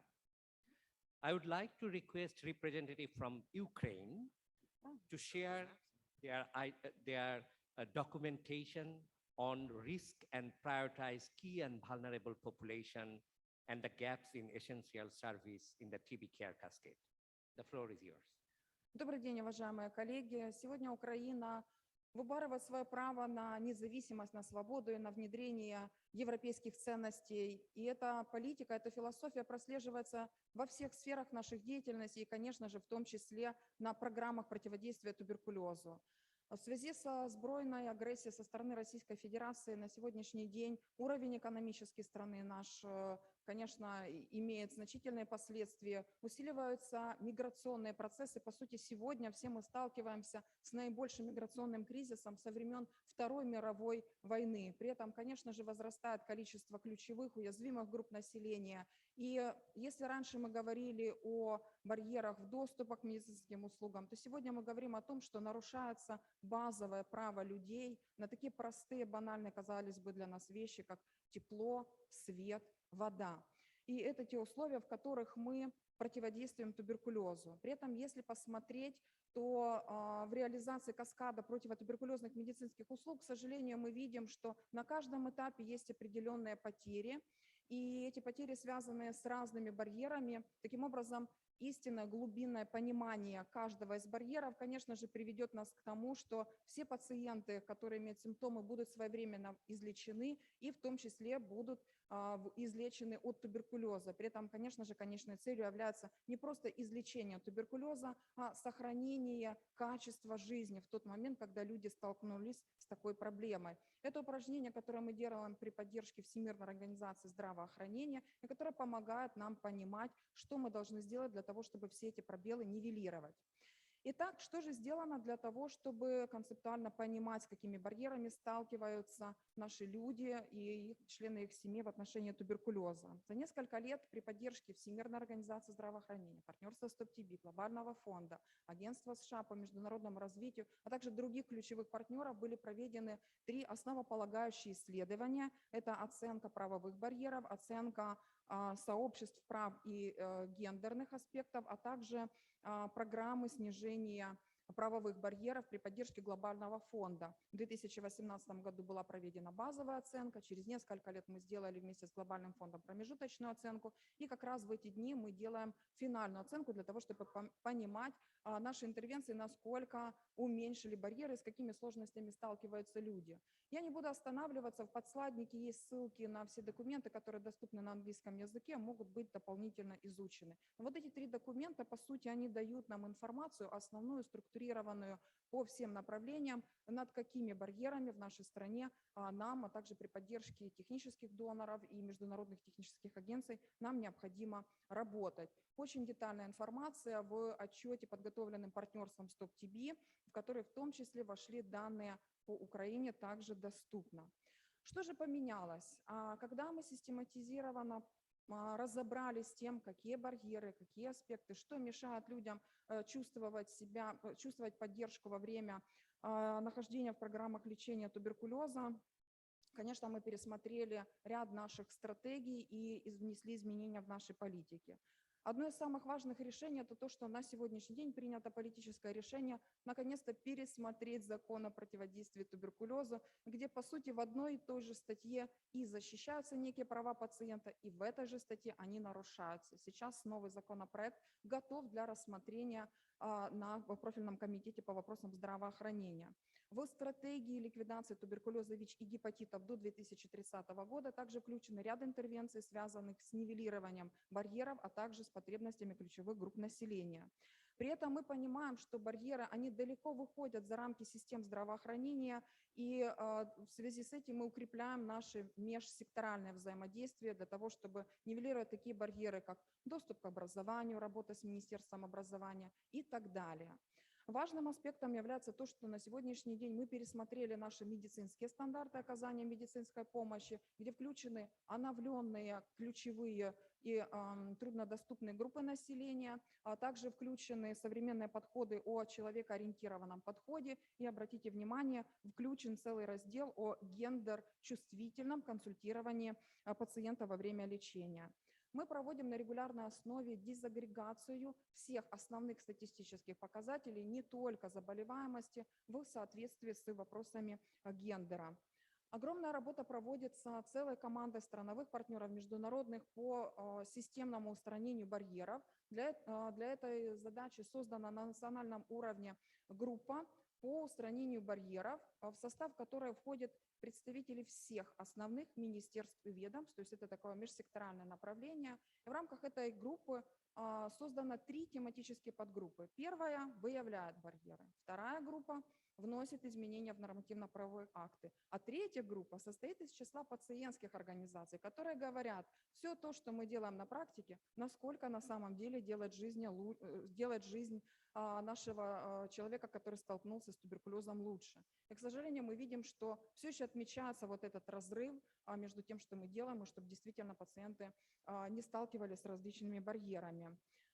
Также мы на сегодняшний день работаем отдельными целенаправленными программами в отношении борьбы с стигмой, дискриминации. Мы впервые провели исследование по стигме, как оказалось, ее можно измерить, и результаты исследования были положены в план противодействия стигмы, и в том числе в коммуникационную стратегию Центра общественного здоровья и план ее реализации, который в этом году тоже успешно внедряется. Отдельные направления работы связаны с повышением осведомленности о правах пациентов, с акцентом, конечно же, на ключевые группы. Это и внедрение использования на практике мобильного приложения OneImpact, это работа с обучением параюристов, юристов и так далее.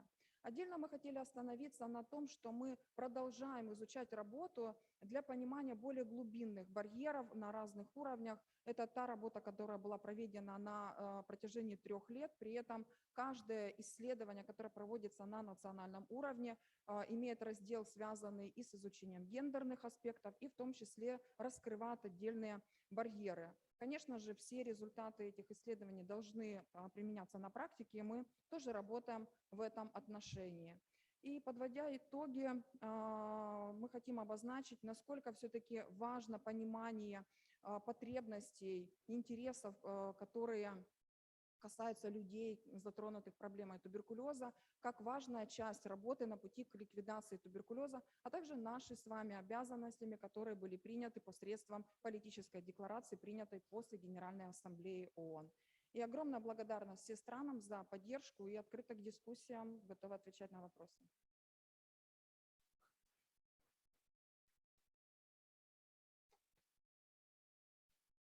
Thank you, Dr. Yana, for sharing that with us. Indeed, I mean, you've done a lot of work trying to really address what the barriers are and then identifying what are the pertinent activities that needs to be implemented.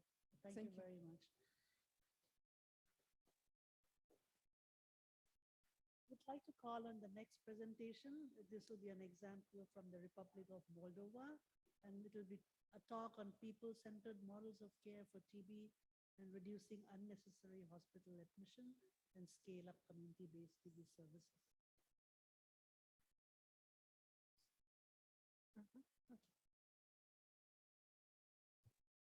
Добрый день, уважаемые коллеги.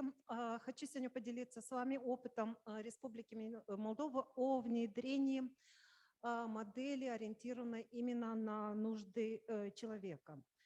Наверное, надо будет начать нашу историю еще начиная с 2003 года. Я объясню, почему мы говорим, потому что когда мы говорим о модели, ориентированной именно на нужды человека, она подразумевает под собой огромное количество различных мероприятий, которые мы организуем в рамках нашей национальной программы. Впервые в 2003 году в рамках проекта МСЗ тогда в Молдове был внедрен проект по усилению контроля туберкулеза в Молдове. И один из мероприятий, которые проводились, это оказалось очень важным по мере внедрения всех других мероприятий на протяжении многих-многих лет. Это подготовка и обучение первичной медико-санитарной помощи, потому что с этого все начиналось информационных кампаний, начиналось с национальной базы данных по мониторингу и оценке туберкулеза, усиления лабораторной службы. Но главная цепочка во всей этой большой цепи – это была подготовка первичной медико-санитарной помощи.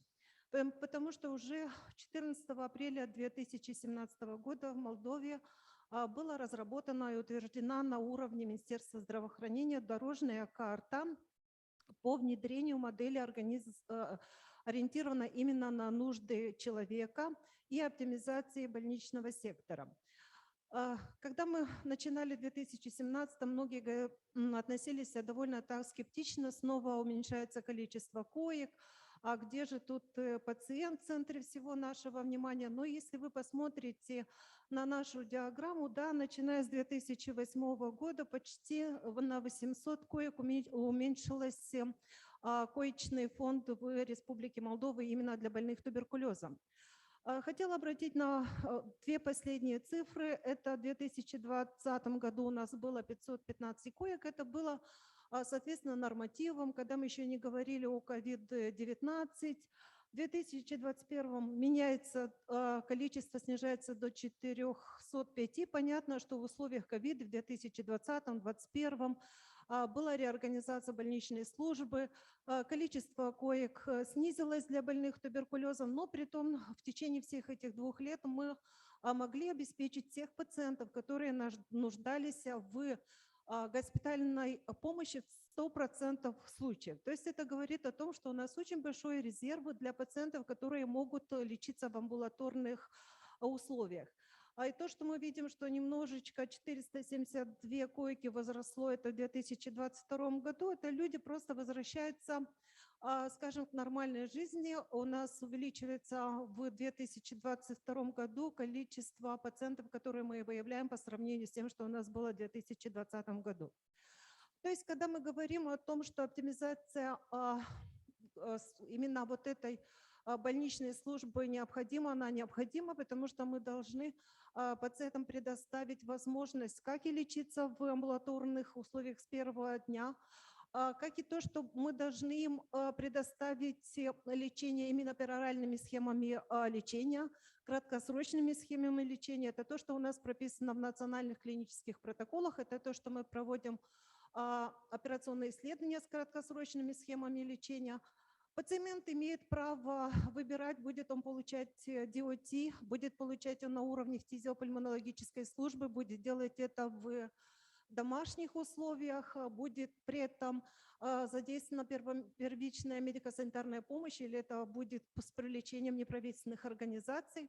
Может, он захочет выбрать видеосопровождаемое лечение. То есть в каждом нашем решении, которое мы принимаем, должен обязательно учитываться интересы человека, и в первую очередь его интересы.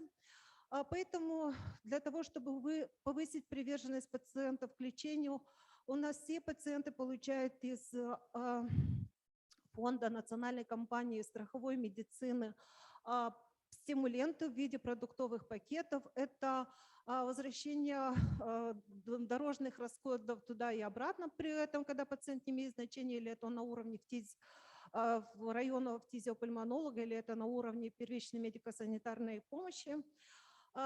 Получают наши пациенты и психологическую помощь, и, если необходимо, это и социальный работник подключается, юридическая помощь. И чтобы не быть голословной, я перейду к следующему слайду, и, наверное, будет понятнее. Мы много раньше говорили, когда представляли опыт Молдовы, о общественных центрах, или мы их еще называли коммунитарные центры. В 2010 году они были у нас только 10, это было за счет ресурсов глобального фонда. В 2017 году у нас практически такие коммунитарные центры были по всей Республике Молдова, правобережье и левобережье. Кто туда входил, это у нас был координатор, был психолог, социальный работник, был DOT-суппортер.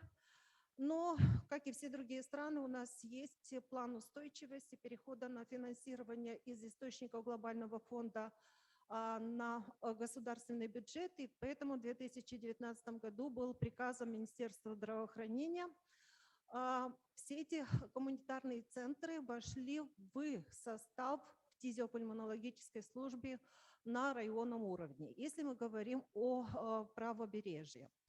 Что на сегодняшний день у нас есть? То есть эти штатные единицы, психолога, социальный работник, duty суппортер, все это у нас уже в рамках фтизиопульмонологической службы, и все это обеспечивается уже из источников национальной компании страховой медицины. Только на левобережье, потому что немножечко отличается там ситуация, до сих пор у нас функционируют общественные центры или центры поддержки пациента, мы говорим, или гуманитарные центры, это одно и то же. Как мы привлекаем неправительственные, и на каком этапе мы сейчас находимся с привлечением неправительственных организаций ко всем мероприятиям, которые реализуются в рамках программы. Начиная с 2010 года по сегодняшний, в принципе, год, 2022, большинство всех мероприятий, которые были организованы неправительственными организациями, они идут из источников глобального фонда, в принципе, как и в другой стране. Но в 2020 году впервые у нас в истории Молдовы, что касается именно неправительственной организации, нам удалось внедрить проект из фонда профилактики национальной компании страховой медицины всего в одном районе. То, что касается именно скрининга в ключевых группах населения и то, что касается именно тех труднодоступных местах для первичной медико-санитарной помощи. Это была первая наша маленькая победа. Слава Богу, что это все продолжается дальше, потому что в 2021 у нас уже было покрыто 2 региона. Это был северный и центральный регион Республики Молдова. А на сегодняшний день мы имеем неправительственные организации, имеют проекты не только в рамках глобального фонда, а именно из фонда профилактики национальной компании страховой медицины. И практически все районы в Республике Молдова покрываются именно услугами НПО в рамках привлечения к скринингу в ключевых группах населения, как я уже говорила. С чего все это начиналось, я уже рассказала, но как это все официально, на официальной основе все это происходило. В 2017 году были разработаны стандартные операционные процедуры для неправительственных организаций. В 2021 году у нас уже был пакет этих услуг. Он был именно стандартизованный стандартами Всемирной организации здравоохранения. И то, что сейчас тоже можно сказать, что мы добились успеха небольшого, но мы надеемся, что все это в дальнейшем будут еще все больше. Сейчас в октябре месяце приказом Министерства здравоохранения Национальной компании страховой медицины была организована рабочая группа из представителей национальной программы туберкулеза ВИЧ, НПО, которые работают в области туберкулеза, в области ВИЧ. И сейчас идет процедура оценки всех услуг, оказываемых этими неправительственными организациями, и стандартизация оценки этих услуг как в рамках глобального фонда, так и в рамках национальной компании страховой медицины. Мы считаем, что это очень хороший пример, когда мы можем сказать, что все наши мероприятия, которые проводятся в рамках реализации национальной программы противодействия туберкулезу в Республике Молдова, они все ориентированы в первую очередь на нужды людей, и не только те, которые болеют туберкулезом, но и тех всех, которые пострадали от туберкулеза, контактные и другие люди, которые, хотя не хотя, они вовлечены во все эти наши мероприятия. Спасибо.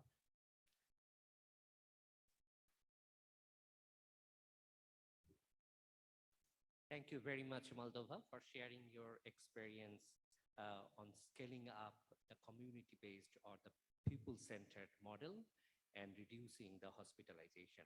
You rightly mentioned about involvement of the primary care doctors, and you also mentioned about the involvement of civil society organization along the way.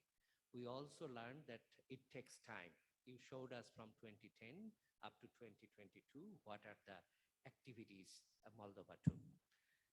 So again, thank you, Moldova. And now we would like to request a representative from Azerbaijan to share the experience on their penitentiary and civilian sector TB care program.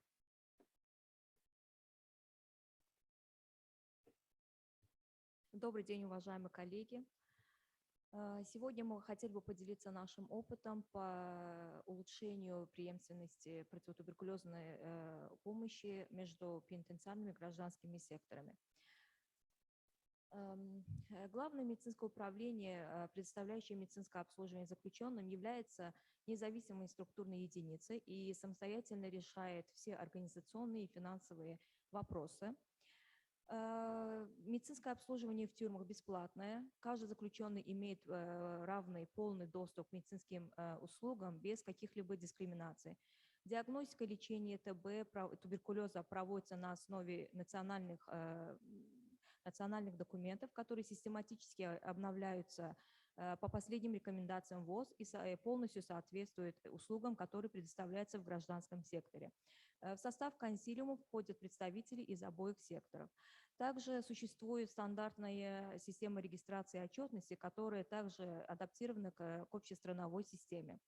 В рамках сотрудничества с гражданским сектором с мая 2021 года в связи с нерабочим состоянием здания Национальной референсной лаборатории все диагностические тесты на туберкулез проводятся в лаборатории специализированного лечебного учреждения для обеспечения непрерывности в диагностике туберкулеза. Как вы видите, все наши усилия нацелены на то, чтобы медицинские услуги, предоставляемые в пенитенциарном секторе, соответствовали услугам гражданского сектора. Те услуги, которые невозможно предоставить в пенитенциарном секторе, они предоставляются в гражданском секторе. Ежегодно более 200 пациентов заключенных направляются в гражданский сектор для КТ, МРТ, кардиологических и других диагностических исследований.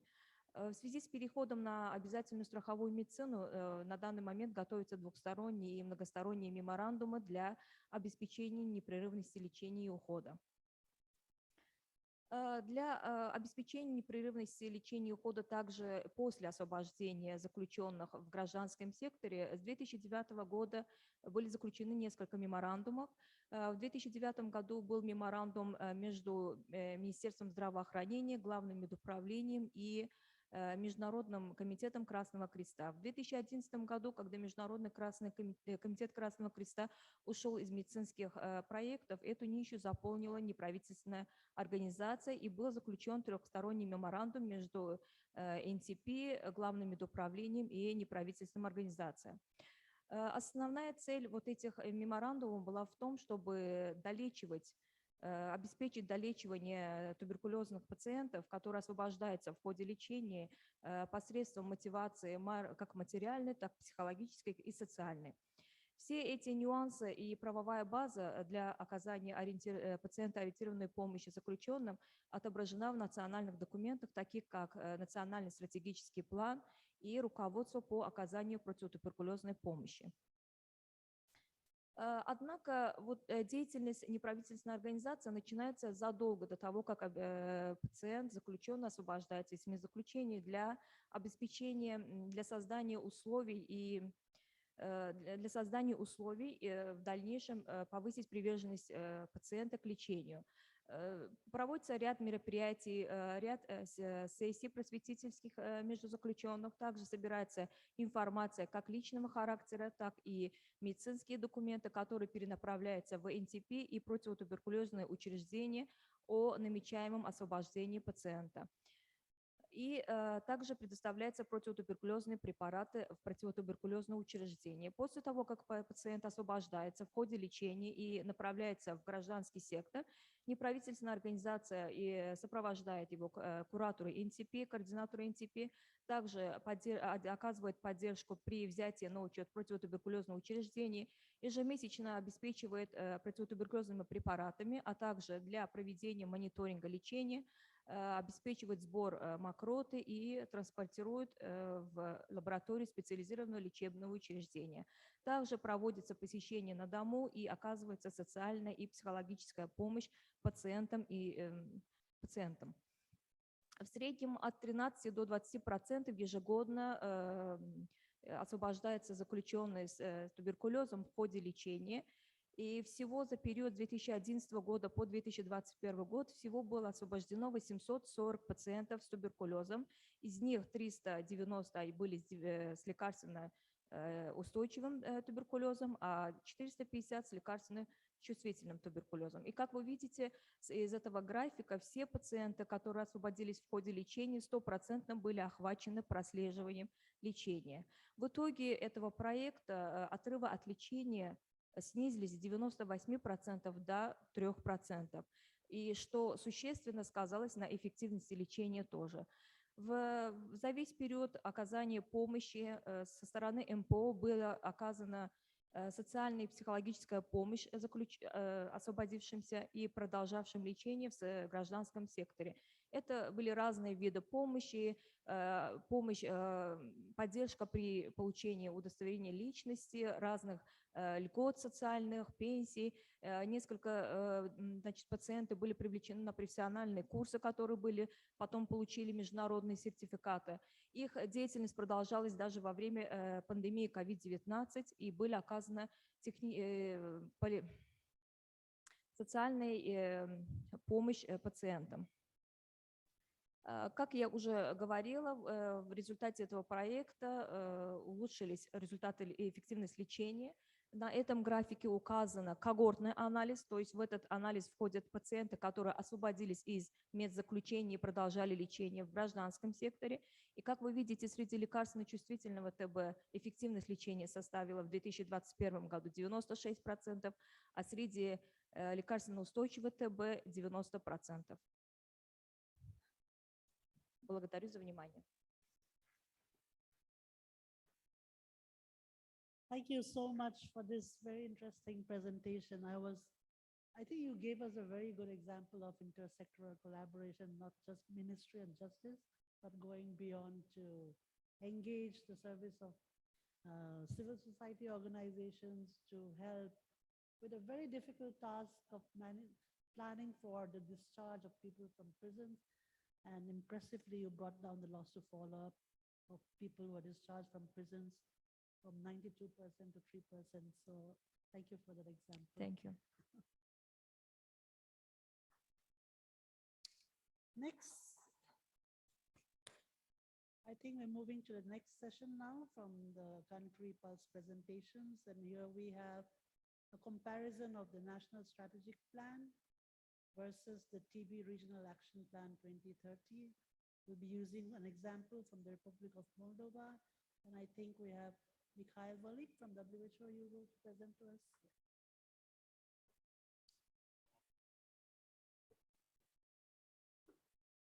И снова здравствуйте. Мы с вами переходим теперь постепенно к самому центральному событию. Это как тот десерт на обеде, который кто-то успел насладиться. Надеюсь, что та обстановка, которая была создана здесь, та атмосфера, которая здесь у нас с вами присутствует, она очень способствует нашей плодотворной работе. Моя задача сейчас будет познакомить вас с примером того, как мы работаем с нашими инструментами. И, конечно же, было очень приятно видеть те примеры, которые представляли Украина, Молдова, Азербайджан. Ну и теперь, поскольку мне было поручено оценить и посмотреть разные планы стратегические, вы знаете, в Азербайджане в стратегическом плане есть очень классная вещь, да, которую коллега говорил очень много о том, что делается. В НСП Азербайджана под каждой задачей отдельная секция для пенитенциарной системы, где повторяются все активности и очень четко прописано, что конкретно в этом секторе будет сделано. Я думаю, это очень интересный подход. Я вас призываю, если вам это интересно, подойти к столику с представителями Азербайджана, познакомиться, как это сделано. Мне кажется, это то, чему мы все можем поучиться и перенять какой-то хороший опыт. Ну, по крайней мере, мне он индивидуально очень понравился. Задачей нашей сейчас уже работы в группах будет использовать тот инструмент, который я представлял, и плюс все остальные инструменты, которые были представлены. И мы с вами делаем это с целью побудить дискуссию, да, с тем, чтобы вы сами себе задали вопросы, что нам не хватает, чем необходимо дополнить наши национальные стратегии, с тем, чтобы выйти на тот уровень достижения цели ликвидации туберкулеза в каждой отдельно взятой стране и на региональном уровне в частности, и на глобальном уровне в общем. Еще раз напомним те страны, которые любезно согласились и предоставили свои национальные стратегии для оценки. Это тот инструмент, который мы использовали. И это наша сессия 3 сейчас. И мы будем на примере, это настоящий живой пример настоящего актуального национального плана, который сегодня действует. И здесь вот датами показаны те действующие года стратегического плана, который в стране используется. Это свежий документ, да, который был одобрен в этом году. И мы давайте посмотрим с вами на секцию 1А.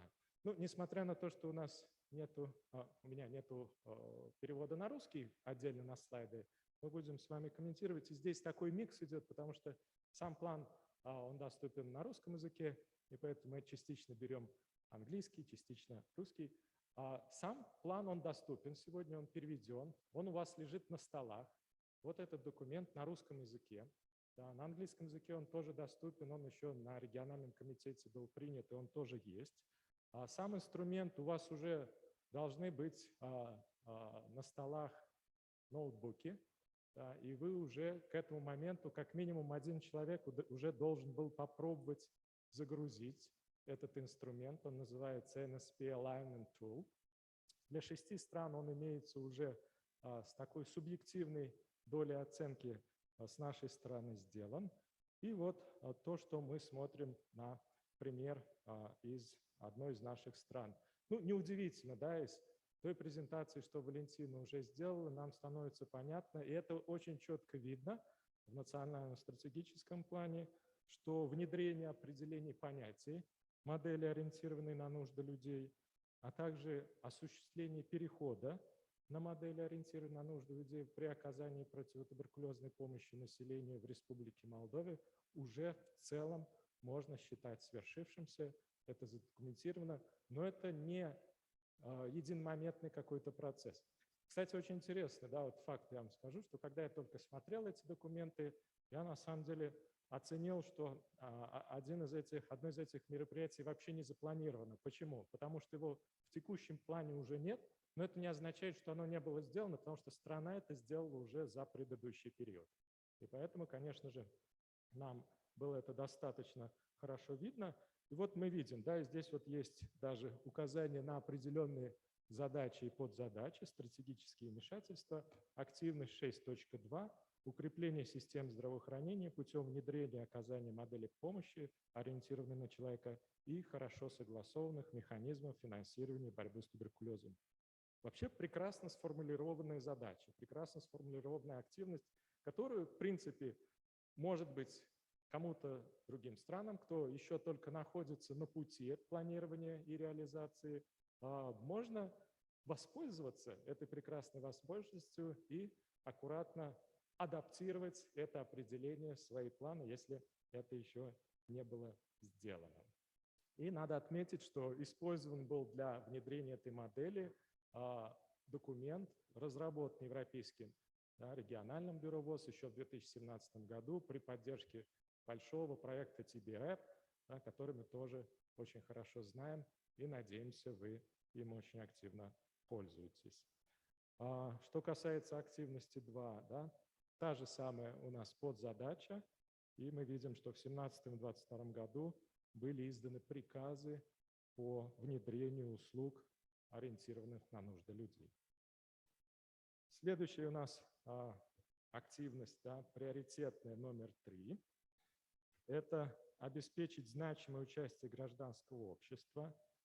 Несмотря на то, что у нас есть подзадача 6.5.1, разработка и внедрение национальными органами договорных отношений механизмов оплаты организации гражданского общества, страна считает, что необходимо в этом направлении продолжать работать. И если мы вернемся к тому докладу, что Валентина сделала, я думаю, что мы все понимаем, на каком этапе страна находится и какие следующие шаги предполагается сделать.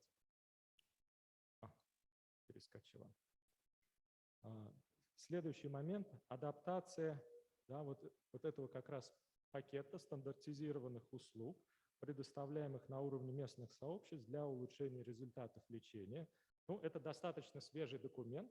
Возможно, страны, которые планировали, и мы видим, да, те страны, которые занимались разработкой своих национальных стратегий еще в 2020 году, скорее всего, не имеют этой активности в своих планах.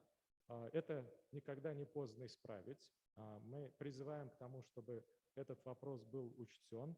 И это как раз позволяет оценить. В этом пакете 12 услуг.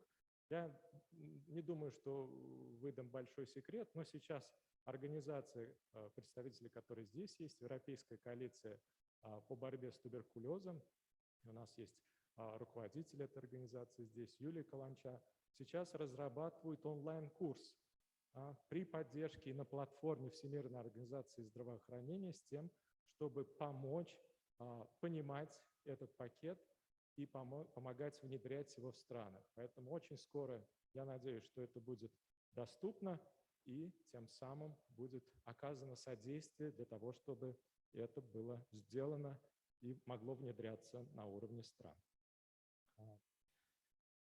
Пятый пункт у нас звучит: обеспечить включение стандартизированных показателей участия местных сообществ и регулярное предоставление отчетности. Это как раз те 4 показателя, о которых Георгий рассказывал в своей презентации, которые мы сегодня видим. Это уникальная ситуация, это то, что европейский регион делает и предлагает.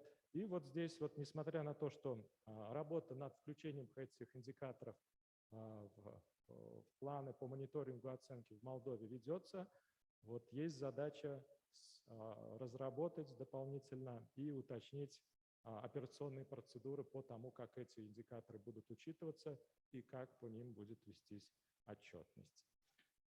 Пункт номер 6. Выявить, документировать, оценить риски и уделить первоочередное внимание работе с ключевыми уязвимыми группами населения. Здесь был прекрасно проведен анализ на национальном уровне, всесторонний, различных групп оценен, который является приложением к национальному стратегическому плану. Он так и звучит: gap-анализис, да, или оценка тех недостатков и пробелов, которые существуют, и на его основе как раз и планировался последующий документ. И еще что необходимо отметить, что уже в этом году страна при разработке нового руководства по интегрированному скринингу и профилактическому лечению дополнительно провела уже и количественную оценку всех ключевых уязвимых групп населения, и эта оценка была включена уже в руководство, которое сейчас находится на рассмотрении и очень скоро должно быть утверждено. И я вижу, что коллеги из Молдовы подтверждают, что эта работа очень активно ведется, и мы приветствуем всячески направление этой работы. Пункт номер 7 – это предоставление комплексных вспомогательных услуг для всем, кто нуждается в них. Конечно же, здесь в первую очередь фокус на факторы риска и людей, которые затронуты дополнительными факторами риска. Здесь целый ряд активностей упомянут в национальном стратегическом плане. Да, мы видим, я их даже здесь счел невозможным все перечислять, но если кому интересно, вы можете подойти. Столик номер 4 вам подробно объяснит и расскажет, как и какие потребности были учтены. Самое интересное, один из самых больших пробелов, которые мы видим сегодня, это то, что не во всех странах, несмотря на то, что фактор употребления алкоголя и психоактивных веществ является одним из самых ключевых факторов высокой заболеваемости и фактором риска туберкулеза в нашем регионе, помощь, связанная с алкогольной зависимостью и с употреблением психоактивных веществ, далеко не во всех странах учитывается или, по крайней мере, прописывается в национальных стратегических планах. И Молдова в этом плане является очень приятным исключением, с чем я и хотел бы поздравить. Ну, теперь это осталось только выполнить. Да? Иногда это легче прописать, чем это реализовать. И мы, конечно, все это хорошо понимаем. Но если мы этого не пропишем, то, скорее всего, до реализации вообще руки могут не дойти. Пункт номер 8. Обеспечивать дальнейшее улучшение преемственности противотуберкулезной помощи между пенитенциарным и гражданским сектором. Там прекрасный пример еще раз был из Азербайджана. Я поделился тем, как это можно будет сделать. И Азербайджан, я думаю, будет готов вам показать, как это сделали они в своем стратегическом плане. Здесь же мы видим, что в Молдове тоже пенитенциарная система является неотъемлемой частью противотуберкулезной программы противотуберкулезной помощи населению, несмотря на то, что юридически она относится к другому ведомству, к Министерству юстиции. Вся диагностика, все лечение, все это находится в полном доступе для людей, лишенных свободы. Следующий пункт 9. Это устранить препятствия для получения качественных услуг для мобильных групп населения, в первую очередь связанных с миграцией. Ну и Молдова, конечно, является сегодня страной, в которой этот вопрос чрезвычайно актуальный. Самое интересное, что есть активность, да, это было предусмотрено. Активность 662, усиление ответа на туберкулез среди мигрантов, отдельно выделена, и также активность 663, разработка стандартных операционных процедур. Иногда бывает, что своих ресурсов здесь недостаточно. Да, НТП Молдовы прибегает к помощи Международной организации по миграции. Благодаря отдельному проекту новый модуль был разработан и включен в национальный регистр. Проводится координация и тренинг в этом направлении, а также синтезируются новые планы и идеи по трансграничному контролю туберкулеза. И эта страна включает то, что не хватает, благодаря тому, что этот приоритет озвучен, он запланирован, эта активность включена в грант глобального фонда, потому что своих собственных средств у страны пока на это не хватает, и глобальный фонд поддерживает в том числе пересмотры и разработки стандартных операционных процедур. Следующая активность номер 10. Работа по выявлению, контролю, предоставлению отчетности о фактах стигматизации и барьерах в области прав человека.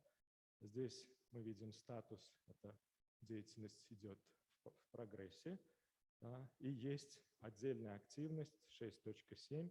Реализация стратегии адвокации, коммуникации и социальной мобилизации в ответ на туберкулез, включая решение вопросов прав человека, гендерных прав, снижение стигмы и дискриминации. Есть отчет по сообществам, правам и гендеру. Он сейчас находится в работе, он состоит из 2 частей, и страна работает над разработкой уже плана действий в ответ на рекомендации, которые в этом отчете были сформулированы. Это очень важная работа, без которой практически невозможно достичь вот этой цели внедрения модели, ориентированных на нужды людей. Обеспечить национальное законодательство, стратегическую и техническую политику, чтобы они соответствовали принципам прав человека и социальной справедливости. Здесь тоже работа ведется. Национальные законы, законодательная база, связанная с оказанием противотуберкулезной помощи, сейчас пересматривается и обновляется в сотрудничестве с Институтом по правам человека. Поправьте меня, если я неправильно сказал название этой организации, пожалуйста. И это очень важное сотрудничество. Вот еще один пример такой межведомственной, межсекторальной интеграции. Опять же, мы понимаем, что НТП, несмотря на то, что это практически всесильная структура, да, но не всегда хватает ресурсов и возможностей на все. Поэтому очень важно определять возможные партнерства и расширять партнерскую сеть, но и уметь делиться, да, как в презентации у Тома, и уметь делиться своими потребностями, своими моделями с тем, чтобы завоевать эту поддержку от других агентств и ведомств. Что касается пункта 12 обеспечения механизмов продвижения и защиты прав человека, то это тоже работа очень хорошо ведется. Вот, но мы видим, что, возможно, мы можем что-то еще пересмотреть, то есть на эту активность мы предлагаем стране все-таки уделить внимание. И активность 13 – разработать и внедрить комплексные программы по уменьшению барьеров, связанных со стигматизацией, то здесь непосредственно каких-то активностей в национальном стратегическом плане пока что нет, несмотря на то, что эта задача обозначена, вот, и проблема страной понимается, и здесь вот, возможно, не хватало нам доказательной базы, вот почему очень важны проведение таких оценок. Как раз страна планирует, что после уже полной оценки результатов отчета, связанного с гендерным, правовым и компонентом вовлечения сообществ, можно будет запустить процесс такого национального диалога, что необходимо сделать, чтобы этот вопрос тоже адресовать и закрыть. Таким образом, здесь вот у нас пример с вами, конкретный живой пример национального стратегического плана, насколько он соответствует тем приоритетным активностям, которые были сформулированы в региональном плане действий. Что мы здесь можем выделить? Здесь нету следующих колонок, связанных с годами выполнения. Эту я работу оставлю уже непосредственно в нашей рабочей группе. И сейчас мы будем потихонечку переходить к тому, чтобы уже работать в малых группах по заполнению как раз таблицы, связанные с областью 1А, люди в центре внимания. Вот, и каждая страна по своему плану пройдется, и мы будем рады оказать помощь и содействие. Все здесь консультанты, все, кто вовлечен в разработку этого совещания и оказание помощи малым группам. Большое спасибо за внимание. Если есть какие-то вопросы, я с удовольствием на них отвечу. Thank you very much. Thank you, Mikhail. That's a nice presentation. If you have any question or comments, seems not. We are also good on time. We are just in time. And now, before going to the break, I would request Andrei to give the instruction on the breakout session. Andrei, over to you. Thank you very much indeed. So we're going to have a hybrid breakout sessions, and you are all arranged around your marketplace.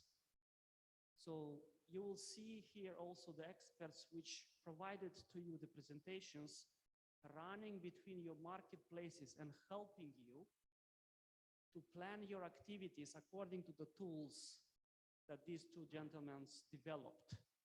So this is principle number 1. And this afternoon, you will be working on the people at the center. So you go through that section only. The input number 2, since this is a hybrid event, we are expecting a lot of participants joining us remotely. So we have virtual 18 breakout rooms. And if you're expecting the people joining your country, then they may wish to join you through the Zoom breakout room. So I see Kazakhstan has several laptops. Please don't hesitate to go log in into Zoom and meet your counterparts or partners, which will join you distantly, remotely, into your virtual workplace and discuss with you what are the activities that they are pushing you and willing and wishing you to plan for the next 3 years, 23, 24, and 25. So these are the 3 years plan activities that we kindly ask you to map from your national plan with the regional plan and what is missing to place it or to replace it with something else. Are there any questions? How to get to the Zoom? You have a QR code. Go there, register, and open your virtual space. I will be monitoring the virtual space, and if I will see people willing to join Kazakhstan or I understand, well, then we'll have other countries perhaps, I understand, or Belarus, for instance. So then I will be asking the country to open the virtual place and host those people remotely into your marketplace. Wishing you a success, see you in an hour. And then after an hour, we are expecting countries to compete in the panel discussions, which Taurid will facilitate with the statements for us counterparts, WHO and the donors to consider in planning our technical supports to your countries. Okay?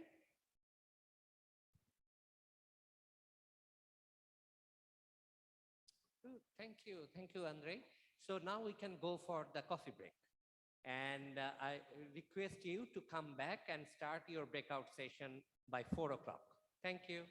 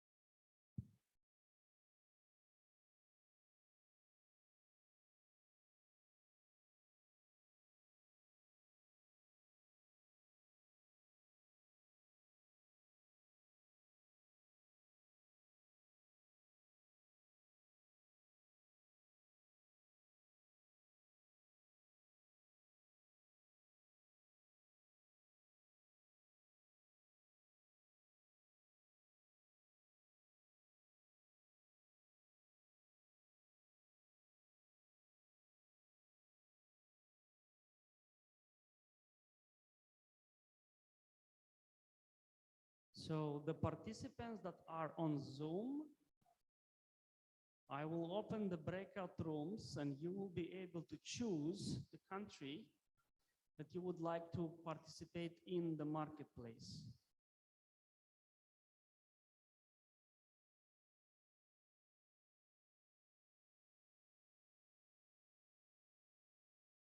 Can anyone from Zoom confirm that you have a breakout rooms available? Hello, Andre.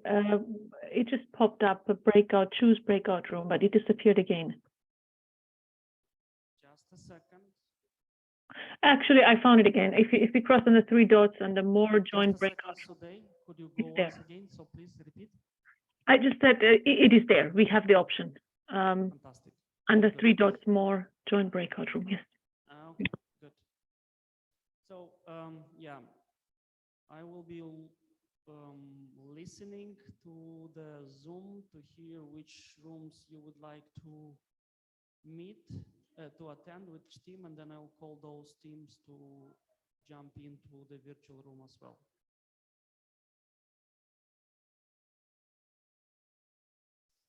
And if you hear that, if you don't hear from me, then please raise your hand so I can visualize your request. Over.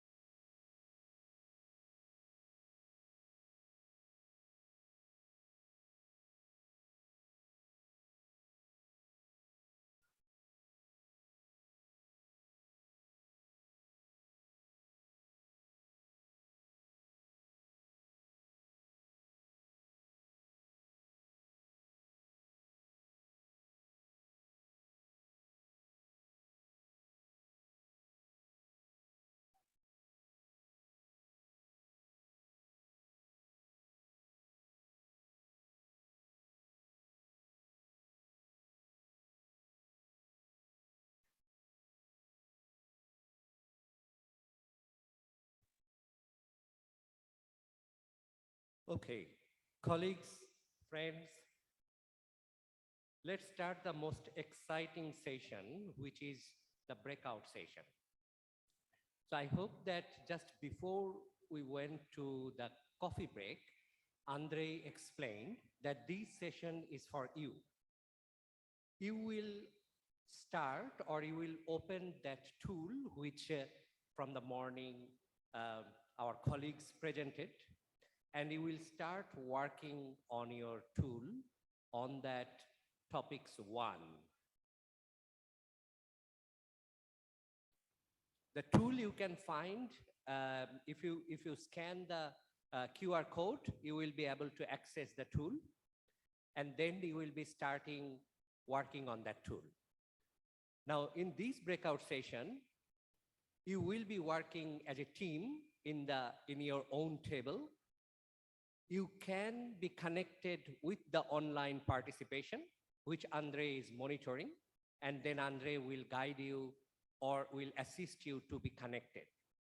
Various technical partners who are present in this room, they will be going around to the various tables, will be talking to you and will be assisting you or guiding you to use the tool. Now, by 5 o'clock, we will end this breakout session. And then we'll be coming back to plenary. We hope that some of you will be interested to present or to share your experience of using that tool. Or today we discussed a lot of things. We did not have chance to have any question and answer session. So we will also open up that last plenary session. If you have any questions or comments, we will be discussing that one. So with that, the time is ticking. Let me request you to start the group work with your own table colleagues.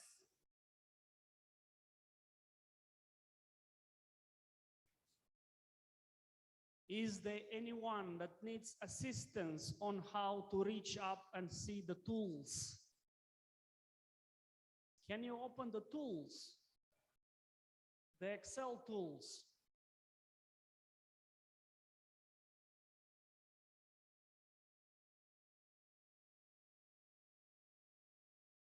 Yes. Замечательно. Да, нет, вы его... Нет, это, смотри, вы его скачали у себя, да? Работайте, потом вы закрутите правду, чтобы вы знали. Да, вот смотрите, вернитесь сюда.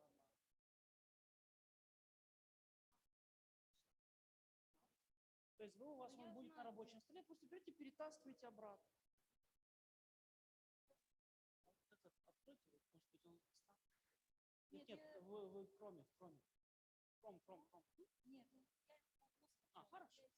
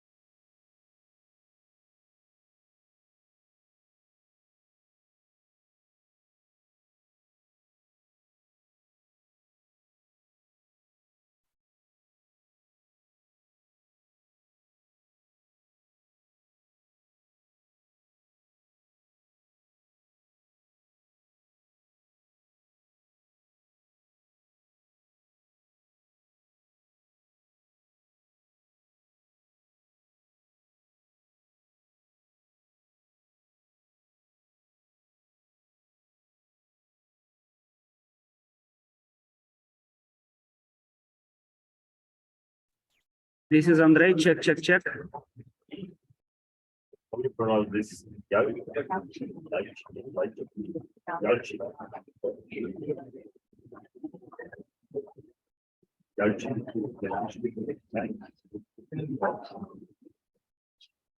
Just make it quick enough to. Which one? Kindle. Напоминаю еще раз, разработчица на разделом People of the Center, 1А. Yeah, underneath.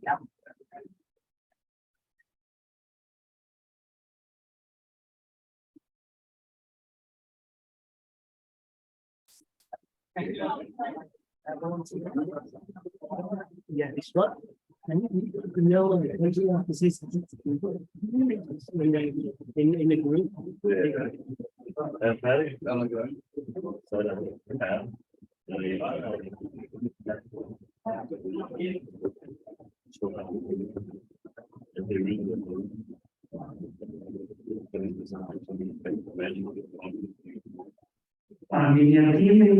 room, you like to switch in your media.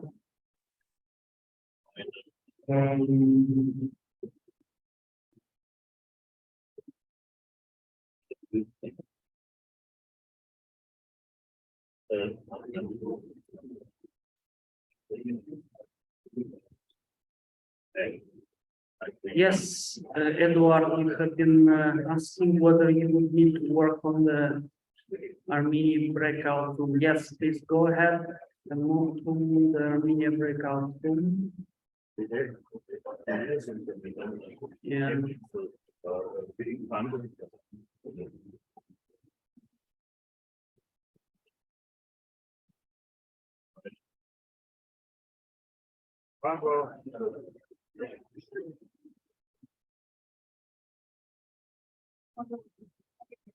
Mais de 100 capturas de traço de Maria.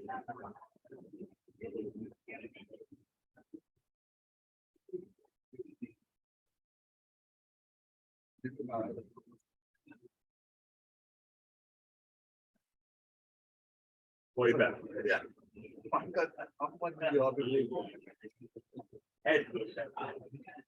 But then there are quite a serious house to be like we want to celebrate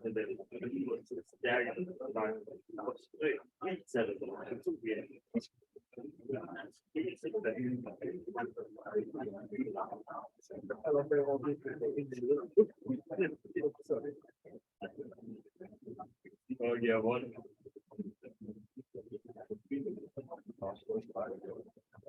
And then like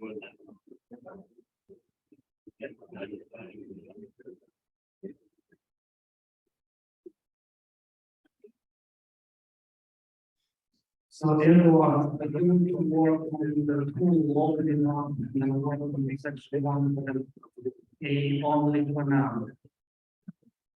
Planning the people of the center. Then it is reached to make a statement. During the panel, you raise your hand and I will switch to the screen. You make a statement for the donors and partners.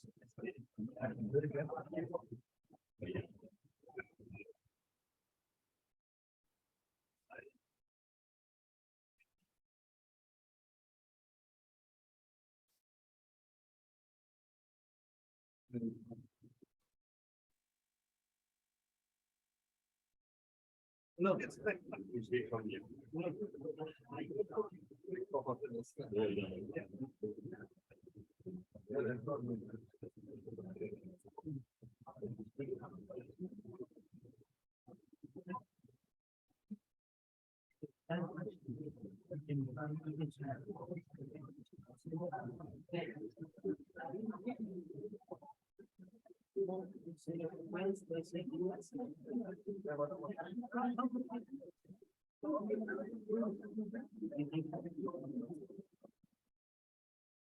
First time.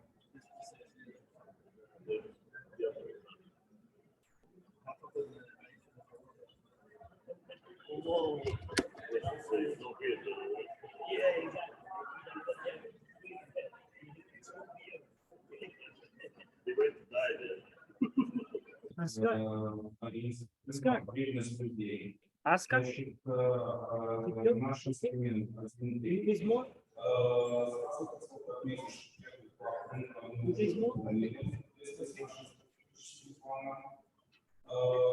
следующее мероприятие, значит, участие гражданского общества. Мы работаем над этим мероприятием, оно у нас прогрессирует. Мы надеемся, что к 2024 году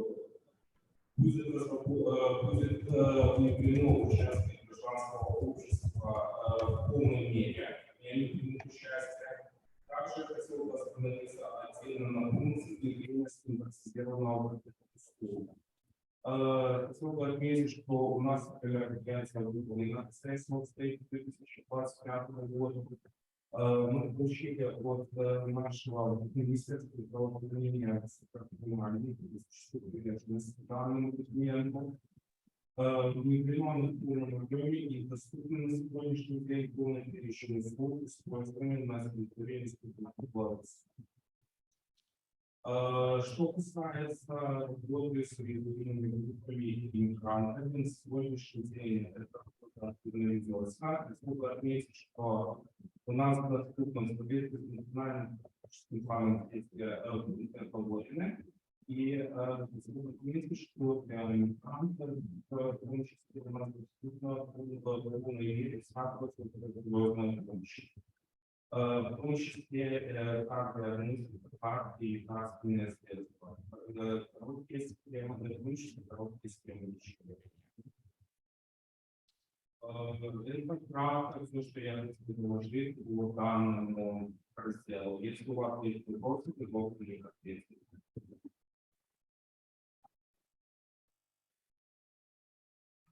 Thank you very much, Belarus.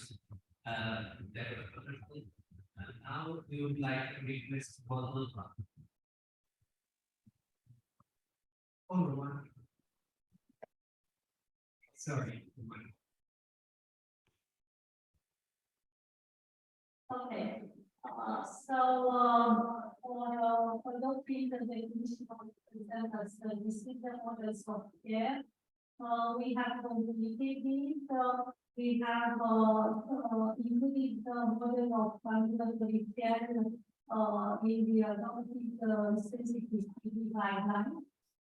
This was full Ministry of Health order this year later. Transition integrated people centered services is in progress. To global fund project, we have been piloting the ambulatory care, exclusive ambulatory care treatment for sensitive TB and BRCA positive and BRCA negative. And we are running this of Romania. Getting the slides nice, half of the picture of mine. These are the rolling unfortunately, there is some resistance at some districts level. People don't really want to take patients outside of the hospital and ambulatory care. We are working on it. That's the guys here that did it. Meaningful engagement of civil society. Also to the global fund, we have been contracting NGOs to help us with vulnerable populations, and this is the second year of contracting. We need to find domestic funding for it in the future. Standardized community-based services. We have planned to have this.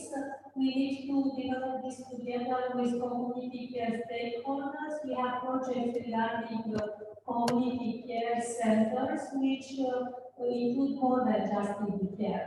And we need to include TB care also in that community centers. But otherwise, we provide ambulatory care in all TB dispensaries all across the country. Я обновил Узбекистан на седьмую сессию. Сейчас мне пришла Молдова, седьмая сессия, вот презентацию переведем. То есть мы обновили русскую версию. Все, вот. We have coordinated to hire psychologists Нет, это русский и английский. we have also Нет, нет, извини, я отозвал эту штуку. Отмени это, пожалуйста. Извини, пожалуйста. Ничего не делать. Нет. Я же... Тебе не пришло уведомление, что я отменил? Нет? Окей. Короче, мне был Узбекистана ничего не делать. Хорошо, извини, пожалуйста. Молдова все тоже оба не надо ничего делать. Хорошо. Ministry of Health is working together with the medical department of the Ministry of Health is with remove the barriers to quality prevention for migrants and refugees. We put this in progress. Now with the refugee crisis, we already have made provisions in the health law, law 95, and all refugees have the same health benefits as the Romanian population. Monitor and report stigma. This is planned. We do not have a program at the moment, but we think that it's very much needed. Ensure national law and strategic technical policies are consistent with human rights. This we put in progress because our laws are in place, but real life implementation is still a problem and it still has to be worked on, and we need to better communicate in this area. Ensure mechanism for the promotion and protection of human rights in progress. Social protection. In 2021, we succeeded to put in the TB law a food allowance for all TB patients. But there is also a lot of work in this area also. Develop and implement comprehensive programs to reduce stigma-related. Yes, we have planned for this, but there is a need to identify the funding sources. And this is all. Thank you very much.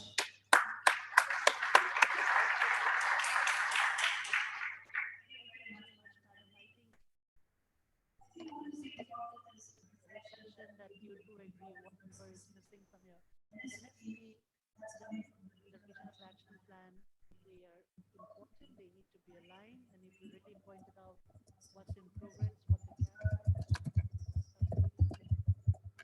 the need to mobilize most the resources.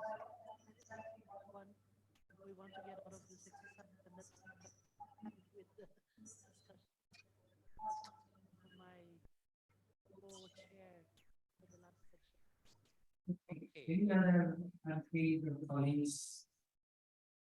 Kazakhstan, please. Oscar, there are two fines. Which one?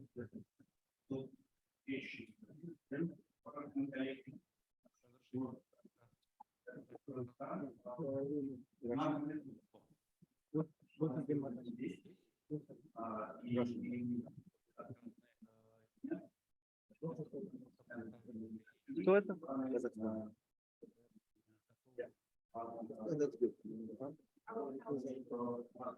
Don't forget to upload it. But they will upload the final to work out. Armenia uploaded straight in the cloud. To give them a chance, we have to ask whether they would like to present. I just asked. Maybe tomorrow we'll go and would say for prevention and screening. Let's see, yeah. Because this is like what we're doing. У нас еще есть много чего исправить, особенно с акцентом на ключевые группы населения, которые имеют естественно в силу разных причин барьеры доступу к медицинским услугам, в том числе и противотуберкулезным. Поэтому мы проработали, я думаю, что как раз еще раз, что мы на этапе утверждения нового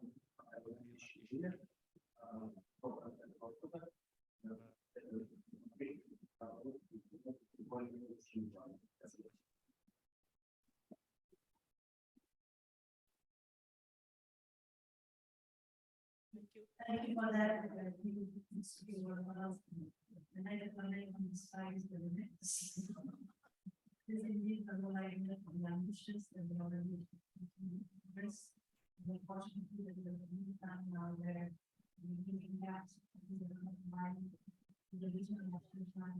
Thank you for sharing that. Maybe we can take one more for you.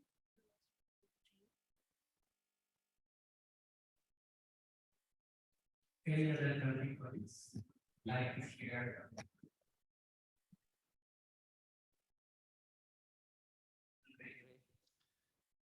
I will ask, because we have participants that are attending remotely, which did their homework and they managed to upload their files straight on the cloud. So let me ask Armenia, Eduard. Would you mind to present, or would you like to, Eduard, can you hear us? Yeah, I'm hearing Gil. Do you hear me? Andrei? Just a second.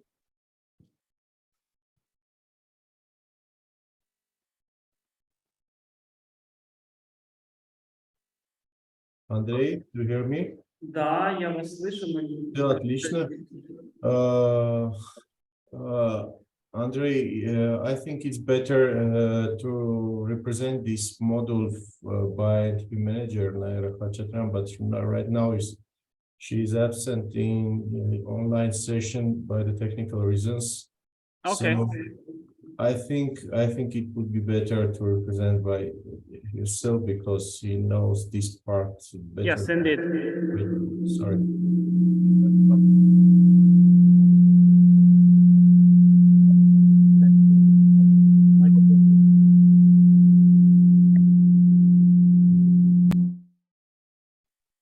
Nevertheless, thank you very much for uploading the file.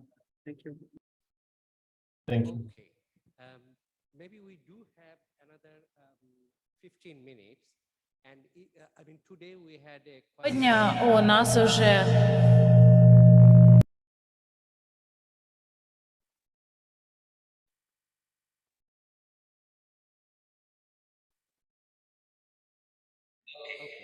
ну, хорошо.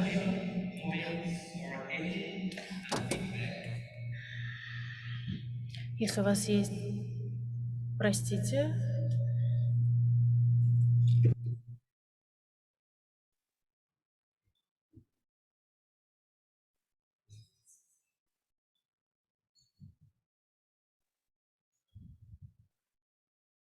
Okay.